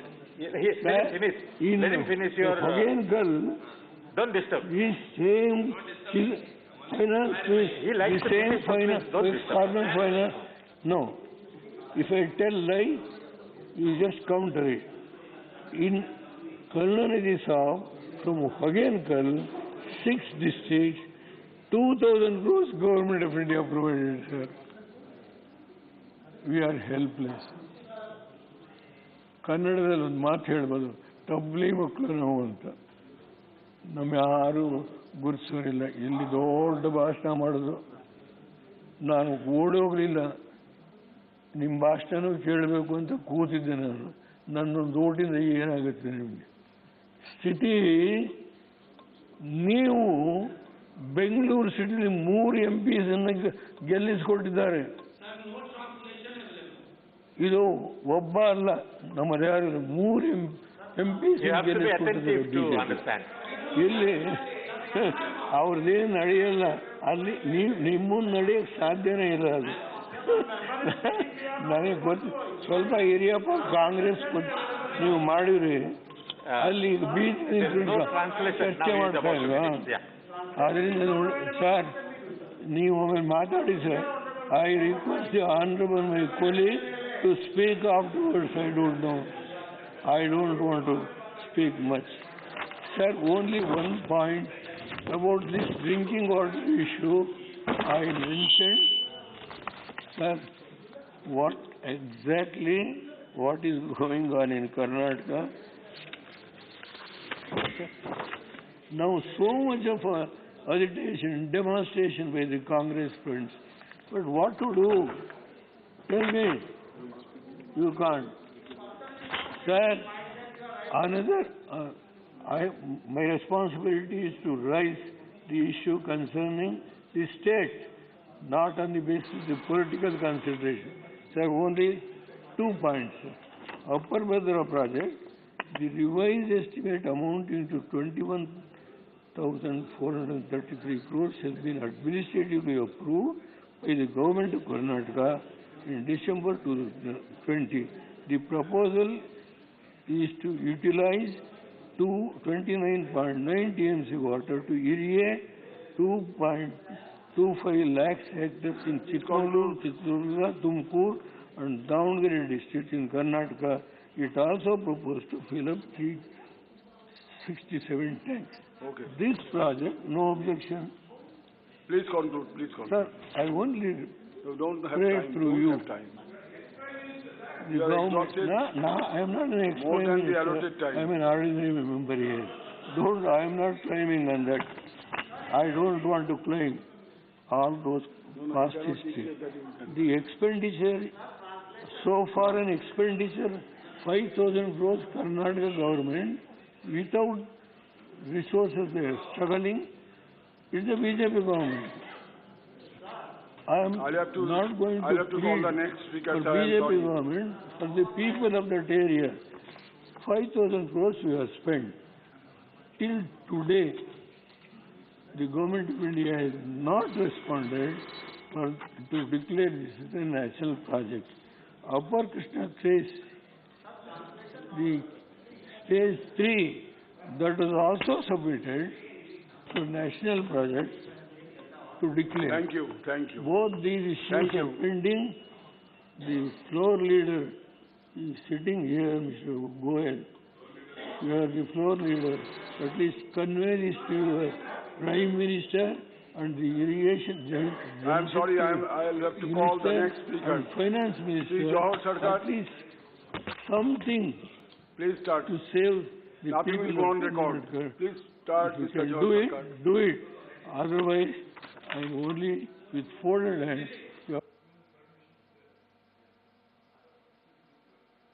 Start, Mr. Johor Sarkar. Yes, yes. Yes, I am under instructions. His mic is off now. Sir. Yes, sir.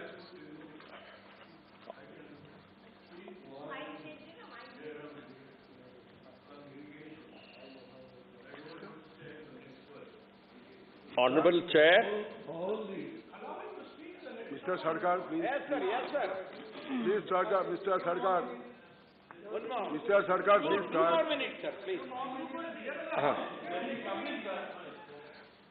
Honorable Chair, if permitted. No, Leader of the House is calling you. Leader of the House. Do you want to speak, Mr. Sarkar? Mr. Sarkar, do you want to speak? Sir. Otherwise your turn will go. No. Your turn will go. Your turn will go. You start. Okay, sit down. Okay, very kind of you. Thank you. Mike, please. Mike. Microphone may be switched off. Penna, Microphone may be switched Penna, on. you want to link 130 TMC of water will go to Tamil Nadu. When the issue of Godavari and Krishna issue referred to tribunal, Bachawat Award has clearly said the diversion from Godavari, Karnataka should get 27 TMC, though it is a diversion project from Godavari, they have said. But today, Krishna Pennar, nothing has been said about the share of Karnataka. Nothing. Tamil Nadu will get nearly 130 TMC because it is below Grand Uncle. We can't get anything unless and until the union government should take a decision out of that 130 because the water allocation made on the basis of the area that has been covered by the Tamil Nadu, Karnataka, Pondicherry, and all these things has been taken into consideration, even Kerala. But now another 130 TMC is going by this proposal. What is our share? So that's all I am telling this. See, our honorable leader of the House, he is not considering my request. So, please, sir, all these things should be let Tamil Nadu leaders also speak. I will also say that is not the issue. But only thing, how Government of India is ill-treating the Karnataka state. We are like orphans. Please, I know it from the last 20, in this very same house, on the other side, I was sitting in Lok Sabha. I cried. The BJP on one side, Congress on one side, nobody came to my rescue. 4 ministers were there. I am alone. For a cup of drinking water, beggars are not the choosers. This is the word I use. And my leader has come. Now, we all collectively, together we will fight the battle. I will sit.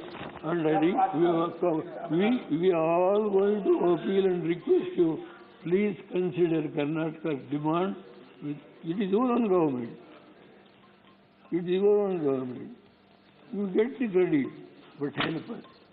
With these words, thank you very much. Thank you very much. Mr. Jahar Sarkar.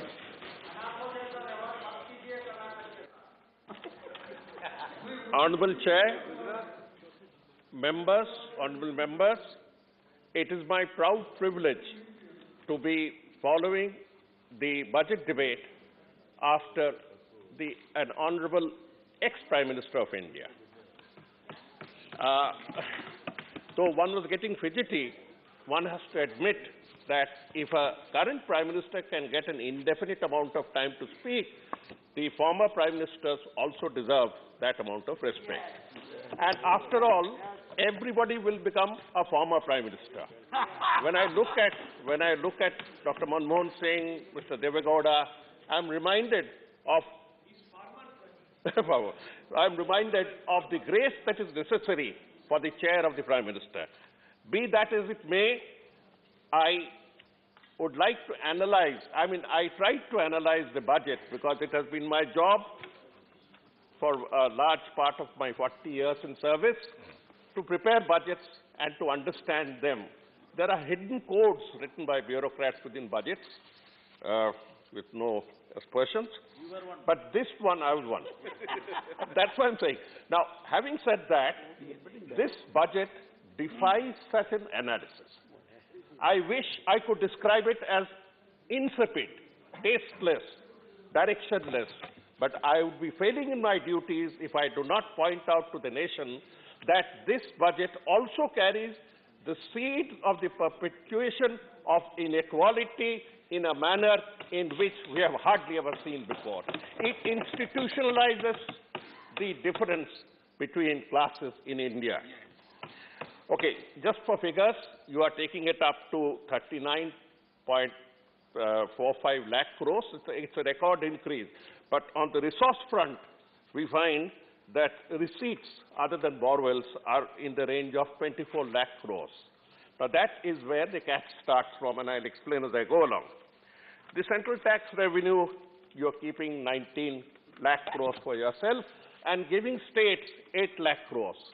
This is not the place to discuss the state-centered devolution, but at some point of time, we must get together on this and change the basic structure. We cannot go on an inequitable structure. The only bad news is the good news. That is, on disinvestment, you are failing miserably. First of all, nobody gave you a right to sell off the assets that the nation created for 70 years, that much wanted 70 years, but you have failed in that. Inefficiency in this part also. Your budget was 1.7 lakh crores. You are doing 75 lakh crores. 1 lakh crore shortage on that. It impacts on the budget because you had booked that.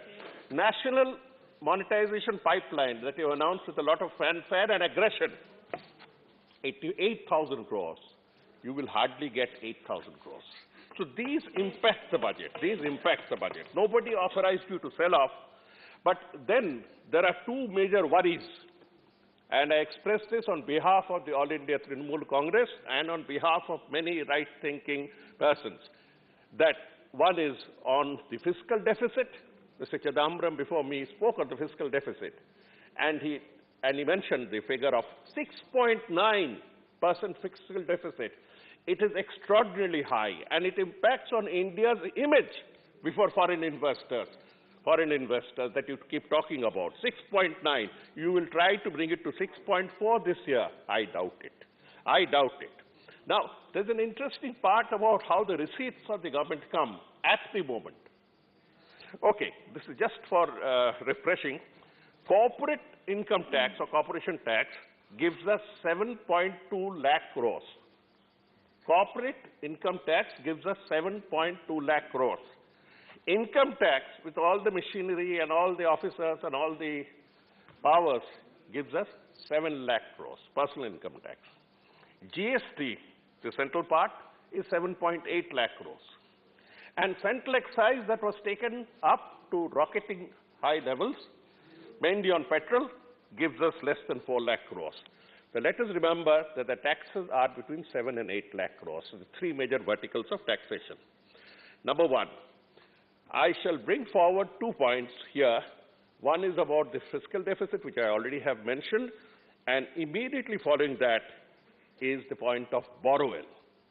The borrowals that are extremely dangerous for any nation. Your borrowals, you have increased by 130%. 130% the burden of borrowing since you came to power. You inherited an outstanding liability of 50% of the GDP, borrowing as a 50% of the GDP. That is what the other regime gave you. But you have taken that to 61% of the GDP. For God's sake, how will you pay back? Who will pay back? Which generation will pay back these amounts? 43% of all that we earn or gather goes to the servicing of interest. That means if I borrow, if I take 100 rupees, I have to give back 43% for my past suits, if I may. Individual allocations of budget I will not get into. Individual allocations, one thing that attracts my attention is on the budget of the Housing and Urban Affairs. That has shot up from 54 crores, 54,000 crores last year to 74,000 crores within the year. You know where that money went. 20,000 crores went to the pandering of a gigantic ego in tinkering around with the Central Vista and other projects, including the ones that we have. This money could have gone. This money could have gone for more proper roads. Okay, and this Central Vista can only come if we destroy all national institutions.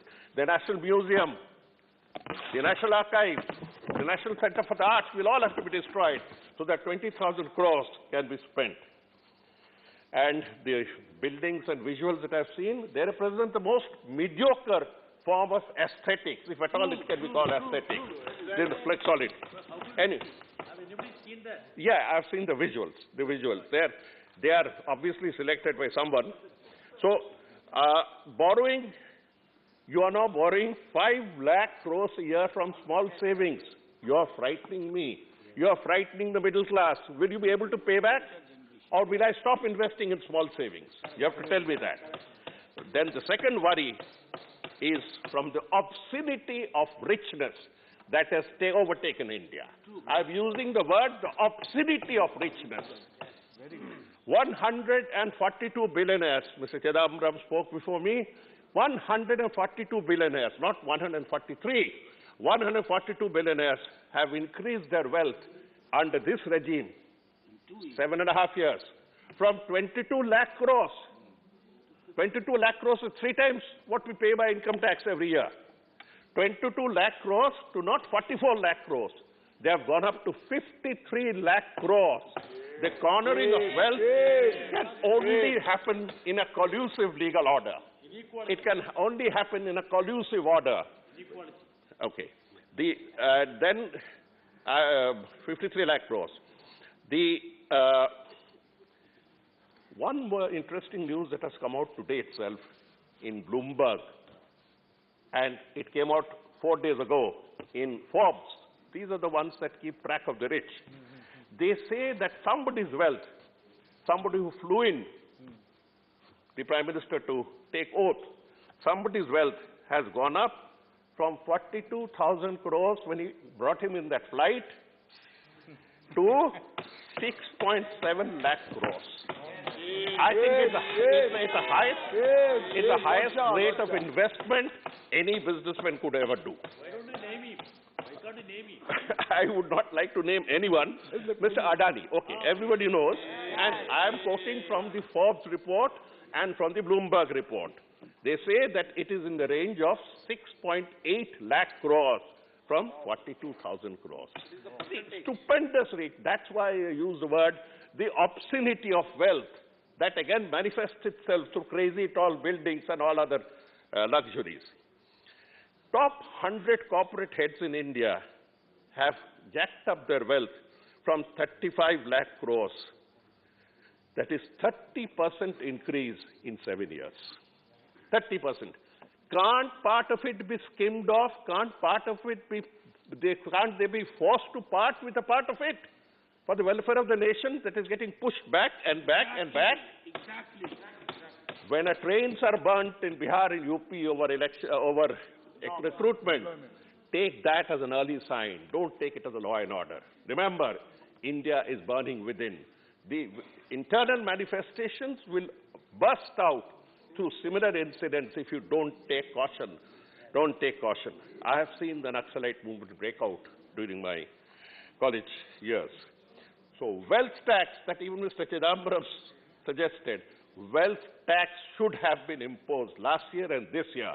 Why aren't you imposing wealth tax? Without wealth tax, you cannot appropriate a part of the profits that you have facilitated through the systems. You can't do it. Okay. The thing that hits our eye is a slash in social sector spending. The social sector is being devastated by this insipid budget. Is being devastated by the insipid budget. Food subsidy has been slashed by 80,000 crores. 80,000 crores. Who authorized you to take away food from the mouths of the poor? The Prime Minister mentioned that I have reached food to 85 crore Indians. 85 crore Indians among 130 crore, India actually is 135 crores. Out of 135 crore Indians, 85 crore Indians have received free food. Don't you realize that you're making an admission, an affidavit before this House, that 85 crore Indians out of 135 are so poor that they line up for free food? Yes. That is the real poor? Yes. Not the statistics that you mentioned, but that is the real poor. Please remember, that is the best affidavit I heard today. On rural development, you are slashing it by over 15,000 crores. Health, 86,000 crores. India's investment in health is just 1.25% of the GDP. 1.25% of the GDP is one of the lowest in the world. Yes. Bhutan, Nepal and others, 1.25%. And we have gone through this trauma where you talk of having done this and that. But the health budget has not gone up substantially. For others, He's not listening. okay, the worst budget. Others are about 5%. 5%. Other countries of the world, go and check up my figures. We have reached such a pass that 10 crore Indians are on this very nervous, unstable slot. One illness can push them into poverty. It requires one illness to destroy a family. You have to understand this.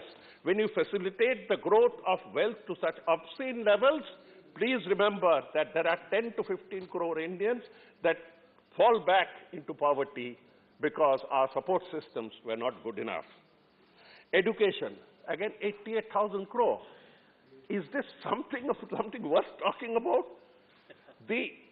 Under Mr. Modi, this is the first time I'm mentioning his name, under Mr. Modi, the greatest credit is that education as a percentage of GDP has come down to below 1. Below 1. Below 1% of the GDP is spent on education. About less than 1%. And you took central education to below, this I'm talking the central component of the education, 3.5% is being contributed by poor states that I talked about on devolution. Food subsidy I've mentioned is down by 87,000 crores. Narega, that great 100-day scheme. Our Chief Minister mentioned just yesterday that we in West Bengal need 8,000 crore man-days extra. What devastation has been done in this budget? From 1.11 lakh crores, which everybody knows is insufficient, and the stipulation and the calculations was that we should take it to 2.5 lakh crores this year. You have brought it down to 73,000 crores. Whom are you mocking? From what? You have cut down Narega, the life soul of the poor. You are cutting down food subsidy, and I have given you descriptions of wealth. This is an anti-people budget, and my party has said that, along with many other parties, all the time. We need 8 crore man-days more. In any case, with 73,000 crores, what will you do? The pending bills are 22,000 crores. Hardly 30 days it will. So we will not be able to carry on. 16 days.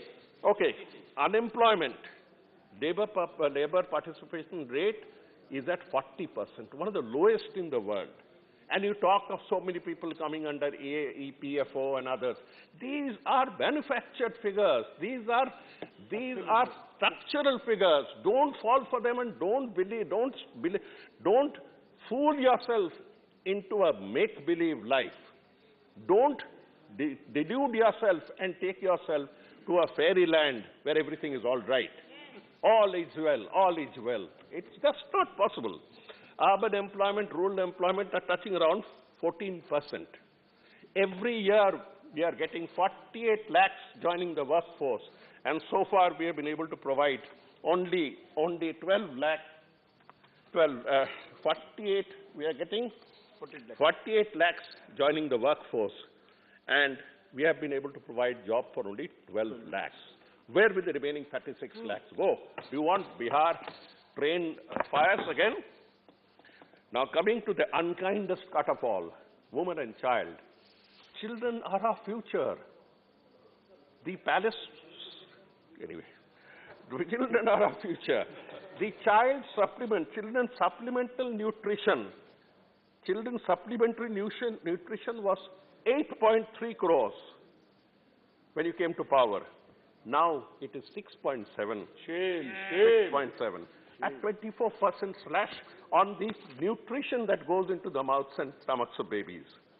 Preschool education children in the last 5 years have come down from 3.4 crores to 2.3 crores. Shame, and you talk about education. Shame. You talk about national new education policy. You give fancy slides. Get out of this charmed world of presenters and marketers. Anganwadi workers are about 26 lakhs and they get a miserable salary. They are the cutting edge of this government with the people, the cutting edge, the ones who serve. Anganwadi workers get a pittance. Their salary is around 10 to 12,000. Cooks and helpers who are there for the midday meals, cooks and helpers, they get 1,000 rupees salary, some 26 lakhs of them. Please look at them, Mr. Prime Minister, Mr. Finance Minister. It is not a criticism, it's a humble request from our side and from our party's side. You want to look at what to do with the women and children? Come to my state. Come to my state. We don't talk of Beti Bachao, Beti Padhao and all that. We have Kanya Shri, under which lakhs and crores of disadvantaged women are driving to school or cycling to school every day. That cycle, those two wheels are the two wheels of empowerment. They are not just mechanical. The National Child Labor Program, which was to save children from the clutches of exploitation, you have cut it down from 120 crores to 30 crores. What is this? Where is this 90 crores going to go? Where is it? Then, to repeat this anti-people budget, the points relating to the anti-people budget, I will just touch upon the fact that the jute industry is a natural ally to the statements that you have made in Glasgow to the commitments that you have made in Glasgow. And the jute industry, the jute farmers and others, my colleague Dola Sen will also speak about it. I am only touching on the point that you are tinkering around. You are tinkering around. You have declared an imaginary price of 6,500 rupees a quintal. 50,000 workers have been laid off. You please pay attention to it. Use jute for geofiber, for other things. It is a biodegradable fiber. On the other hand, you are supporting petroleum. You are supporting petroleum and plastics because some friend of yours has a monopoly on plastics. On the judiciary. When we talk of the judicial system, that's another place where we all have to go. The judicial system is on the verge of breakdown. 35% of the High Court judge posts are vacant. 35%. They should have gone up by at least 50%. 60,000 cases are pending. The distribution, 4.10 lakh cases. What are we doing about it? Judiciary is hardly ever discussed in such matters. Therefore, I took this point to bring it up, because that is one point where we go for justice. You talk of CapEx as if it's a great thing. We have all dealt with it. The CapEx, you are intervening this year because the tax that you let off to the corporate sector, which amounts from 1.7 lakh crore, I'm repeating it, you have given the corporate sector undue tax benefits of 1.7 lakh crore. And they were supposed to give you CapEx, investments and jobs. They have given you nothing. They have gone in for personal enrichment of the type that I've just mentioned. Now you're talking. Because the private sector is a laggard, the government is forced to come in. LIC, I've spoken before, 38 to 40 lakh crores. Where is your investment in LIC? What have you ever given to LIC? LIC is a super efficient machinery that has worked on its own steam.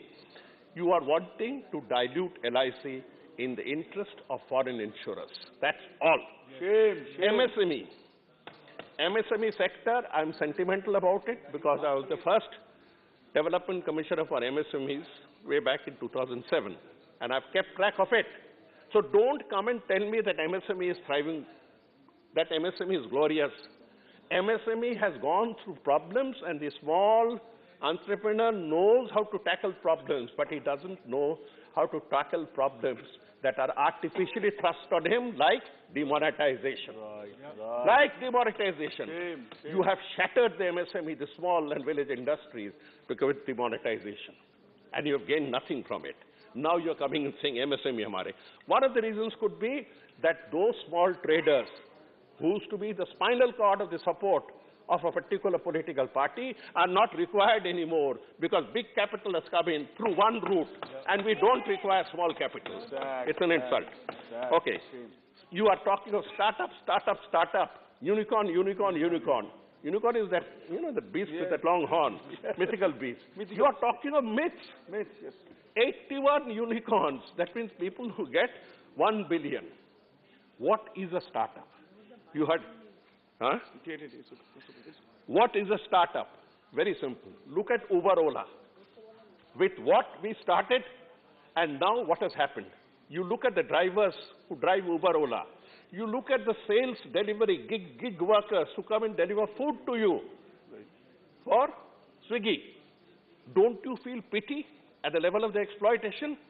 The entire wealth of startups is built on an exploitative system that takes away surplus value from them. You have to realize these things. Mr. Prime Minister, Mr. Finance Minister, please realize that you're playing with fire to serve the interest of a handful. Just a handful. This is a level of exploitation. We have to bring in an act. I know that you have passed the Gig Workers Act as part of the 4 labor codes. Nobody has even seen it properly. Nobody has even discussed it properly.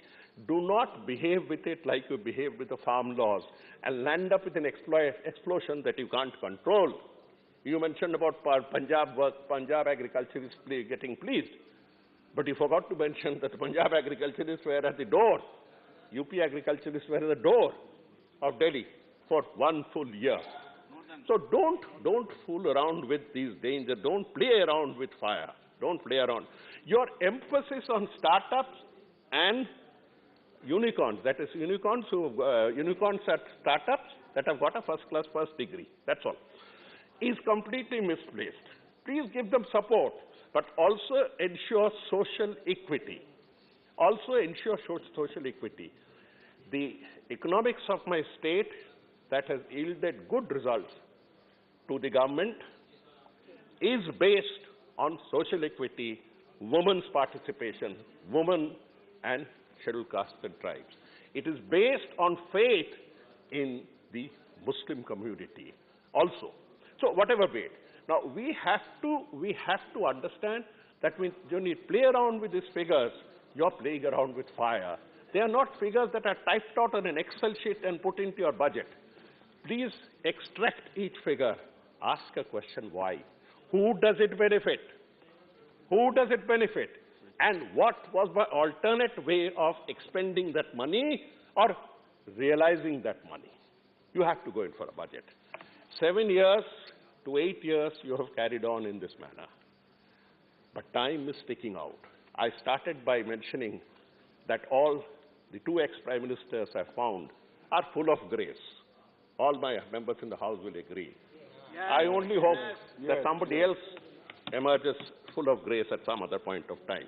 But right now, if we don't want to hasten that time, there is time to correct. Go in for mid-term correction.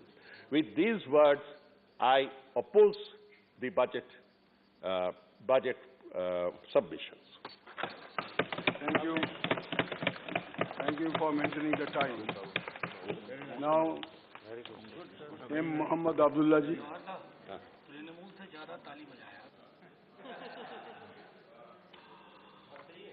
Honorable Vice Chairman, sir, thanks for the opportunity given me to speak on this day. Sir, this is my maiden speech. At the outset, I would like to express my sincere thanks and gratitude to the stalwart of the Dravidian movement, Tandai Periyar. Without him, we are not here. Our founder leader, great Anna, former Chief Minister of Tamil Nadu and former member of this August House, where today I stand to represent Tamil Nadu and its people. I am also indebted to Kalaignar, who inspired me to join the Dravidian movement to fight for the rights of the marginalized and oppressed. I am eternally grateful to our DMK party president and Honorable Chief Minister of Tamil Nadu, the man of humanity, Mr. MKS, and our DMK Youth Wing Secretary, Sri Udayanidhi Stalin MLA, for choosing me to represent this interest of our state and its people. Sir, also, I want to thank this union government also, sir, because today my dream comes true. I'm standing here. Our union government sold out Air India. Our union government sold out to LIT. Our union government sold out to many government entities. But fortunately, they left this house, remain for the country. I have a chance to stand here today. I have a chance here today. Thanks for the union government. The union finance minister, under the guise of the budget, has repeated the same old schemes from previous years with no augmentation of funds for such schemes, and has conveniently ignored certain important promise of the union government. Now that the time to pay has come, I shall elucidate more on this during the course of my speech, sir. The Union Finance Minister has stated India to have entered into Amrit Kaal, the 25 years long led up to India at 100, and has referred to Honorable Prime Minister Independence Day address that had apparently set out the vision for India at 100. What was the vision? It was nothing. Nothing was the vision.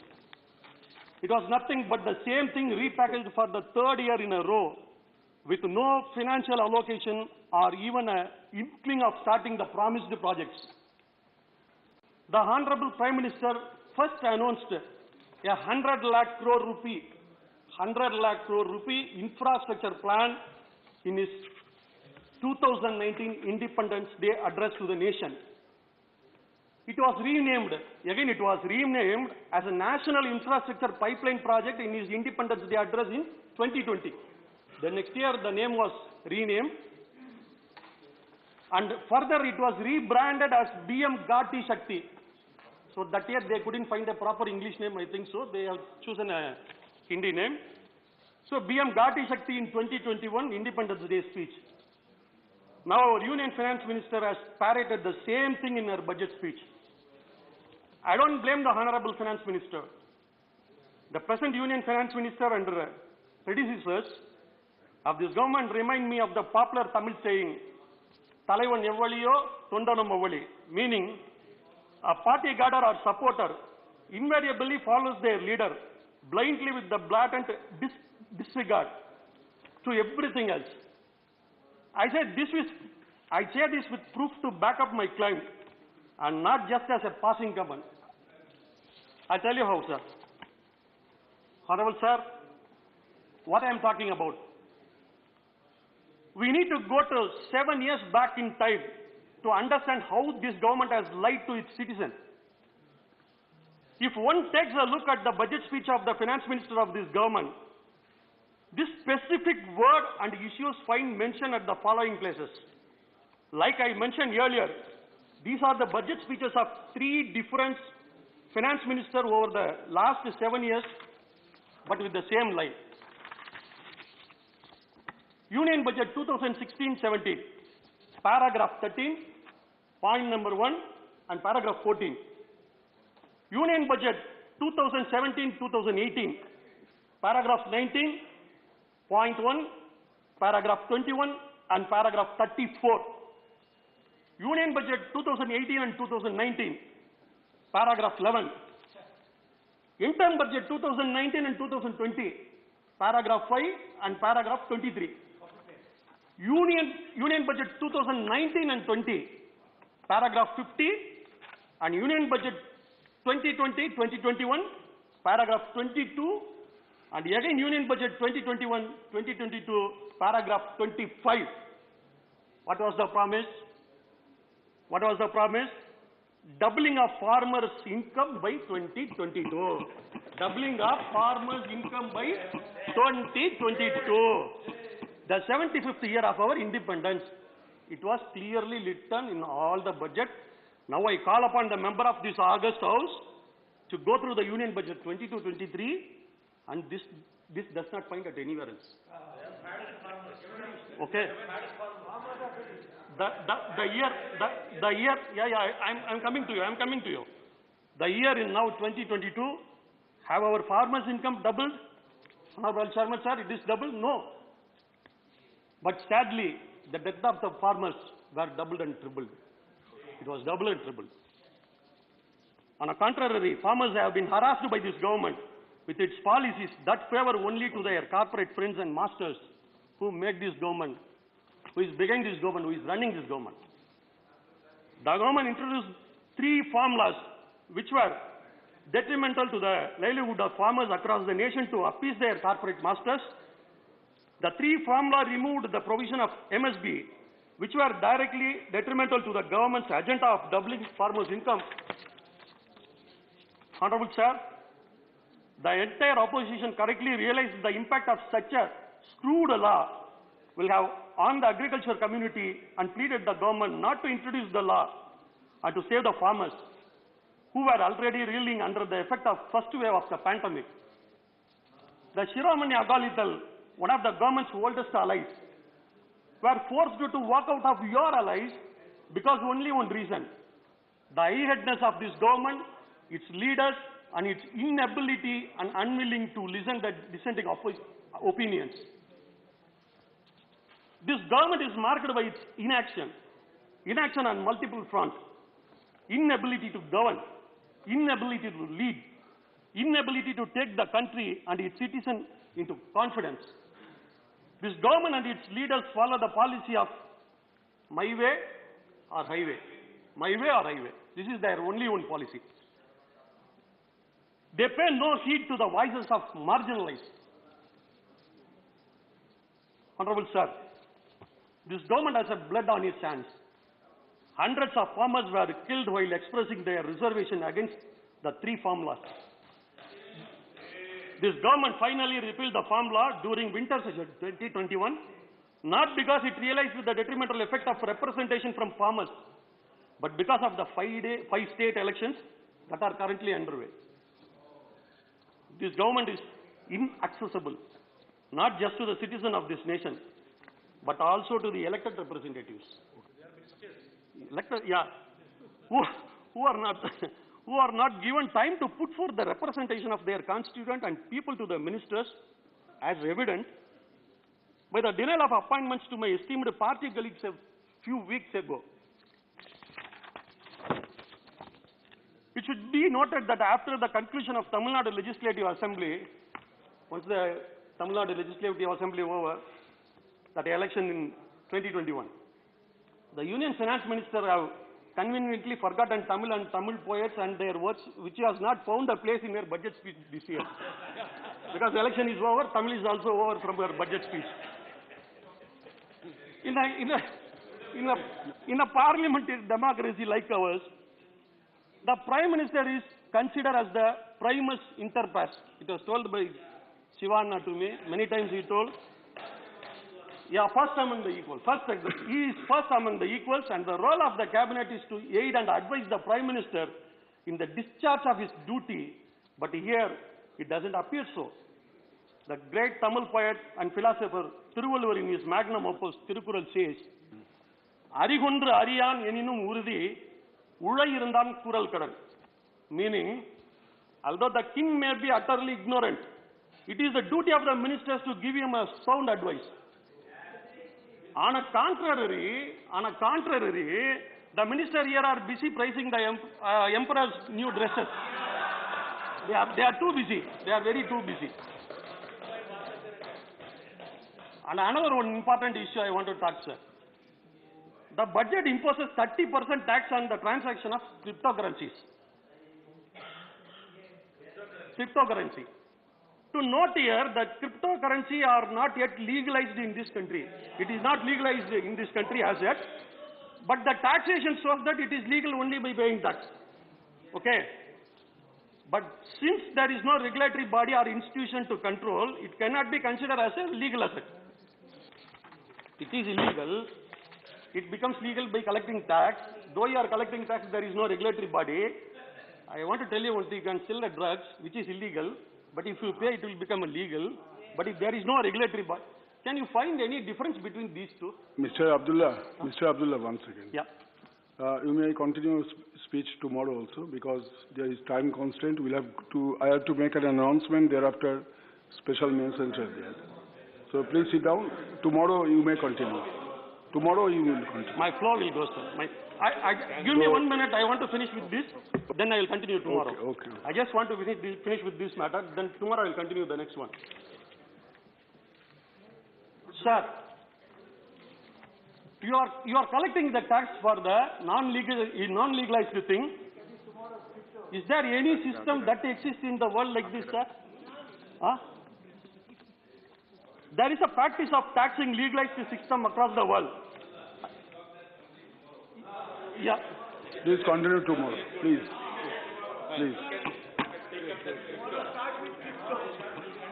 Thank you, sir. Thank you.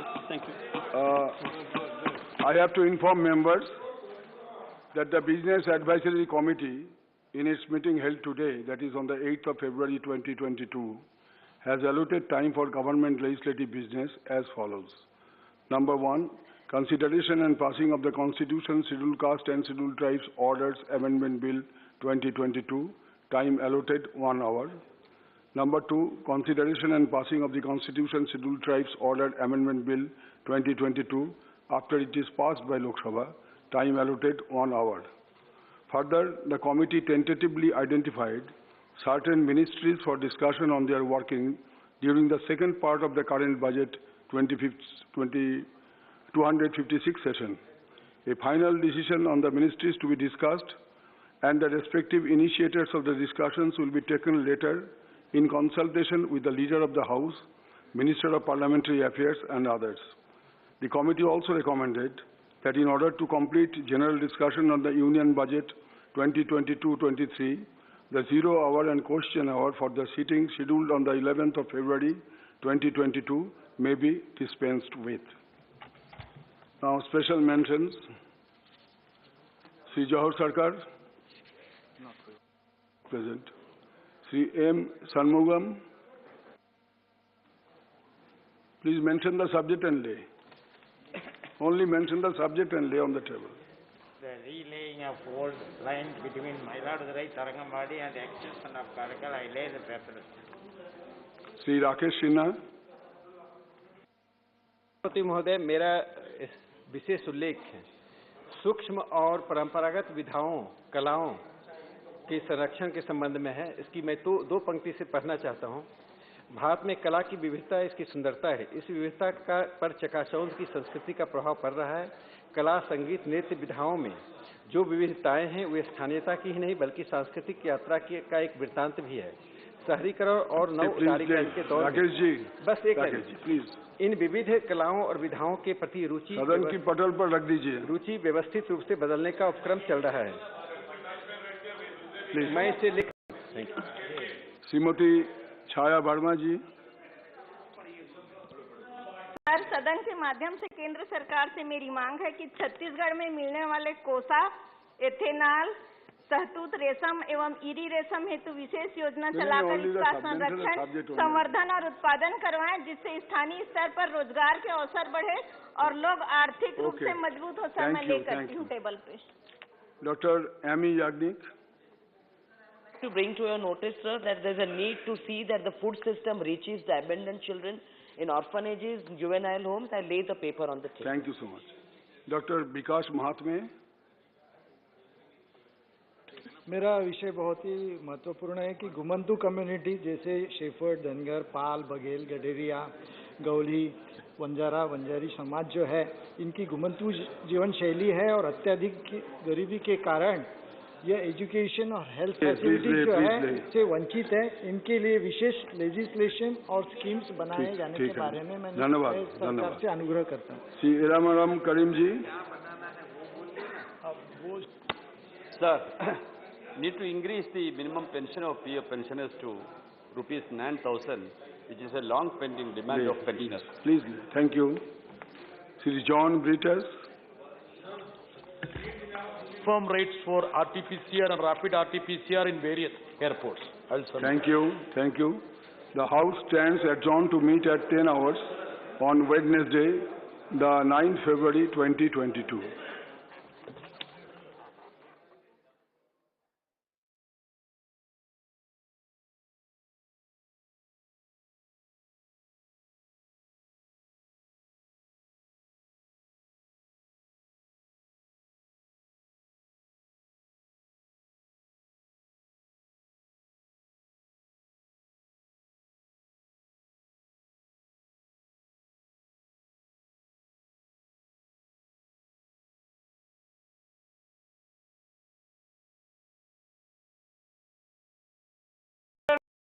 सभापति जी।